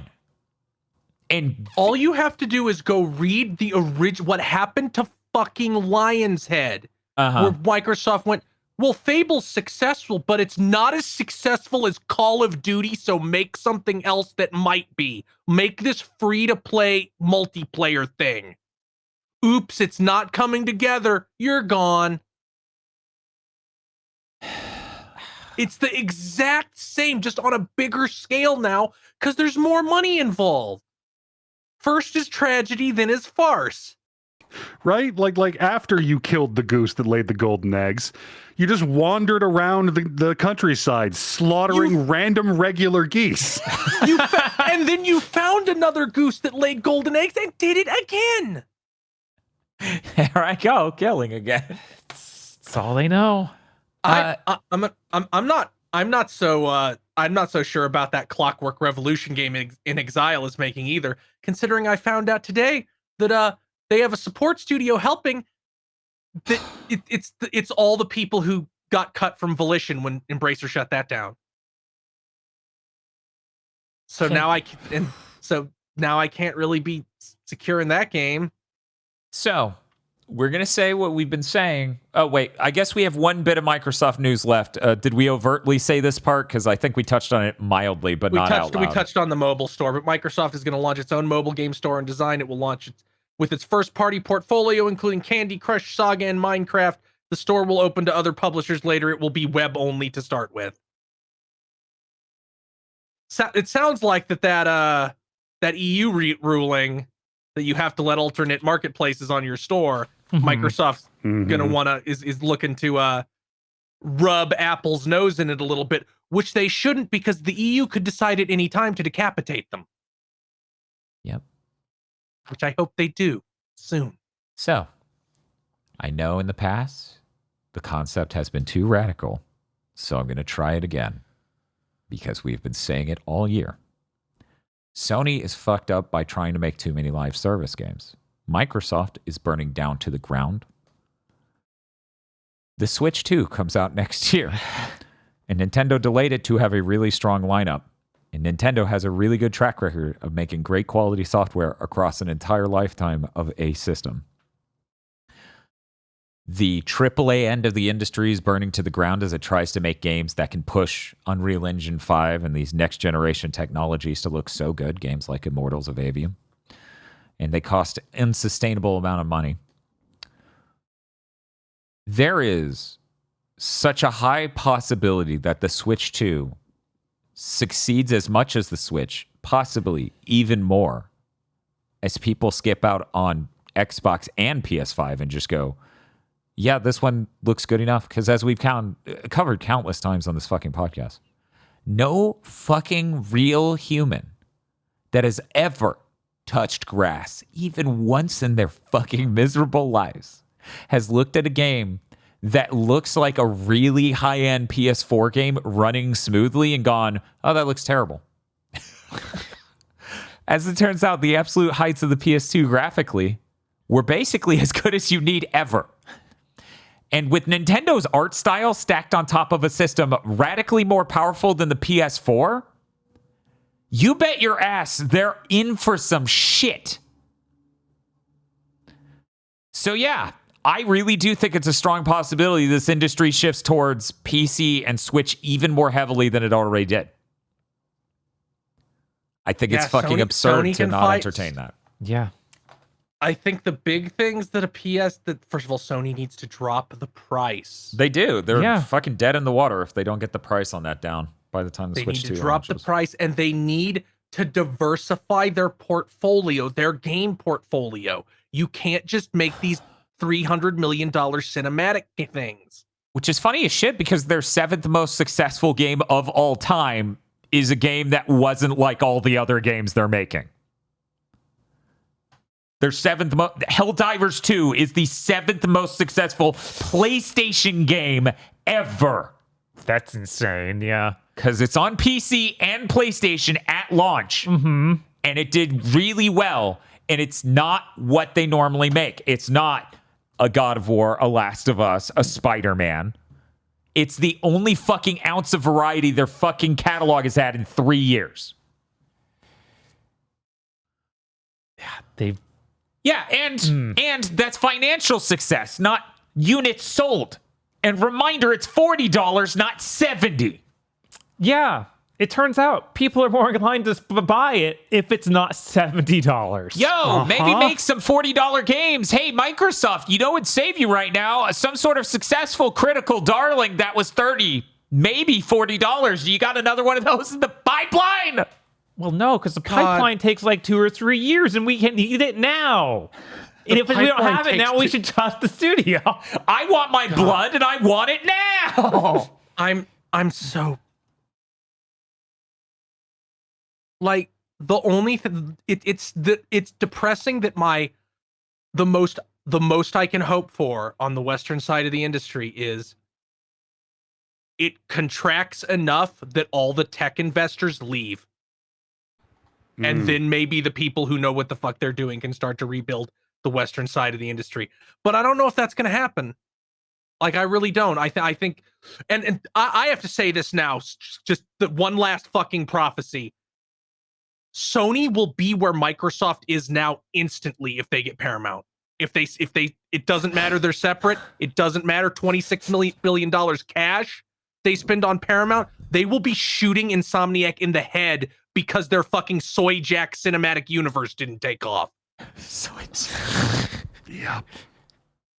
Like they will instantly get to this level of brain dead because you can't, there's no other way to be when you're spending money in this amount because it doesn't make sense to spend this much money. These acquisitions don't make sense and have never made sense. I thought that like the interest rate being normalized would stop this.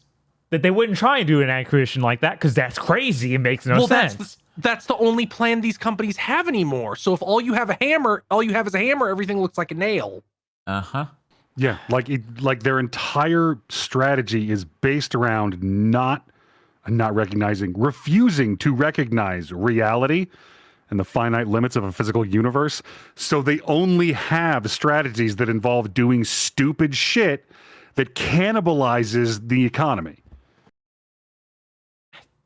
Yeah, I mean, because they literally need number to go up, context irrelevant. So if I fuse with this other person, become a gigantic blob that is unsustainable as a life form, but we're bigger now, that's a sick win. Yeah, we are at the stage where all the fish. I'm fucking winning. All the fish have died off, and the gators are eating each other. So, anyway. Vehicle of Ultron's great, actually. Oh, God. So, yeah, anyway. Yeah, as keeps getting quoted back at me, I can't wait to be a Nintendo fan for the next 10 years. This is from that Ryan McCaffrey article with him talking with old Xbox guard. And this is going to make me insane. Microsoft literally did what every other company did. They thought COVID made Game Pass subs go up real fast. COVID made them sell a bunch of consoles real fast. This will continue forever. We can afford to buy Activision. We're going up to the fucking moon, baby. We're gonna have 100 million Game Pass subs by the end of 2025. Oh shit. Turns out acquiring Activision took a hell of a lot longer and cost a lot more than anybody expected. So now we have to recoup all those legal costs and the fact that money faucet turned off by the time the acquisition finally went through. Man, how is everyone in management over there this stupid? Like, at some level, I understand the journalists refuse to learn. But the management who just makes these decisions that have gigantic numbers attached to them, an entire job is supposed to be able to read a number sheet, can't. Reading a number sheet is not their job. That group is both insular and self-selecting. You don't get that job unless you are bad at it. Unless you actually believe the kind of stupid shit your boss and peers believe. Yeah, 20 years ago, that wasn't really the case. You did see even 10 years ago, because that happened to John Riccatello over at EA. You still saw people get fired for incompetence, but it seems like now the executive class has fully become like an actual social class, like an actual caste. Yeah. And it does not matter how much they fail. Yeah. They will continue to get work at these executive levels. Because they're going to ride this out. Because in my head, there are only two ways this goes. Either there is an end of this scale of corporations, or there isn't. So either they get the great bonus and they get to exit out as all of the shit falls apart, or they get to be tyrannical pseudo-governments. I don't know which one's more likely, sadly enough. But it's real cool that the American government started hitting Silicon Valley companies with bats. Keep it up, please. They need to do it harder and faster. Yeah, I mean, with their mouths wider open. It's smiling with the mouth wider open. It's insane. It's all fucking insane. And this news is so bad, it's actually putting me off of even Sony. Yeah. Like, this shit actually leaves such a bad taste in my mouth. I'm like, yeah, fuck AAA gaming. I just don't care anymore. Like, it's actually eating away at my joy of the fucking medium. They need... Yeah, like, there's all these... all this shit is just making me go, maybe I should just stop buying new games and just play old RPGs for the rest of my life. Sony really needs to, like... completely change their image. They need a new CEO for PlayStation immediately. Who has a vision. Yeah, who has a vision, and they need to talk about it regularly. And they need to talk about the legacy of their platform and all the great old things they used to do and how they are bringing things back. Because right now, they do just seem like Microsoft too. They do. They seem like the cool Jeff. Yeah. If not for that Insomniac leak, what Sony first-party games do we know exist? Wolverine. And Death Stranding 2. Yes. And is that even going to be Sony exclusive when it launches, or is it launching on everything? It's probably going to launch on PC and PlayStation, but that's Sony. That's the Sony direction going forward, especially after Helldivers. Right. Like, the good effect of Helldivers is getting simultaneous PC launches, assuming they get enough time to polish these things. The bad effect of Helldivers is worrying that gave more fuel to the games as a service thing because they don't understand the difference between Destiny and Helldivers. And then we know that Kojima thing's coming. Yes, and that's what I was going to say, yeah. I was actually thinking today, man, remember Astrobot? Yeah. Remember at the launch of the PS5 when you thought, oh man, maybe Sony's going to go in a more Nintendo-y direction now that Microsoft is faltering.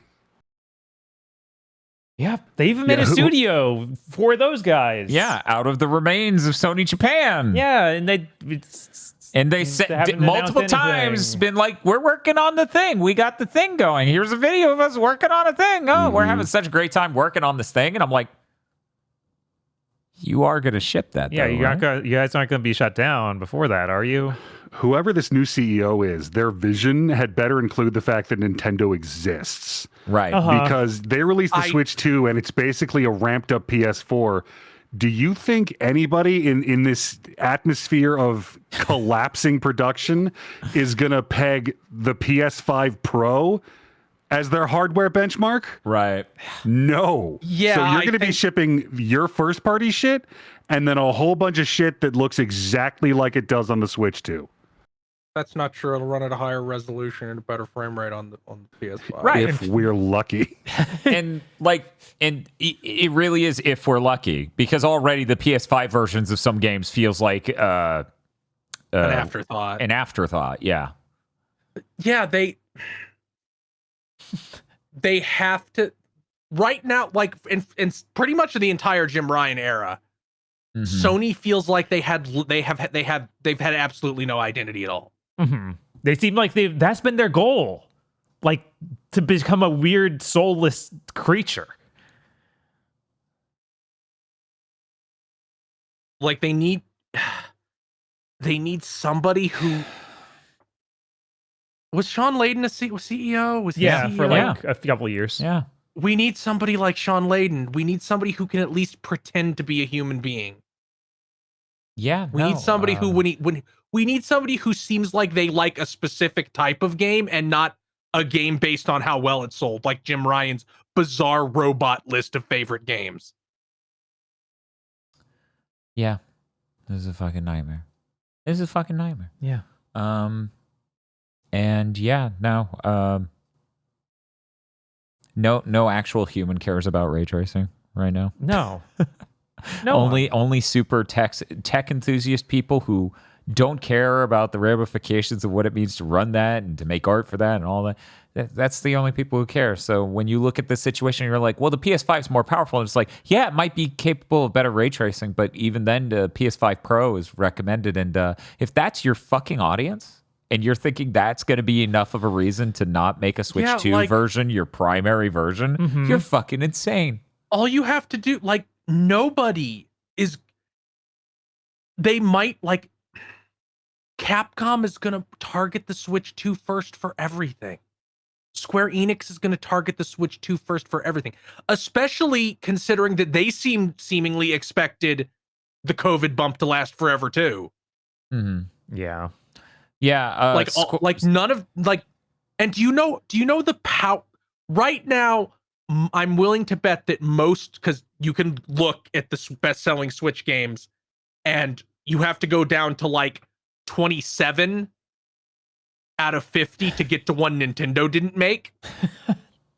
Like right now, the Switch is still mostly the Nintendo box to people who own Switches. If they can play Resident Evil and Final Fantasy on it, how fast do you think that's going to change, Sony? Yeah. The Switch, especially if they come in at $400, just end it. Just put the barrel of the gun in your mouth. Yeah, the Switch is like, the Switch 1 did absolute gangbusters, and it could basically run PS3 games or really cut down versions of PS4 games. There are no good PS5 games that are beyond the reach of a Switch 2, basically. Yeah, finding out it has that faster memory, even more points like internal storage. Yeah, internal storage. Okay, yeah. Yeah, like it might even be able to do some cut down version of Rift Apart. Yeah, absolutely. At that fucking bandwidth, you bet your ass, especially since it already came out a while ago that it has the dedicated processors for decompressing on it. Like, this thing's gonna fucking blow everyone who's expecting something that's anything like a Switch 1's fucking mind graphically. Yeah, I don't doubt we're getting a Smash Ultimate port just because it could look that much better. Yeah, I have to wonder if we're, like, with that, it kind of gives me confidence that, no, they'll probably be able to get Reverse on there, too. Because a lot of things that really impressed me in there were like, oh, yeah, it's loading fast. And how seamless it is, yeah. Right, like, there's so many things where obviously you can't have that much loaded in. Are you crazy? Yeah, it's fucking nuts. It's fucking nuts out here here in the game industry. Hopefully the leadership at Sony is looking at Microsoft mulching themselves and are like, that could be us. We better take some steps to ensure it isn't. You know, because they didn't lower the price on the PS5 yet, my brain was thinking about the PSVR 2 and how I wish the price went down, and then I realized, what's the probability they never make a lower price PSVR 2? They just make a new model because they're insane. They're like, hey, we stuck pancake lenses in it. Isn't that cool? And I'm like, so you tricked me into buy another fucking $600 headset, but no one else is getting these? What the fuck are you thinking? I was already playing your games. Make a cheaper unit. No. I think it's more likely that we'll just, after this year, maybe never hear about the PSVR 2 ever again. It's possible.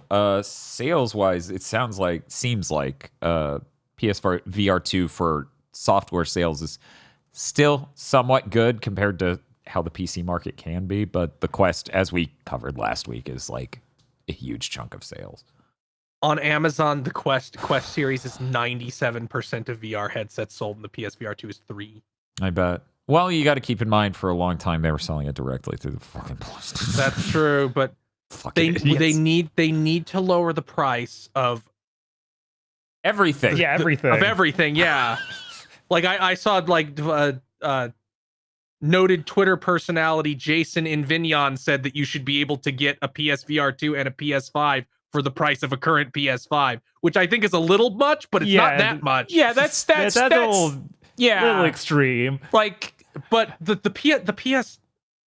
God, I found the console price cut wiki the other day because I was like, I needed to know when things got price cuts and by how much and to what.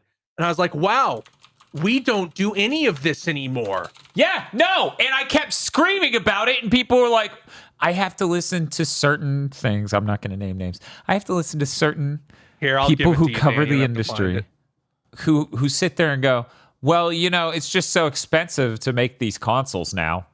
It's just so expensive. It's not viable. It's not viable. No, it's come out that it's not. No, motherfucker. They've been making money on the PS5 since 3 months after launch. And typically, You're supposed to be a loss leader. You sell a product, a subscription that's virtually necessary to use the fucking unit. That's 99% profit, and you still can't sell the hardware at a loss? sorry, we won't carry eggs anymore. In fact, we're doing nothing but destroying eggs. This actually works out for us. Please sign up for a subscription service of all of these old eggs we have in the warehouse. Oh, no. Holy shit.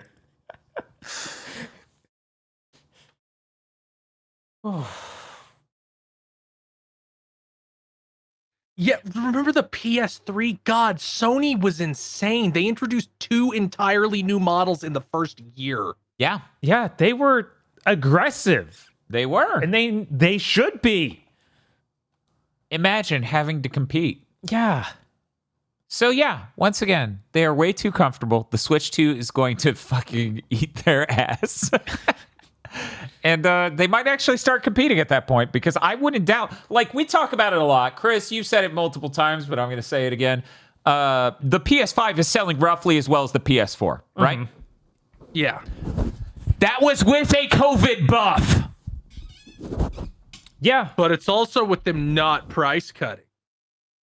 But it's with the COVID buff, and the Switch isn't a direct competitor to what the PS5 offers. Guess what the Switch 2 definitely is? Yeah, like You're fucked, motherfuckers. You're fucked. Yeah, if somehow GTA 6 is on there, it's over. There's almost no way, right? I mean, they canceled the PS4 version. Wait, they were working on PS4 Sony, version. you better start scraping that percentage you take off of GTA 6 sales lower and lower to keep that thing off the Switch 2. If it's on there, you're done. You're fucking done. Knowing Rockstar, though, they'll just want to port GTA 5 to it. Right. Man. And then maybe later. Because I had the thought of, like, what would this thing be when the Switch was coming out? And it was Skyrim. It's like, there's not a new Skyrim yet. And if there was, it wouldn't be there. Nintendo announces Skyrim 2. Try and sue us. Oh my God, man. If the rumors, which are unverified, that Bethesda doesn't own Elder Scrolls, Todd Howard does. Can you imagine if Todd Howard just like, you pissed me off, I'm gone, and I'm taking Elder Scrolls with me. Go fuck yourselves.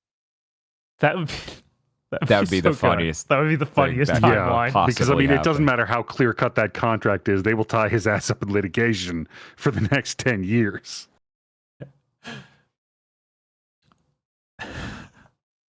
God, Yeah, he can ship 3 games in the time of that litigation. That's true. I just keep thinking about Sony having to react quickly to the Switch. Like, if they don't already have big plans in place, like the PlayStation Network subscription and how much it is now. How many people do you think are going to pay you to play multiplayer when all of their friends own a Switch? Right. Like when it comes down to like, oh, which thing are we going to get this for? The answer is the Switch. Let me make something clear, okay? I don't love the PS5 OS. if you give me a choice between it and the Switch OS, I'll choose the Switch OS for one major reason.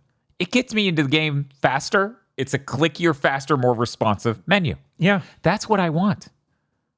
That OS on the PS5 is so bloated. UI is so bad. So that is one reason. The second reason is the DualSense is definitely a much better controller than the Switch Pro controller. Yeah. Yeah, that thing sucks. And the Switch cannot run games exceedingly well. Hey, Sony, what are you going to fucking do when they fix the two problems there?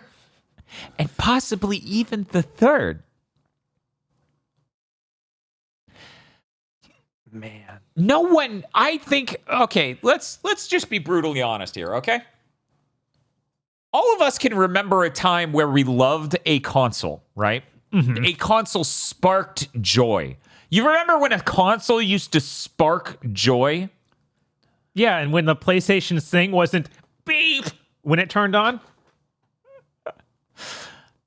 I think the Switch, the PS5 at launch, because of what software could do with it, you know, the instant loading, the controller stuff, Astro's Playroom. Yeah. All of that sparked joy. But the actual OS, the actual hardware itself, kind of never did. The Switch actually did for me. Mm-hmm. There's something kinetically good and fucking cool about a device that thin being that capable. There's something mind-blowing seeing a game move and operate like that on a device that size. And they get a real chance to do that trick again. Also, I want to go ahead and say here, I have no love for the PS5, basically. Yeah. I basically have no love for it. The closest thing I have to a love for it is that the PSVR 2 is really high quality compared to a Quest 2, works instantly on the PS5. Mm-hmm. Games run great. That's it. That's my love for the PS5. The controller's good. The games run great. The VR works, and it's super snappy. I don't think that's a strong foundation for a strong... And I'm more generous than most. Right. Yeah, the only thing I really like about the PS5 is that it plays games good. Uh-huh. Like I have no attachment to it other than that. Like if the Switch 2 can play the games I want to play them at the resolution framework that I want them to run at, I'll start buying them on Switch 2. Which the fucked up thing, the Switch 2 is going to have tensor cores built straight in, so it will be able to use DLSS2, reminder, an actually good temporal AA solution, which the PS5 vanilla cannot. Mm-hmm. Yeah, that's honestly a huge part. Like so many, like if it's a PS4 game on the PS5, it looks immaculate. If it's a PS5 game that's pushing it at all, it looks like dog shit. Like Vaseline. Yeah. Uh-huh. Like again, even Rebirth, which is the best looking PS5 game in my opinion, it has the least of that temporal. Still has it. Yeah, you can still see it everywhere.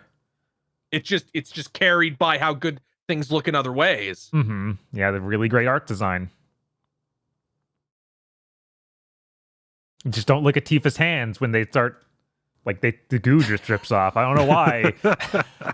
So yeah, it's really exciting that Microsoft's blowing up. Sony's got nothing. This year's depressing on a console manufacturer side. Yeah, I think it's crazy. Xbox is blowing up. Nintendo has nothing. Sony has nothing and really should. They don't have an excuse like Nintendo does. No. Well, they do have an excuse. They canceled all those service games that were going to be their entire slate for the next 3 years. That is not an excuse. You building a fucked up testament to Mammon is not an excuse for you not making product. Yeah, it's rough. And we don't even, like we covered earlier on this very podcast, we don't even have a slate of things after this year coming out. We have 2 games, basically. Both from Kojima. We know that Ghost of Tsushima 2 exists through leaks, again, not Sony. Mm-hmm. Yeah. We know that Naughty Dog has a space game from leaks, not Sony. Uh-huh.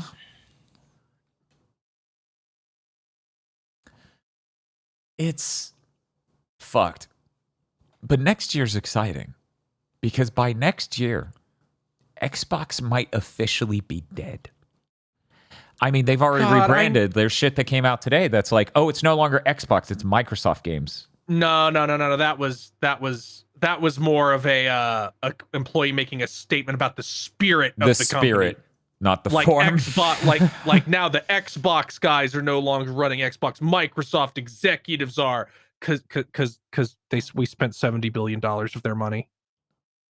Hey, did you catch that sick reference I made to a game people played on a system that should have games for people to play on it? Now I'm going to do that for Xbox. Well, I'll be able to do it after tomorrow after we play Hi-Fi Rush. There we go. Hopefully. That whole game has a big anti-corporate vibe. Yeah, so I saw a lot of people posting about, oh no, this was all about Microsoft. the fucking stream. I'm just gonna have a bottle of Jack right. That's a lot of Microsoft games. Bizarrely, like the villains of Battletoads were Microsoft executives. Yep. Why does this keep Wasn't happening? that also Sunset Overdrive a little bit? Yeah. A little okay. Bit. Why does this keep happening? What does it mean? Maybe because it's impossible for anybody to work with Microsoft in any capacity and not fucking despise them. If only they were all brave enough to just be like, no, our villain is Phil Spencer. Just like Johnny Riccatello is in Rotuda games. Yeah, someone should do that. I saw a Twitter post where it's just like, none of this news with Xbox is real. Let me tell you. My kid's in the other room and he's enjoying Xbox with his friends. And that's real. That's reality. And I'm like, and next year they won't have shit to play. I've literally seen people coping that, like, this whole thing is a psyop.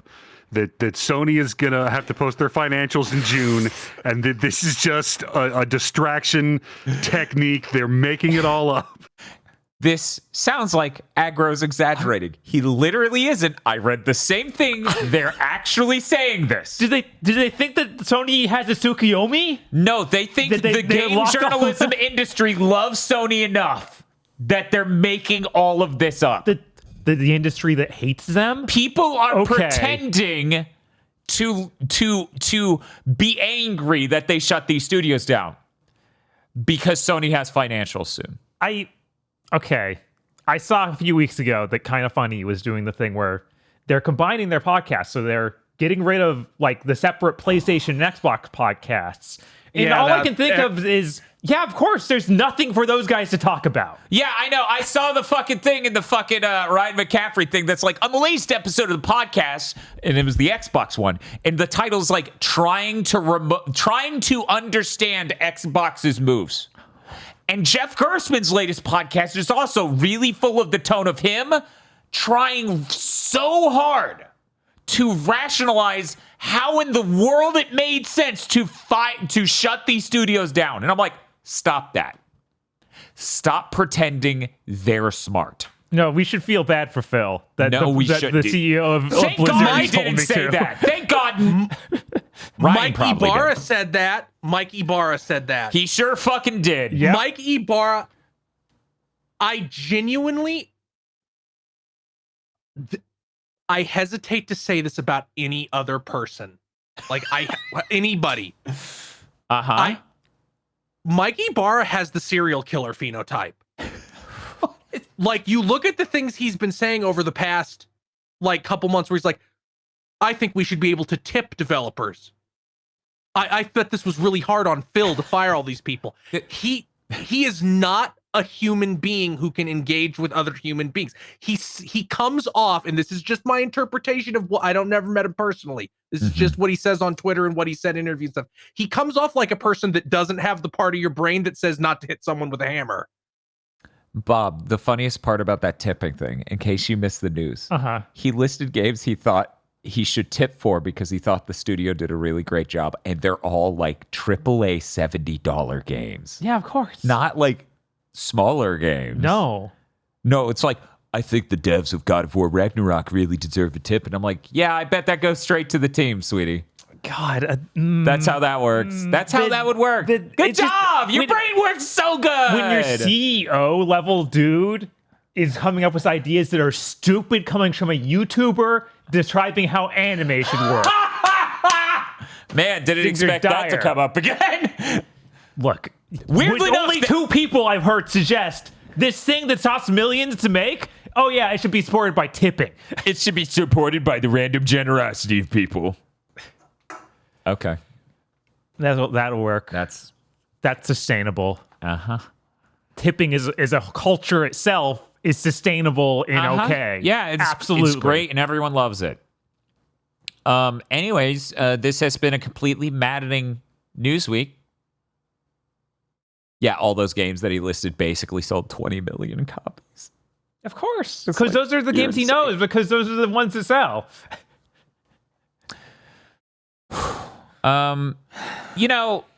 Somebody asked me during my solo stream, they were like, Dan, how does it feel being right about Xbox the whole time? And just to be clear, I feel like to my co-hosts, they realize I'm not sitting here being like, only I was right. Like, we talk about it and have talked about it for 4 fucking years. Yeah, I want to interject right there. It's not like, oh, we're right because we're so brilliant. No, we're looking around going, you guys can also see the fucking sky, right? Yeah. Yeah, like we keep talking about. It really does seem like people covering the industry have a memory of 6 weeks and don't have basic pattern recognition. Like they're incapable. The building's on fire. You guys know you can smell that, right? Your face is burning, right? Like we just this isn't here or there, but it's just a data point I thought was interesting. Mm-hmm. Somebody crunched the numbers and found out around 45% of Xbox owners sub to Game Pass. That's almost identical to PS Plus subscribers. Not PS Plus fucky wucky extra Ultra tier, Right. just the basic one. Uh-huh. That says to me that you shouldn't base your entire ecosystem around these things because most people don't want them. Yeah, and you really shouldn't be making huge moves to jeopardize them canceling that by making it more expensive and adding too many things onto it. Yeah, Microsoft has put themselves into the fucking Kobayashi Maru. Yes. Like, yeah. they either don't put Call of Duty on it, in which case they will lose subs because they promised. And that was the last fucking hope. You're already seeing Xbox fanboys by the now. They've reached the bargaining phase where they're like, well, I understand that some things, like they're making up their own versions of Game Pass that they would be happy with. Mm-hmm. Or you raise the price and you lose a bunch of people because they're like, nobody's going to pay $25 a month for Game Pass. Nobody's going to pay, $20 a month on a quarterly term for Game Pass. Nobody's going to pay $15 a month on a yearly term for Game Pass. Like that, if anything, that'll make the buy 1 month when a game comes out thing even worse.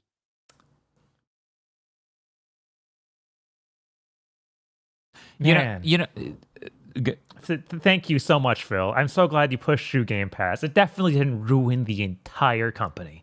And it's not like every member of this podcast here right now could have told you that is the inevitable direction that shit was heading.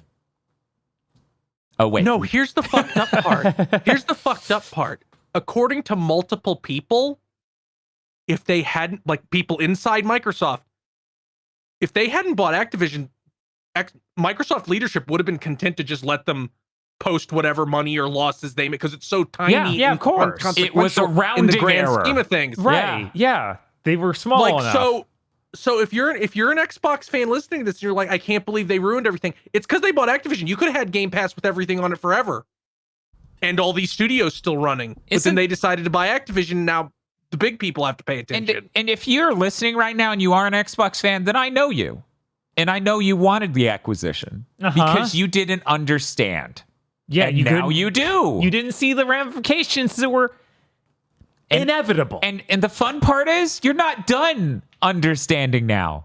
You will increasingly understand what it meant to buy Activision over the next 2.5 years if you're lucky. And this comes after them shutting down stuff at Activision. That already happened, and we're going to see more of it. It's not going to end. Oh, it's gonna end. It's not going to end until the entire division shuts down. Right.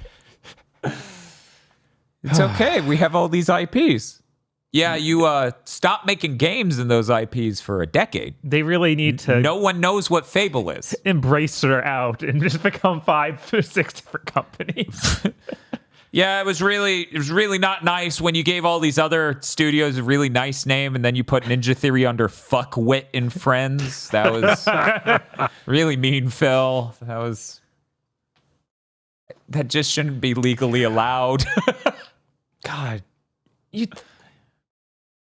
with Tango, it feels like there should have been some way to just divest themselves from it, like what happened with the Hitman developers. If they had any sort of care for any employee, they probably would have been able to find a way to do it. Yeah. But they did not. They did not care about anyone. No, they wanted action now to change a spreadsheet now. Mm-hmm. Now, exactly 1 month away from their big showcase in a month, because everyone's going to forget by then, because it'll be a month. Nobody's going to think about this in a month. I actually think this is it. Oh, no. People will actually. Okay. This is what Microsoft thinks, that everyone will forget about this in a month. But guys, There's no that's way. our past actions. Ignore them. They are truly fucking brain dead if they think this isn't going to lead to the worst coverage of their Xbox game showcase possible. Like, Oh my God, I pray. so many people are gonna be like, okay, I'm streaming the bullshit, fake shit, and shit on PlayStation Direct. Here we go. Yeah, I hope that this is a wake-up call and this becomes the most oh no, everyone knows. And you know what? I want to go to the front page of video game news websites, and I want to read recap articles like, and then they showed this fake-ass CG trailer for a game they're never going to launch. And I think a lot of people would forget if Microsoft all of a sudden became competent and stopped doing this. But there's gonna be can't. More, like they can't stop. They don't care. They don't care about PR, because if they cared, they wouldn't be doing this. They don't give a shit. They can't make corporate understand the larger, higher, more powerful parts of their own body. Mm-hmm. Understand the importance of a good PR move anymore. So you're about to see downright depraved shit from Xbox. Here's the only metric they're using. Will it hurt the sales of Call of Duty? No? Then do it. Right. I don't think there's a world like Ninja Theory might survive to the end of the year. I wouldn't bet on it. Yeah, the only reason they're not going to shut Ninja Theory down the second that game is out is because they might want to give it 2 months to breathe. Not the game, the closure. So they might be able to finagle them into getting a PS5 version out in 5 months and then close them. Yeah, if like that's gonna be we didn't talk about it. Hi-Fi Rush. We had all those leaks about the Switch version. The Switch version didn't even come out. They closed the studio. So now Microsoft, in a best case scenario, probably won't even happen, shoves it out to some porting studio. Uh-huh. Yeah, I was going to say, they'll let Ninja Theory get 60% of the way through porting that thing to the PS5, and then just hire some company with a name like Denver Electronics Management Solutions. Ooh, that's like a Game Boy developer. Hey, Obsidian, get ready to learn Gamebryo, buddy, because you're going to be a Bethesda support studio. Cool. And that's a best case scenario. It is a best case scenario. Like that I'm worried. I'm worried Avowed is going to be great, and I'm going to get angrier at Xbox. God, I just realized, like, I was about to make a Forza mine joke, but how do you threaten people with the Forza mines when there might not be any more Forza? Yeah, isn't it weird that we have no idea if they're shipping a Forza this year? Yeah, I don't think. I mean, they're not. Right. Horizon was only in 2022, wasn't it? Horizon was, no, 2021. And then of that, I am certain. Right, because I don't think so. They were doing the thing on 1 year was a regular, 1 year was Horizon. Okay, until it was they broke this cycle. 2021. Yeah, I knew exactly when it was because it shipped on top of Halo Infinite within a 2-month span, and both of those games, to me, were just like, what the fuck do you have going on over there? there should be a Forza Horizon this year if they keep to the. But they completely failed all of those. Right, they're making Fable, so they fucked up the Forza Horizon studio. Now, keep in mind, they usually wait a little closer to when it would launch at the end of the year to announce them. So there is a chance. There is a chance. And I hope so, because I would like to believe some part of Microsoft hasn't been destroyed by Microsoft already irreparably that is making shit. Speaking of which, hey, you closed Tango. What the fuck? How is Rare still around? Sea of Thieves sold well. Oh, right. Yeah, Sea of Thieves. They have to keep supporting Sea of Thieves. Sorry. So they'll just have layoffs of the entire Everwild team. See, the real reason Tango was closed is because Hi-Fi Rush didn't hit top sales charts on PlayStation like Sea of Thieves did. Did it not? No. Oh. I went and checked that because I was like, surely, if it hit that, that would stop them. Well then. Yeah.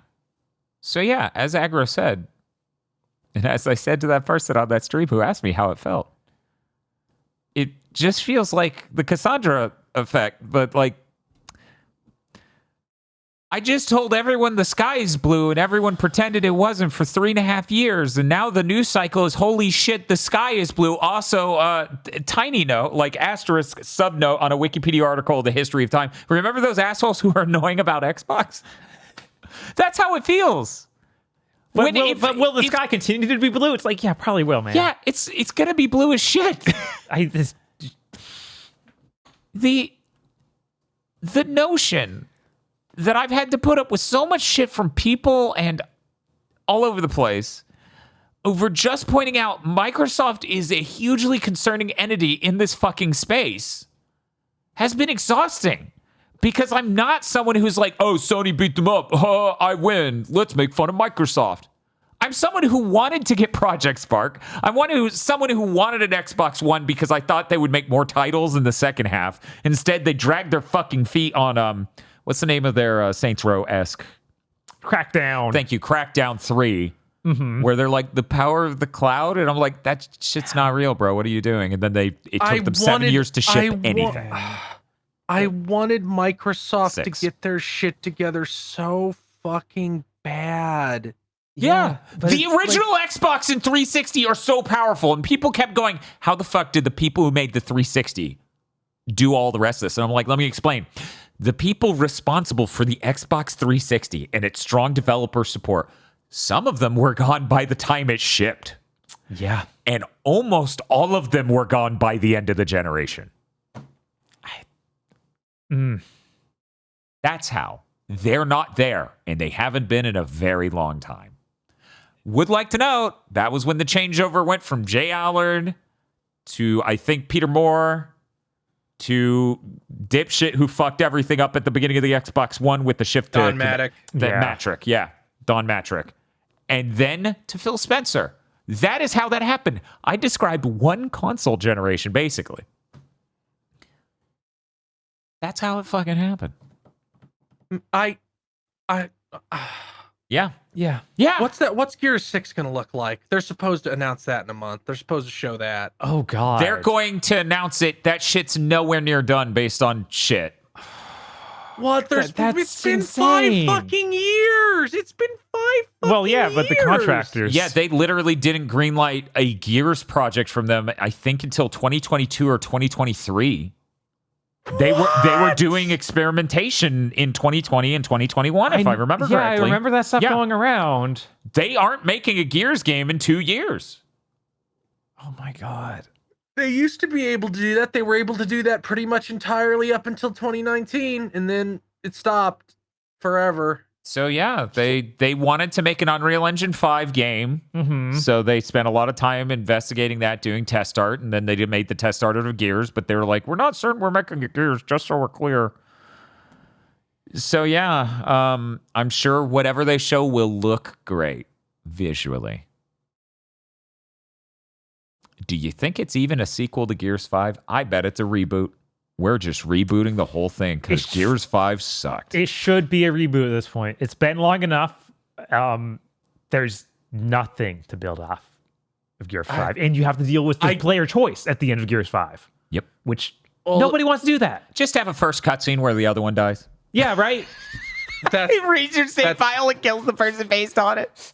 That's fuck, now they're both dead. That's what it'll functionally be. But I don't know, because I feel like I don't see any way a reboot Gears coming from the Coalition can be good. Oh, no. I don't see how a sequel to Gears 5 from the Coalition can be good. I know, so it's like, do I want the devil I know or the devil I don't? I think this is a me-rooted thing, okay? This is very core to me. And I don't know if this is a thing most people feel when they engage with media. If you started an arc, if you started a thing, if you made me endure your fucking story about a thing that was bad, and it set up a 3-movie, 3-game thing, no. Fuck you, finish it.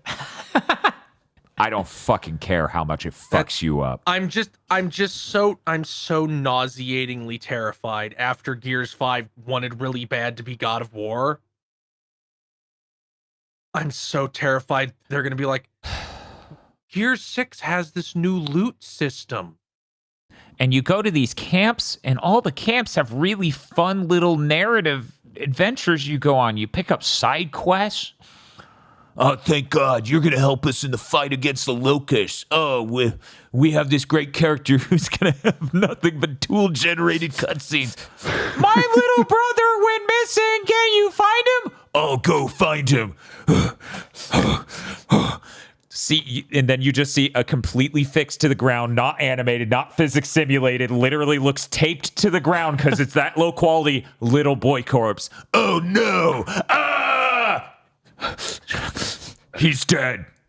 Oh, thank you. My soul's at rest. You got 200 experience. Yeah, that sure seems disgustingly plausible because it really seems like I have to assume this horrible leadership team is going around making suggestions like that because there's no way everybody at all these studios are that creatively bankrupt. Oh, Eric Farrell's right. I was completely off. It would be 200 gears, not 200 experience. I'm sorry.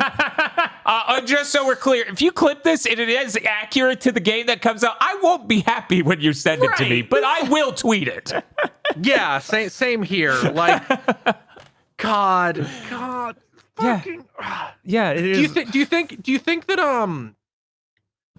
a big part of why Microsoft is about to shit their pants and die is because they so desperately wanted to be Sony for so long, and now Sony isn't Sony anymore, so now they have nobody to even try and be, so they have absolutely no identity and can only vanish in the sun like fucking vapor. The funny thing about Sony is that Sony has these big studios with a lot of staff to be Sony, and Microsoft doesn't and refuses to. Yeah. Like, they outsource. Mm-hmm. But they outsource on top of their studios that have like 200 to 300 employees. Right. And Microsoft won't do that. No, it's impossible. You can't have that many people. What do you need that many people for? You have incredible leadership like Matt Booty. Okay, when did Matt Booty start working at Xbox? I feel like we've been talking about how horrible he is for 10 years at least. That seems unreasonable. Yeah, I feel like for about 6 years of this, we realized this man is a completely washed up hack that is not helping anyone. Let me go ahead and see Matt Booty. Let me see Matt Booty. Show me Matt Booty. Let's see. These are cool articles. I'm trying to find out what your work history is, bro. Let's see. This is what I get for not having a LinkedIn account. Right. Let me look. Midway in 1991 as an engineer. He was president and CEO of Midway. I really hate credits that go like this. He was previously led the global team responsible for developing Minecraft. Fuck you! Yeah, no. You didn't make Minecraft! No. Holy shit. Man. I hate shit like that. He was GM of Redmond Game Studios from 2010 to 2014. He was corporate vice president of Microsoft Studios from 2015 to 2018. Then he was head of Xbox Game Studios, and he is still head of Xbox. So yeah, it has been like it has 10 been years. about 10 years that this man has been higher up in the food chain at Microsoft and actively ruining things. Where knowing the stuff about Midway, I'm like, I kind of want to know what Dave Lang thinks about Matt Booty. It might have been a different part of Midway. Maybe. I think if there was a part of Midway Dave Lang occupied, it was the disrespected part of Midway. Anyway, I think we should call it. Probably. We've said so much. I don't know if there's more to say, but we could probably go on forever. Yeah, because this has been what we've been talking about for 4 years. Yeah. This has been the writing on the wall since May of 2020. Chris, you, and this is not a criticism, you have a complete disrespect to game journalists, right? Like, you're just like... I sure keep trying to be okay with them, and they sure keep sabotaging my attempts to spiritually make peace. So for me, I literally, the way I felt about it is, you can't assume that everyone who's a game journalist is an absolute failure of a human being. Mm-hmm. Because that's a broad brush. That's a broad stroke. And yet, the entire video game journalism industry has thoroughly failed us on the Xbox shit for 4 fucking years. It's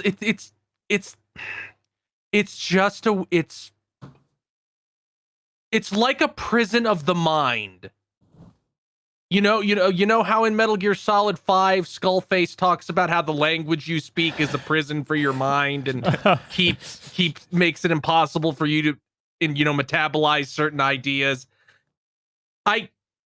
They're like that. Like this stuff is very clearly proving that like when somebody's just fucking up so bad that there is no upside or plan, they're incapable of dealing with that. Like they're not equipped at all. Yeah, when their entire job, in their opinion, is reading PR statements from these companies instead of any sort of self-reflection or insight, because like it becomes a problem. I see the Sweet in chat who just posted ellipses, and it's like, you're not IGN, you're not GameSpot, you're not GamesIndustry.biz, you're not some broad industry-focused across all platforms thing that's supposed to be writing generalized editorials.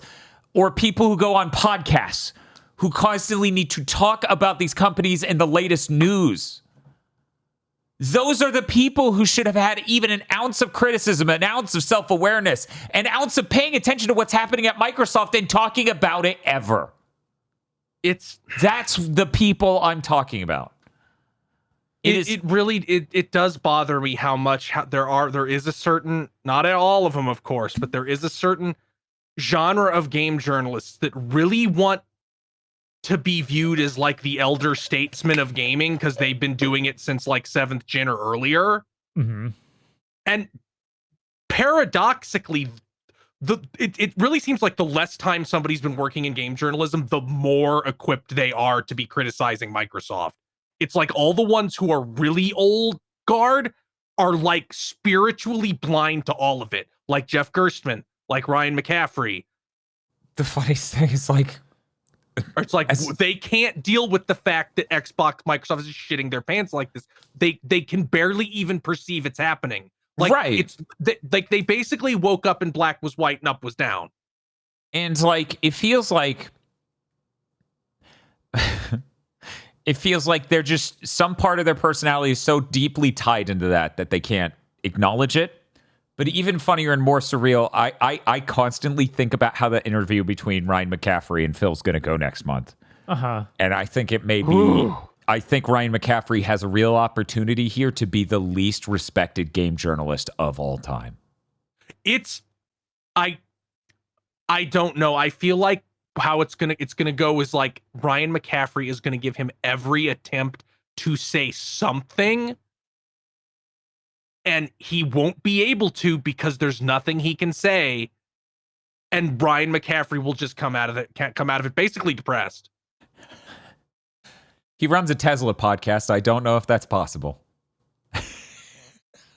I don't know how somebody could survive the Cybertruck and keep running a podcast. Yeah, I have to wonder if it's going to be a situation where he has such softball questions that you can't fail, and Phil fails somehow. That is honestly what I am expecting. Like, I am expecting Ryan McCaffrey to come up equipped with questions. Like, every question has an obvious escape route for Phil to take built into the question, and he completely misses every single one of them. Yeah, and it becomes like Redfall Interview 2. Right. I hope everyone's ready for Phil to just look like this, but for real. Because that's how much he'll age. Yeah. Because of the stress of all of this by the time the interview happens next month. What a surreal situation. It genuinely is crazy, though, that we have so many sites dedicated to covering games and not one prepared anyone for this. Mm-hmm. Except for us, well, but we're not a real site. Yeah, we're not journalists. Yeah, apparently good because, you don't like to say this. People get real upset when you say it, but game journalism is a PR arm of the industry. Yeah. We started calling them journalists at one point when really a lot of them are just enthusiasts writing ad copy. Yeah. Yeah. Like they're there as part, like they're a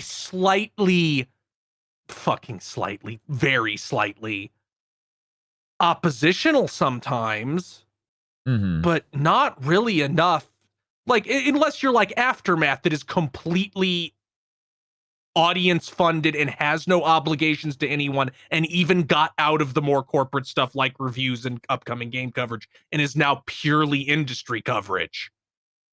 Like, unless you're a publication like that, you're part of the PR arm of the industry, and that intrinsically limits what you can say and do. And apparently, in this case, it does that enough to basically make you worthless in this specific area. Also, apparently, if you meet Phil Spencer, he hypnotizes you. Yeah, that sure seems to be a magic power he has. In chat, the Sweet saying, during the Star Wars Jedi Survivor preview event, multiple press were directly speaking with PR folks for how to jump ship to PR because game journalism is not a steady paycheck. I mean, yeah, that happens. Yeah, that definitely is a career move countless game journalists have made. Yeah, it's yeah, it sucks. Yeah. No, yeah. I think it's terrible, and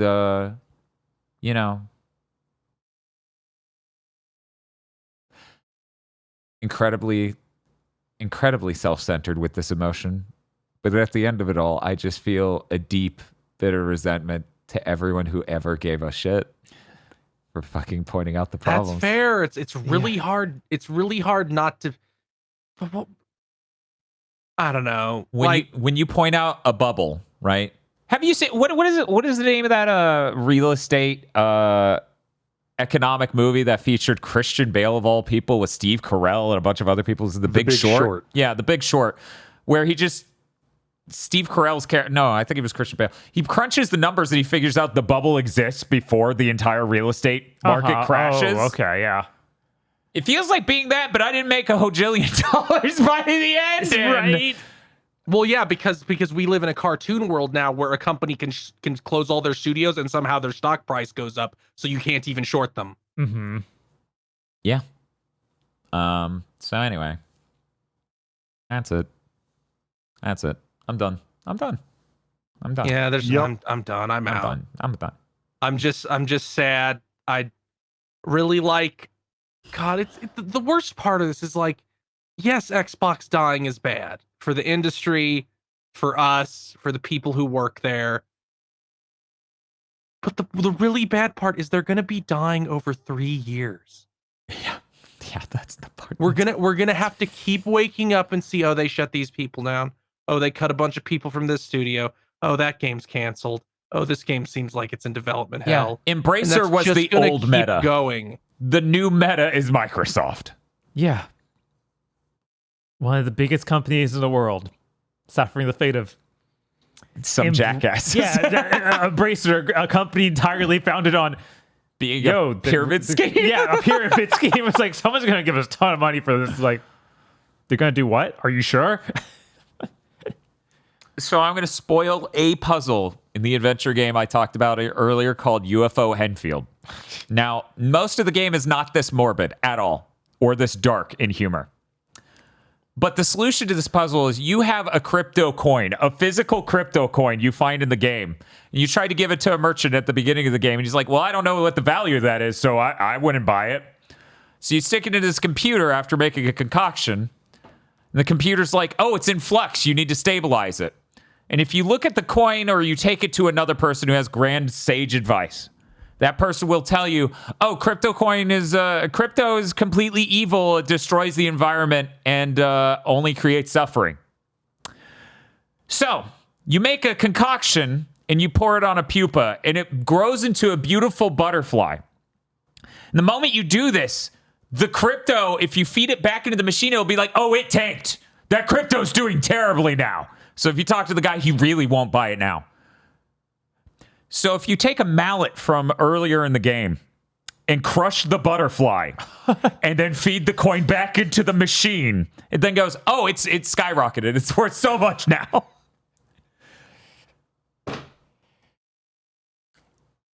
That's the nightmare we live in. Anyway, that's it. I'm done. We're done. Yeah.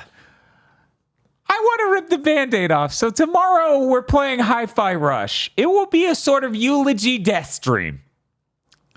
And then on Sunday we're doing Halo Master Chief Collection, Halo Community Party with the community. Yeah. And I'm just ripping off all this Microsoft Band-Aids. Yeah, just not think about it ever again. Until next week when we have to talk about more studio. There better not be more for Microsoft in a single week's time. Yeah, that would, I would, if I would be so fucking furious to be like, just do it all at once, you pieces of shit. We like a rolling cascade of human suffering. Anyway. That's going to be it for this episode of Big Think Dimension. I'm going now. Goodbye.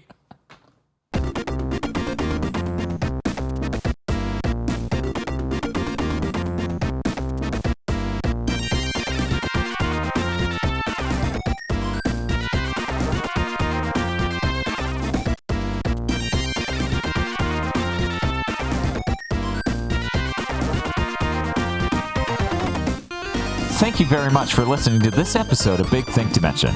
Big Think Dimension is possible because of you and your support over at the Just the Right Patreon.com/GB Podcast, where you can personally fund us being right and not shutting the fuck up about it ever.